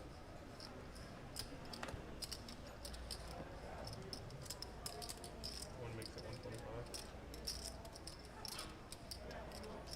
Mitch with the ace king this time. What happened here? 8 makes it 375.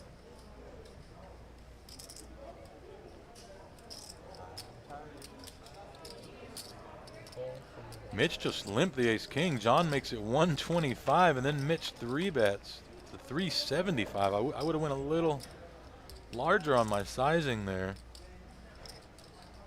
John does defend with the king 9 and does flop a 9. Jack 9, 7, 1 club for Mitch, who's going to c-bet. 25. John not going to let this one go. Not just yet. Not just yet, Mitch. 425. John makes the call. Heads up. Wow. Whoa. Disaster card. Big card for John. He may be Check 8. putting some big bets out here, hoping that Mitch has a hand like ace king.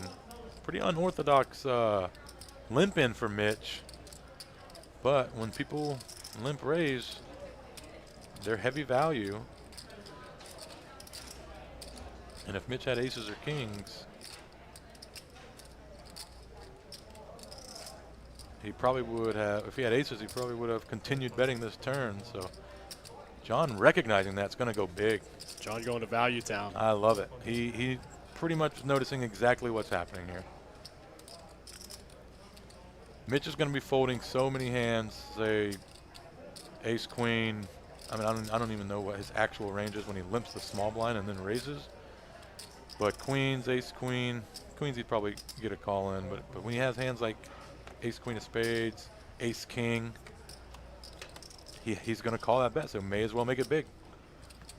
3 of clubs on the river. Oh, Pretty John, meaningless yeah. card. I think John's going to put them all in here on this river. Mitch is going to check it over and have a tough decision when John puts them in. There's 4K in the middle already in this 4K in the middle. John's been stuck. This is the get even pot.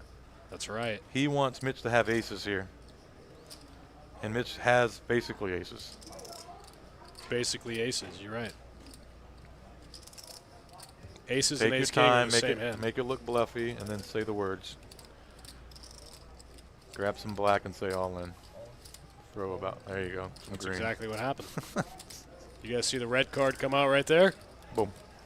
That's it. This is going to be a tough one for Mitch. He's going to think about this one. So many big combo draws John can have that bricked. So the good thing about, I mean, Mitch only has 3,600 behind. There's 4K in the middle. It's going to be really hard for him to fold here. This is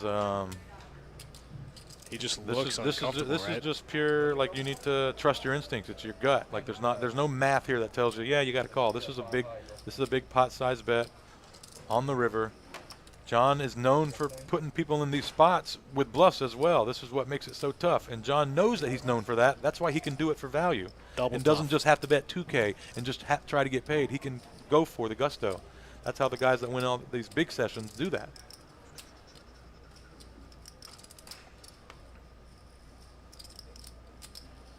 Curious to know what Mitch does here. He doesn't like it. I think you're right. I think all of his instincts are, he doesn't like this spot. Sometimes you got to go with your gut, you know?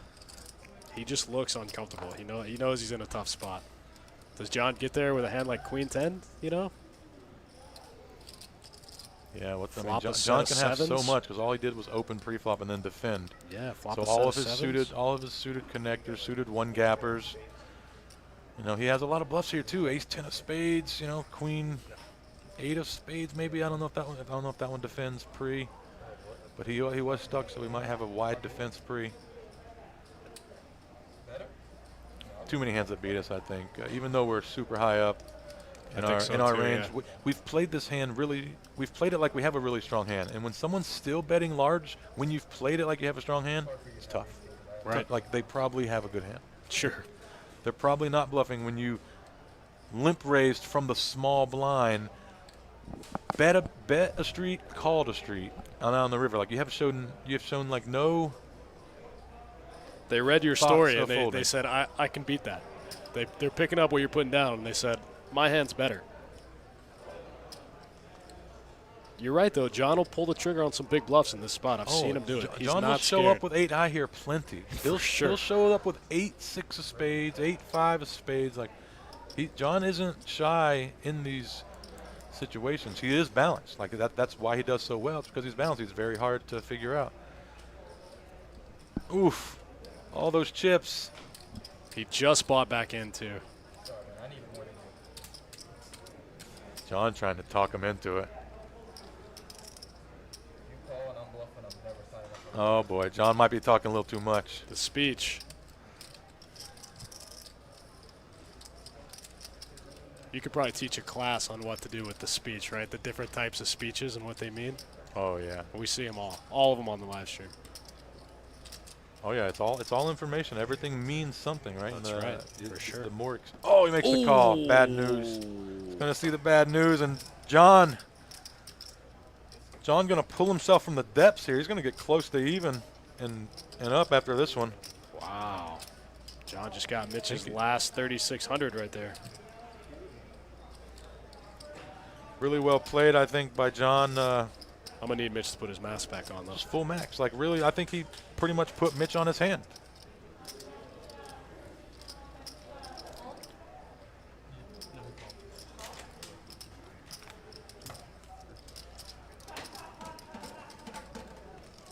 KRT88 in the chat. John added on another 4,500. That's Yeah, why his stack looks right. like that. Yeah, he he's wasn't- definitely in the red. He's in for more than that, that initial 10K. I think he's in the game for 14.5. Yeah. I walked out there for a second and he added on 4,500. Yeah, I saw that too. He had that big old rack on the table. Yep. So when we drop the stats will reflect that. After that hand, he's plus 1360. There you go, John. Climbing his way out of a hole. Now he's in the profit. That's right. That's the way to do it. Just stay level-headed, keep cool. Keep making your moves, play your A game. One hand, that's all it takes. That's it. Looks like Mitch is going to come back in the game. Jimmy's going to limp the ace-queen of spades, and George is going to raise king-10 off, 125. Ming calls, small pair. Lee calls, pocket eights.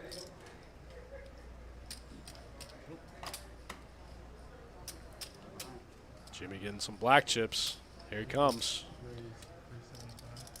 Ha ha! I like that. Finally, his limping has paid off. He's been limping hands all night long. Now he's limp raising. He's been balanced, though. He's been limping his big ones and his small ones. That's true. I feel like I think sometimes for this scenario, just waiting to limp raise it with that ace-king of clubs earlier. Well, I think sometimes he limps and he expects people to raise, but the domino effects happen, and they just call, and then you go, well, damn, now I'm in a weird spot. I just limped, and now we're 5 ways. I limped a monster, and now we're 5 ways. I think that's happened to him 2 or 3 times, but this time it paid off. In weird positions. Oh, big flop here for. Oh man. Lee flops top set in a spot where Jimmy should have an overpair because he limp raised. Man, Lee makes it look so easy. Just call the limp re-raise, flop top set. It's gonna be tough to get a lot of value from either of those 2 hands. But Yeah, he makes it look good. It's actually a tough spot here because Jimmy only has ace queen. Sure. Yeah. Lee's got 4,000. Jimmy bets 800. Jimmy's got Lee way covered. Oh yes, he's going to try to milk him. Small raise. He wants Jimmy to call 1,000 more. Yep. And then he'd put it all in on the turn. Lee just trying to build a pot, get stacks in on the next street. I don't know if Jimmy's hand's good enough to peel right here, especially against the tightest guy at the table who just min raised you. Min click, yeah. Check, min click. Lee not worried about anything right here. Mitch picking up a little reload there. Looks like he's coming in for another 5K. Yeah, Mitch comes back in for another 5.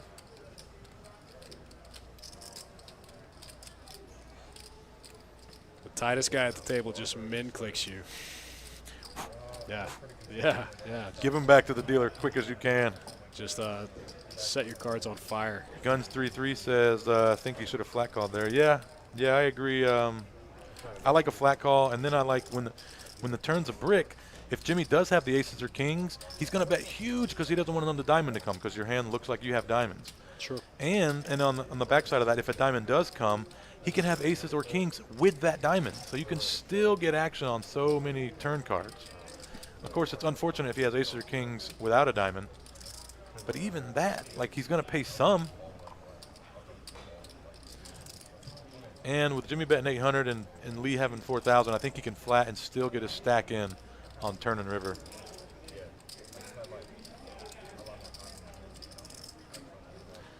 Yeah, Lee. Now Lee knows this guy. He doesn't have aces or kings, and he wishes he wouldn't have raised. And Jimmy's just thinking about it. If he had the big overpair, it would have been an all-in. Jimmy's able to let it go. Lee does take a nice pot down. Playing super snug. He's probably up a couple thousand. You gotta worry about your life happens. It's like, More. I don't play a lot less. Lee making it look easy.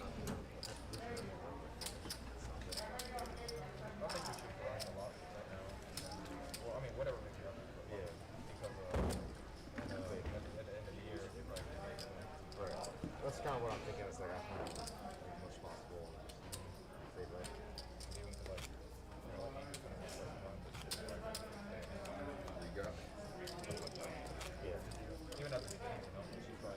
I won't play much then, but she needs a lot of help. You don't call him the master. Spend time. Jimmy, you're the 25. Kind of crazy, right? Did you ever think like 2 years ago, like you'd ever No, I lost $100. what's the best? But I would have a child before 31. Guys, thanks for spending your Saturday night with us. We appreciate it. Myself, Eddie Marskoski, the I told her that. the boy and the girl in the box, Donnie and Elise, part of the Dream Team here at the Best Bet Live Poker Production. Dickie Malone asking when PLO will be live streamed again. It probably won't be too long. Like we talked about earlier, a lot of moving parts going into this thing. When you run a PLO stream, a lot of moving parts go into this stream. Everybody gets 4 cards. It can be it can be kind of temperamental. Like twice as likely for mistakes to happen with card reading. Yeah, like a lot more mistakes happen with the cards. There's just like a lot of information being moved around. You know, the computers have a hard time keeping up. PLO's it's a lot of moving parts. PLO's a tough one.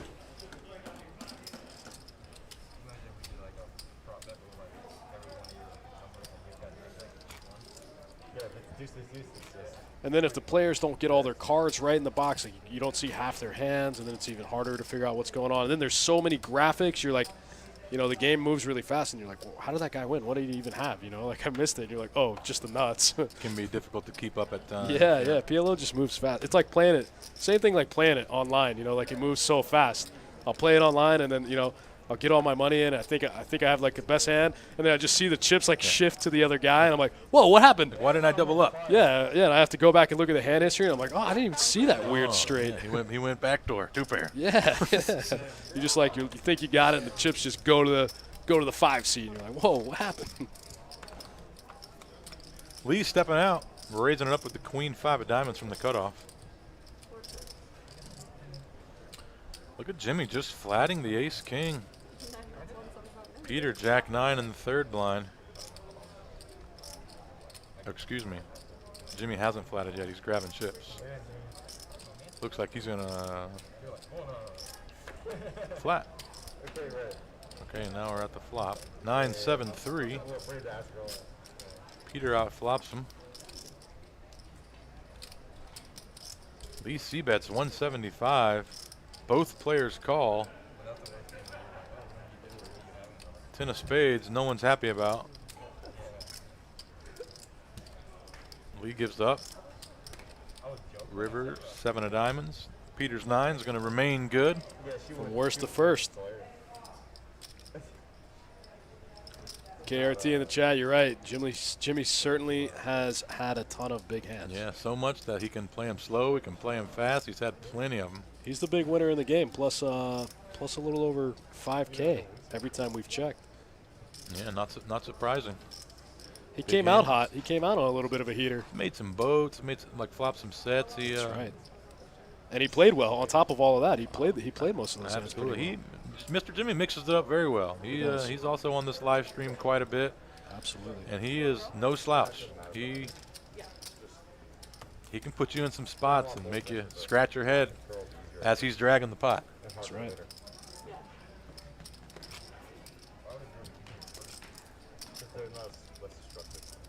Definitely make you scratch your head for sure. They either build stuff or they break stuff. They don't get crazy until they get puberty. Yeah, when they become teenagers. They hit puberty. Right? Wait, girls? Girls are both of them are crazy when they get puberty. Yeah, exactly. Three folks. All right, jumping back in here. 8-handed action. Big balls.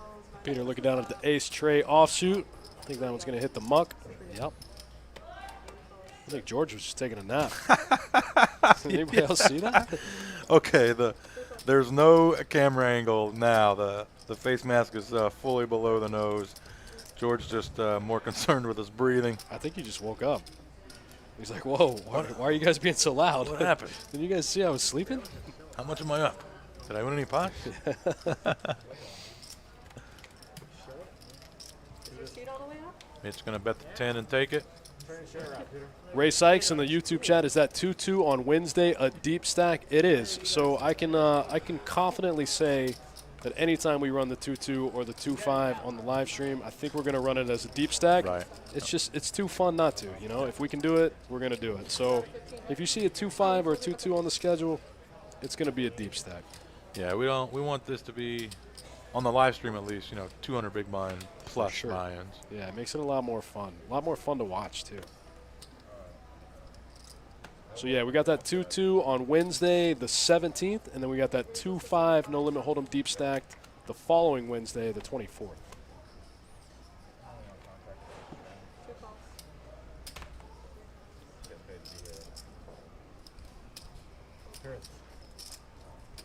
Mitch opening the queen 6 of hearts under the gun here. 75, getting a little antsy. Lost that really big pot to Jon. Trying to get unstuck. Uh-oh. That's a good flop. Oh, you think? Got there. Too bad Toby has 0. Yeah, one pair. And that's going to shut everything down. Mitch hates that card. He's the one you guys for home, Jessica I is. Oh, he did hit 2 pair. Maybe you can get a little bit out of him. Black. Oh, man. Toby's going to do it. Black. Thank you. That'd be funny if Peter just made one up. He's like, maybe I won the flip. No, I mean, He's I in a can black. barely see her last name, but I would assume it says black and something short high. The other one's Carlito. Ray Sykes asking if that's a 1K max. If you're referring to the 2-2 deep stack, no, it's a 500 max. Normally out in the rest of the room, we run them as a 300 max. But that one will be a 500 max, not a 1K. 500 max for the 2-2, 1,500 max for the 2-5. Yeah, I mean, 500 2-2 buy-in's pretty juicy. Oh, yeah. Oh, yeah, they 250 bigs, put them in play. for sure. They don't sit back on them. You're right, those 2-2 games can get going. That's it. When they run the 2-2 deep stack live stream, it's probably better than all but one of the 2-5 games in the room. Absolutely. Absolutely. And a lot of the 2-5 players don't realize it. I try to tell them, like, every once in a while you'll see, like, a 2-5 reg play the 2-2 deep stack cash. I tell them all the time, I'm like, yo, this game is great. I don't know what you're doing, Yeah, you know? they don't want to drop it down, the ego thing. It's an ego thing. Like, you put 500 on the table to play with better players than 2-5. Put 500 on the table to play this 2-2 deep stack cash. They straddle the button every hand. It's 2-2 with a $4 button straddle. You're gonna be putting less spots.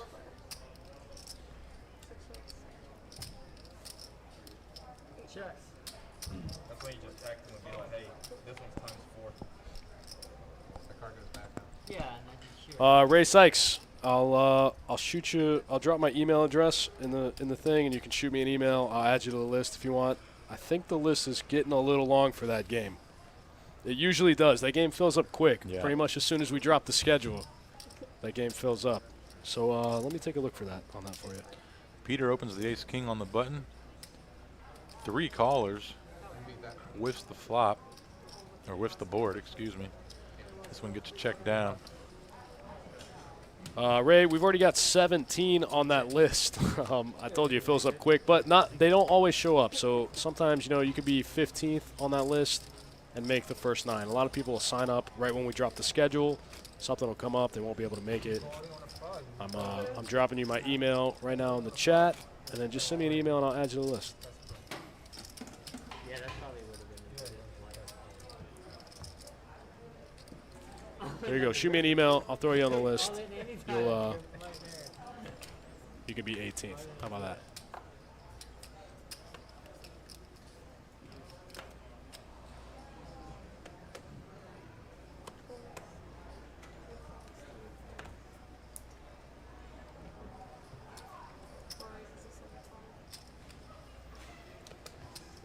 Got a little slight lull in the action, ready for another big hand to kick off.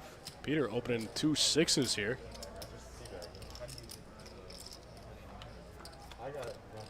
Pot's been rather small and quick since that big all-in river call.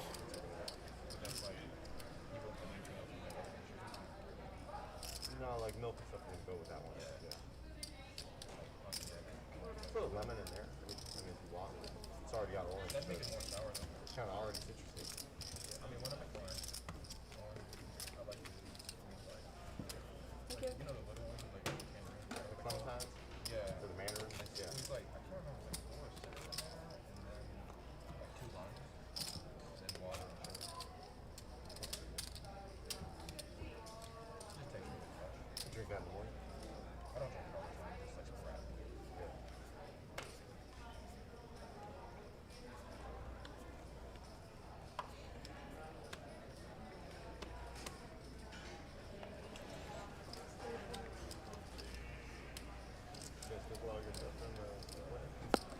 If you guys have any questions about what's going on here in the room as far as the weird COVID-19 stuff, feel free to drop them in the chat. Eddie and I are happy to answer any of your questions about that or anything else pertaining to the new normal here in the weird 2020. George raises this one up with the 9-10 from the cutoff. 125. Ming calls from the button, ace-10. Both Lee and Mitch call with diamonds. And George just flops top pair. George flops the card he wants, a 9-ball. Yeah, I mean, half an hour though. 9-4 deuce. Mitch folds the deuce. Lee folds the gut shot. George is going to take that one down. Scoops it.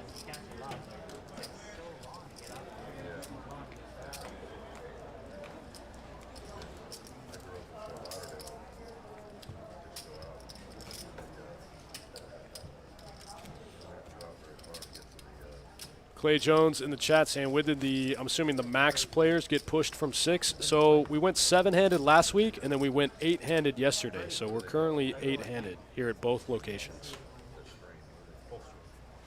Yeah, max. Yeah, I got you. Yeah, we're 8-handed as of yesterday at both locations here and our sister property in Orange Park, Florida.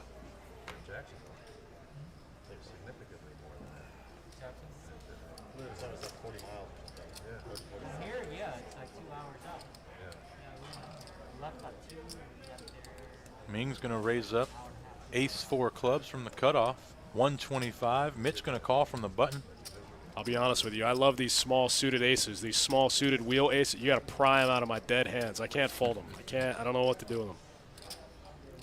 Yeah, they're very functional. They have a lot of use. For sure. And they block some of the big aces that your opponents can call you with. Yeah. 250. King Jack 10.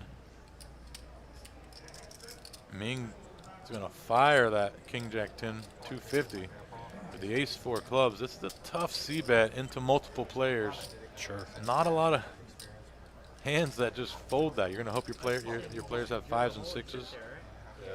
King Jack 10, a lot of combination of hands connect with this flop that can't fold for 1 bet.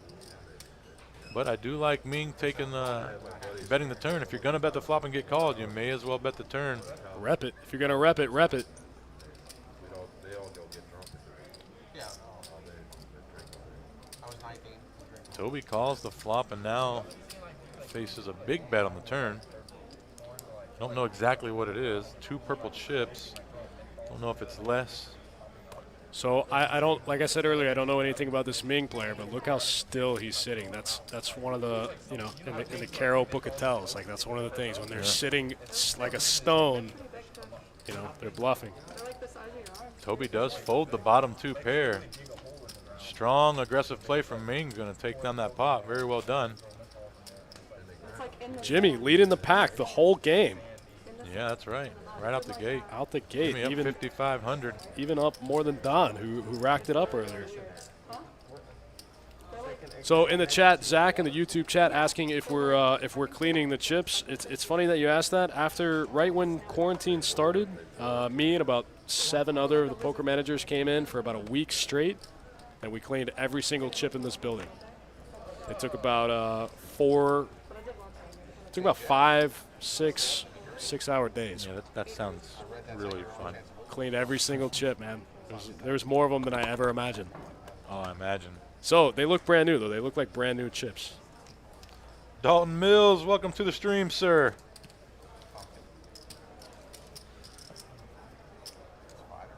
Glad to have you. See you have some time. Chris Must Peters in the have chat. put the baby down. Gonna watch a little poker with the boys on a Saturday night. I like it. Dalton Mills.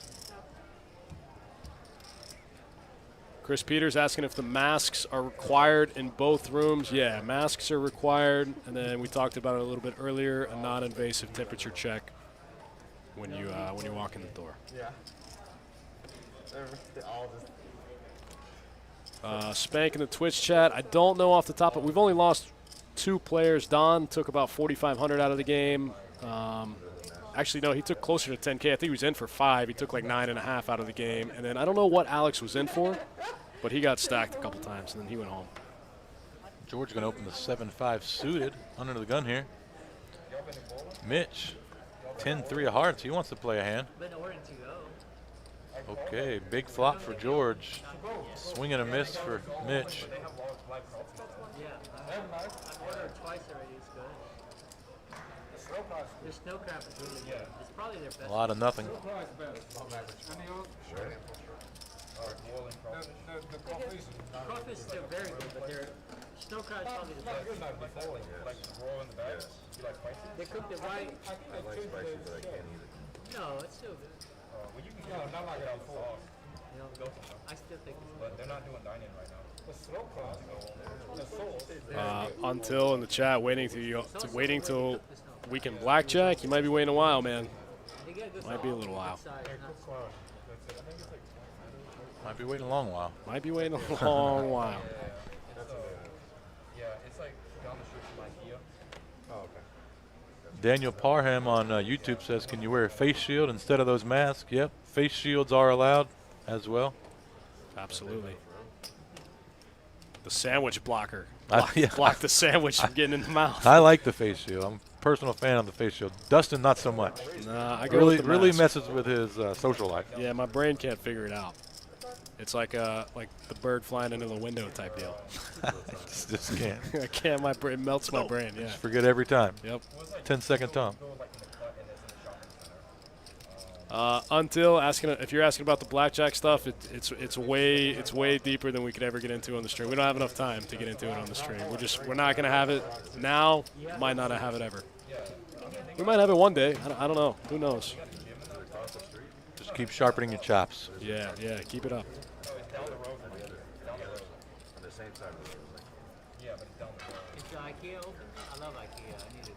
I haven't been there yet. I want to go. Bill West, 45. What game are you trying to play, man? What do you want? What list do you want to get on? We got a 2-2 next Wednesday and a 2-5 the Wednesday after that. Look at George pop his head out. Yeah. George's been to IKEA the last 8 times. It's hard Look to at have him. that sitting around. You get fucking, that store's big, you get tired and hungry.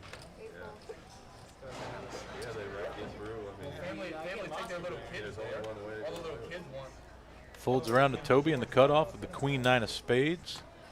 It's good enough for a raise. Make it 100. George's kid's like, come on, Dad, we got to get another cinnamon roll. He's like, yes, Tom. Another raise and take.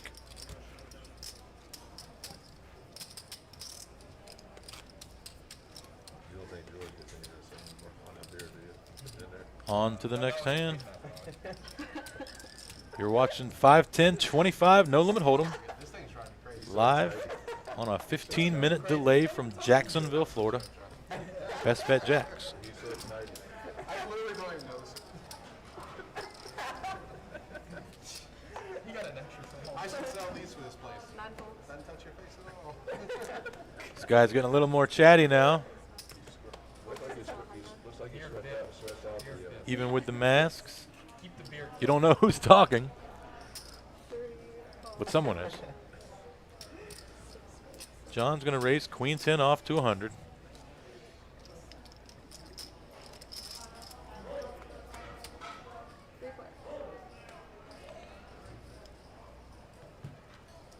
Mitch and Jimmy call. Ace 7 deuce. Everyone misses. And it gets checked around. 4 of hearts. Nothing out there for anyone. Mitch does have the gut shot. He's going to bet it. And that's going to be good enough. Sees the weakness. Fuck me in this fight. Pounces. Takes I it might have down. thought I was winning it, being telling which girl was mine. But now I know I'm losing it. At least the other way I could have held out hope.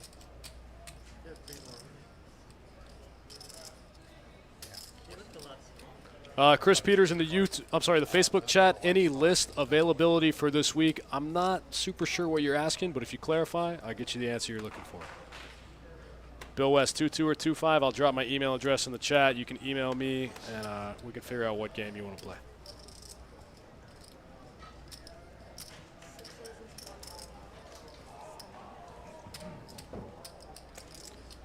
Looks like George is going to open his button here. Queen 9 of hearts. 125. I like that. Ooh. Uh-oh. Mitch calls with the 8-9, and Lee looks down at pocket kings and 3 bets to 500. George snap folds. Wow. George's not even going to try to sting him one time. He's too good. There's no point. Why? Lee doesn't do this as a bluff. Sure. He doesn't do this as bluffs. So why would you only play against his you know, top 5 hands. Right. On to the next. Lee could raise the queen deuce suit, I could raise the queen nine. And Lee's not he's not bad enough to know that he's always going to stack off with his overpair. That's right. So you could even flop 2 pair and not get paid that much money because Lee's, you know, pretty snug, pretty he knows where he's tight at. and snug. He knows where he's at. This might be a 5-round fight. Is it the main event? Yeah, Lee definitely, even though he does play tight and snug, he has a great understanding of where he is in every hand he plays. Tears is 100, 3 phones. Damn it, we're back down here again?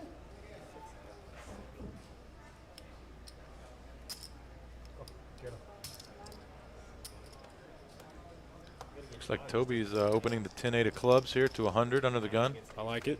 Mixing it up a little bit. Queen 9-8, Almost gets there. 2 hearts as the blinds Mitch and Lee defend.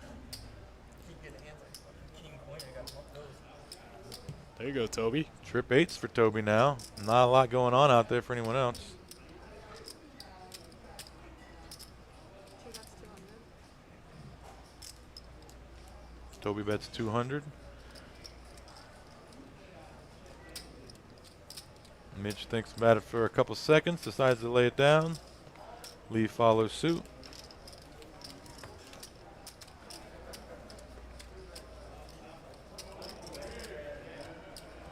Thanks again for hanging out with us, guys. Myself and Eddie Marskoski. We got a couple more hands with you for you tonight on tonight's 2, 5, 10, 25 no limit hold'em deep stack cash game.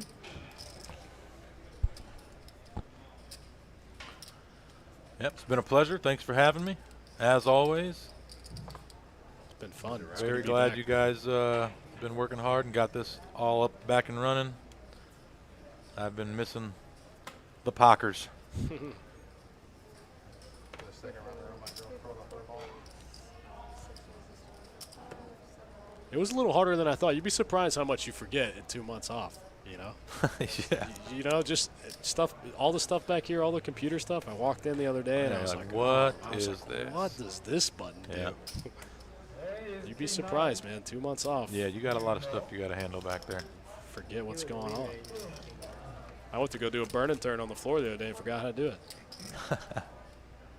Alan Cullen in the Facebook chat says, "Is the way George wearing his mask allowed?" No, Alan, but when you got a whale at the table, you let him get away with some things. Now, we talked about George's mask earlier. There could be some camera angle, like Hollywood magic going on. It might not be as low as it looks, although it's definitely pretty low. When I went out there earlier to get onto him about it, it was not the way that it looks on the camera. I promise. I would have snapped him up and said something to him. It's gotten a little worse since, but when I went out there earlier, because I saw the same thing you saw, and I was going to get onto him about it, I was like, you know what? It's actually pretty much like right where it's supposed to be. It's just out really far forward. Yeah, we got the overhead shot. Yeah, and he's looking down, so, you know. See, there's like a big crease in it. It's just really far forward. I'm tired of defending George's mask. His mask is fine. His mask is fine. The mask police. Yeah.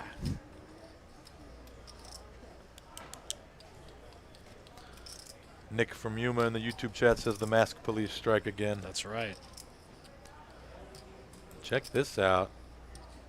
Mitch bets 350 on this turn with a gut shot, flush draw.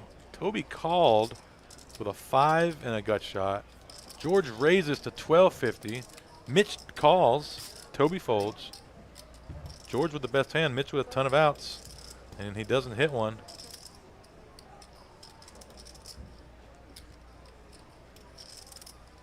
Mitch just bought back in this game for 5,000.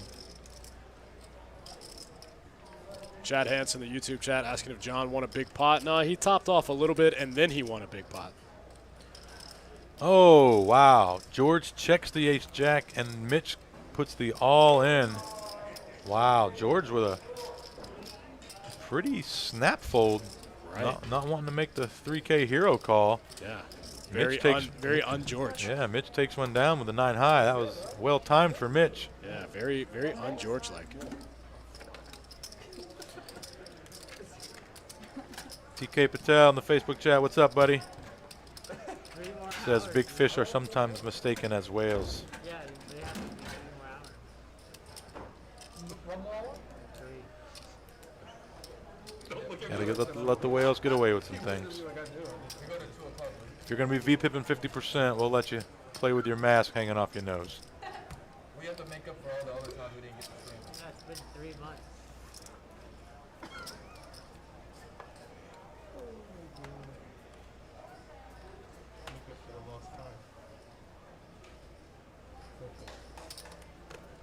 We got a few more hands for you here tonight. Saturday night, live poker out of Jacksonville, Florida. We're sticking around a little bit. Chris Peters, are we going to be streaming this week? Yeah, we're streaming 2-2 No Limit Hold'em on Wednesday. There's 18 on the list. Send me an email if you want to be 19.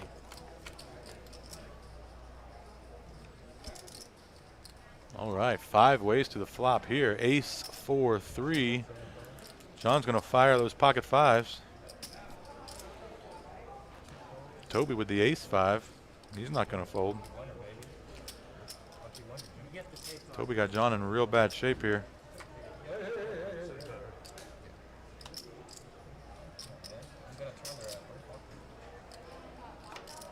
TK says, Eddie, your son's video was good. Thank you so much, sir. I appreciate that. I will let him know you said that. And the fact that you said it on air will make him that much more happy. I appreciate that.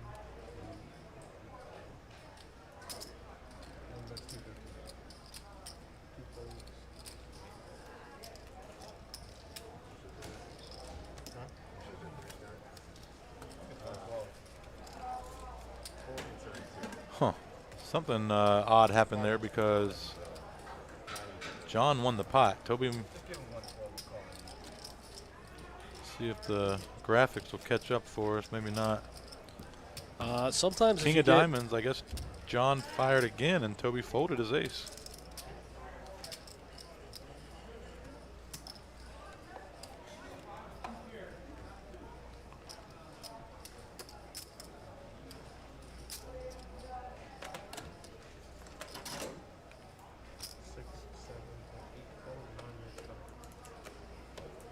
Lee, Jack 8 of spades in the cutoff. Make it 100. Toby, 2 jacks in the small blind. Make it 400. Make it 450, Make it excuse 450, me. yeah. I We like know that. Lee will not be continuing. Peter either.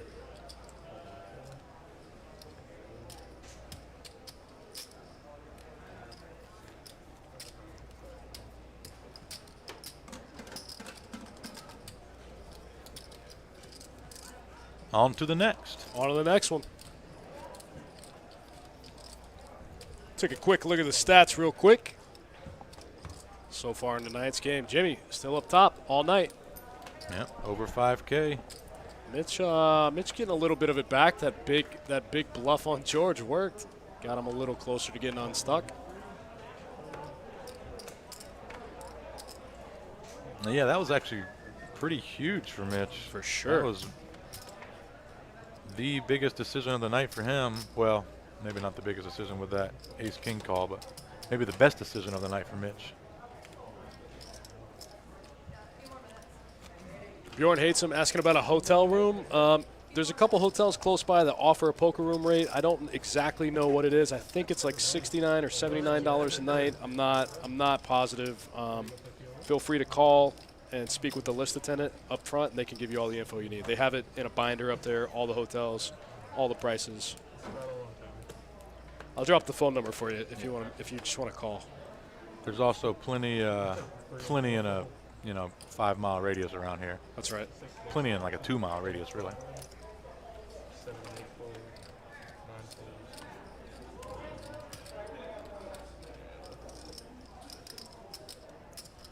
TK Patel says Toby and Peter are the best players. The rest are fish. My bad. John got game 2.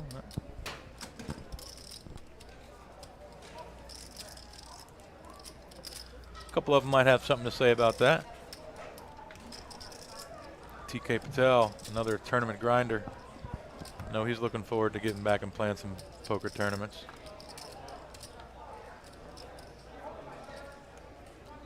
Me too. I love tournament time. I'm ready for. I like the big series. I like when it's just wild. There's, like everybody. It's like summer camp. You see everyone you haven't seen in a year. Everyone's here. The room's busy. There's 5 tournaments a day. We were about to have a series too, and mid-March it was coming. I was pumped. Lee opens the pocket 5s under the gun here. Ernesto says, "Hi, I'm way buzzed. It's 5:16 a.m. My man." Very nice. I love it. George flatting the ace-king this time. When you're as tight as Lee, you get the attention of George. Yeah. Lee opens under the gun. You flat with hands like ace-king in from the small blind.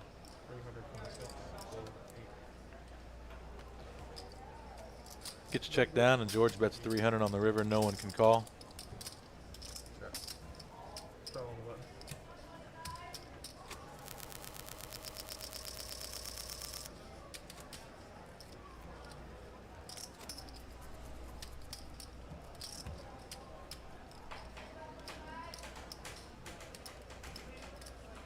All right, action's going to be on Jon here under the gun.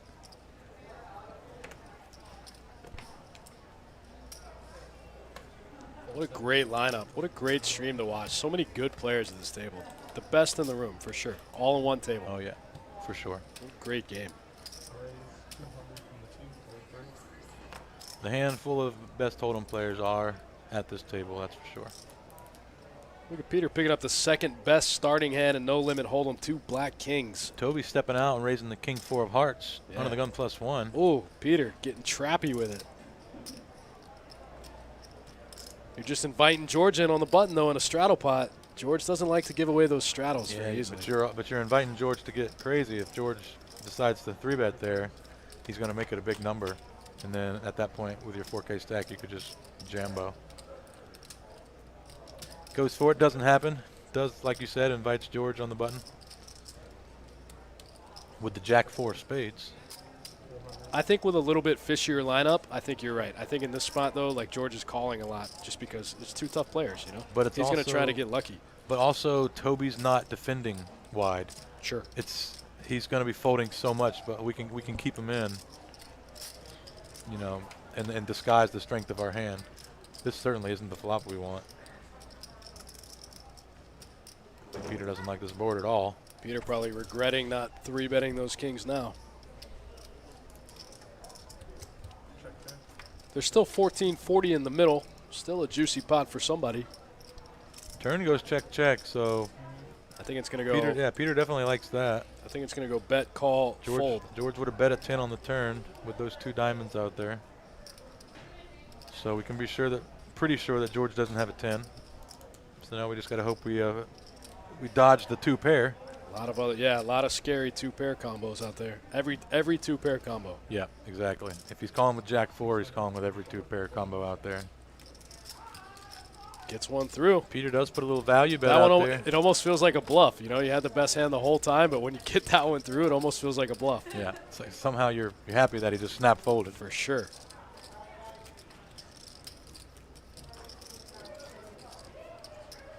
Slow playing kings picks him up a little extra money. I definitely don't think Toby was defending the king 4 of hearts.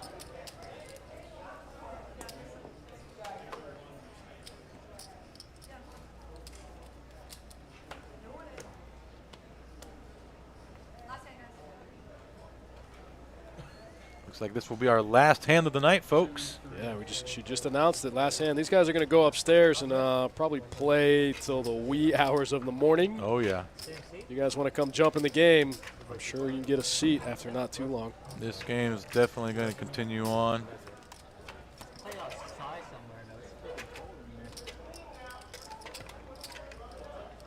Jack 9-8 rainbow here on this last hand as Mitch flops a 9. Nothing else going on out there. Checked around. King of spades on the turn.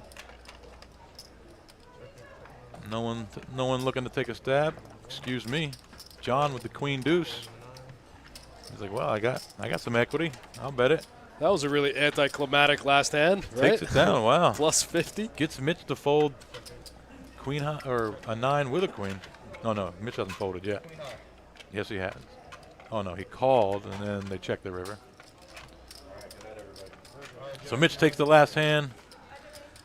Jimmy, our big winner, winning over 5K. Toby, one of our winners. John O'Neill, one of our winners. There you go. There you see it right there. Jimmy, Toby, Peter, and John coming out on the plus side. Lee, Ming, George, and Mitch. Little loss. No huge losses tonight. It's good to be back. I'm Eddie Marskoski, as always. Dustin Shacklock.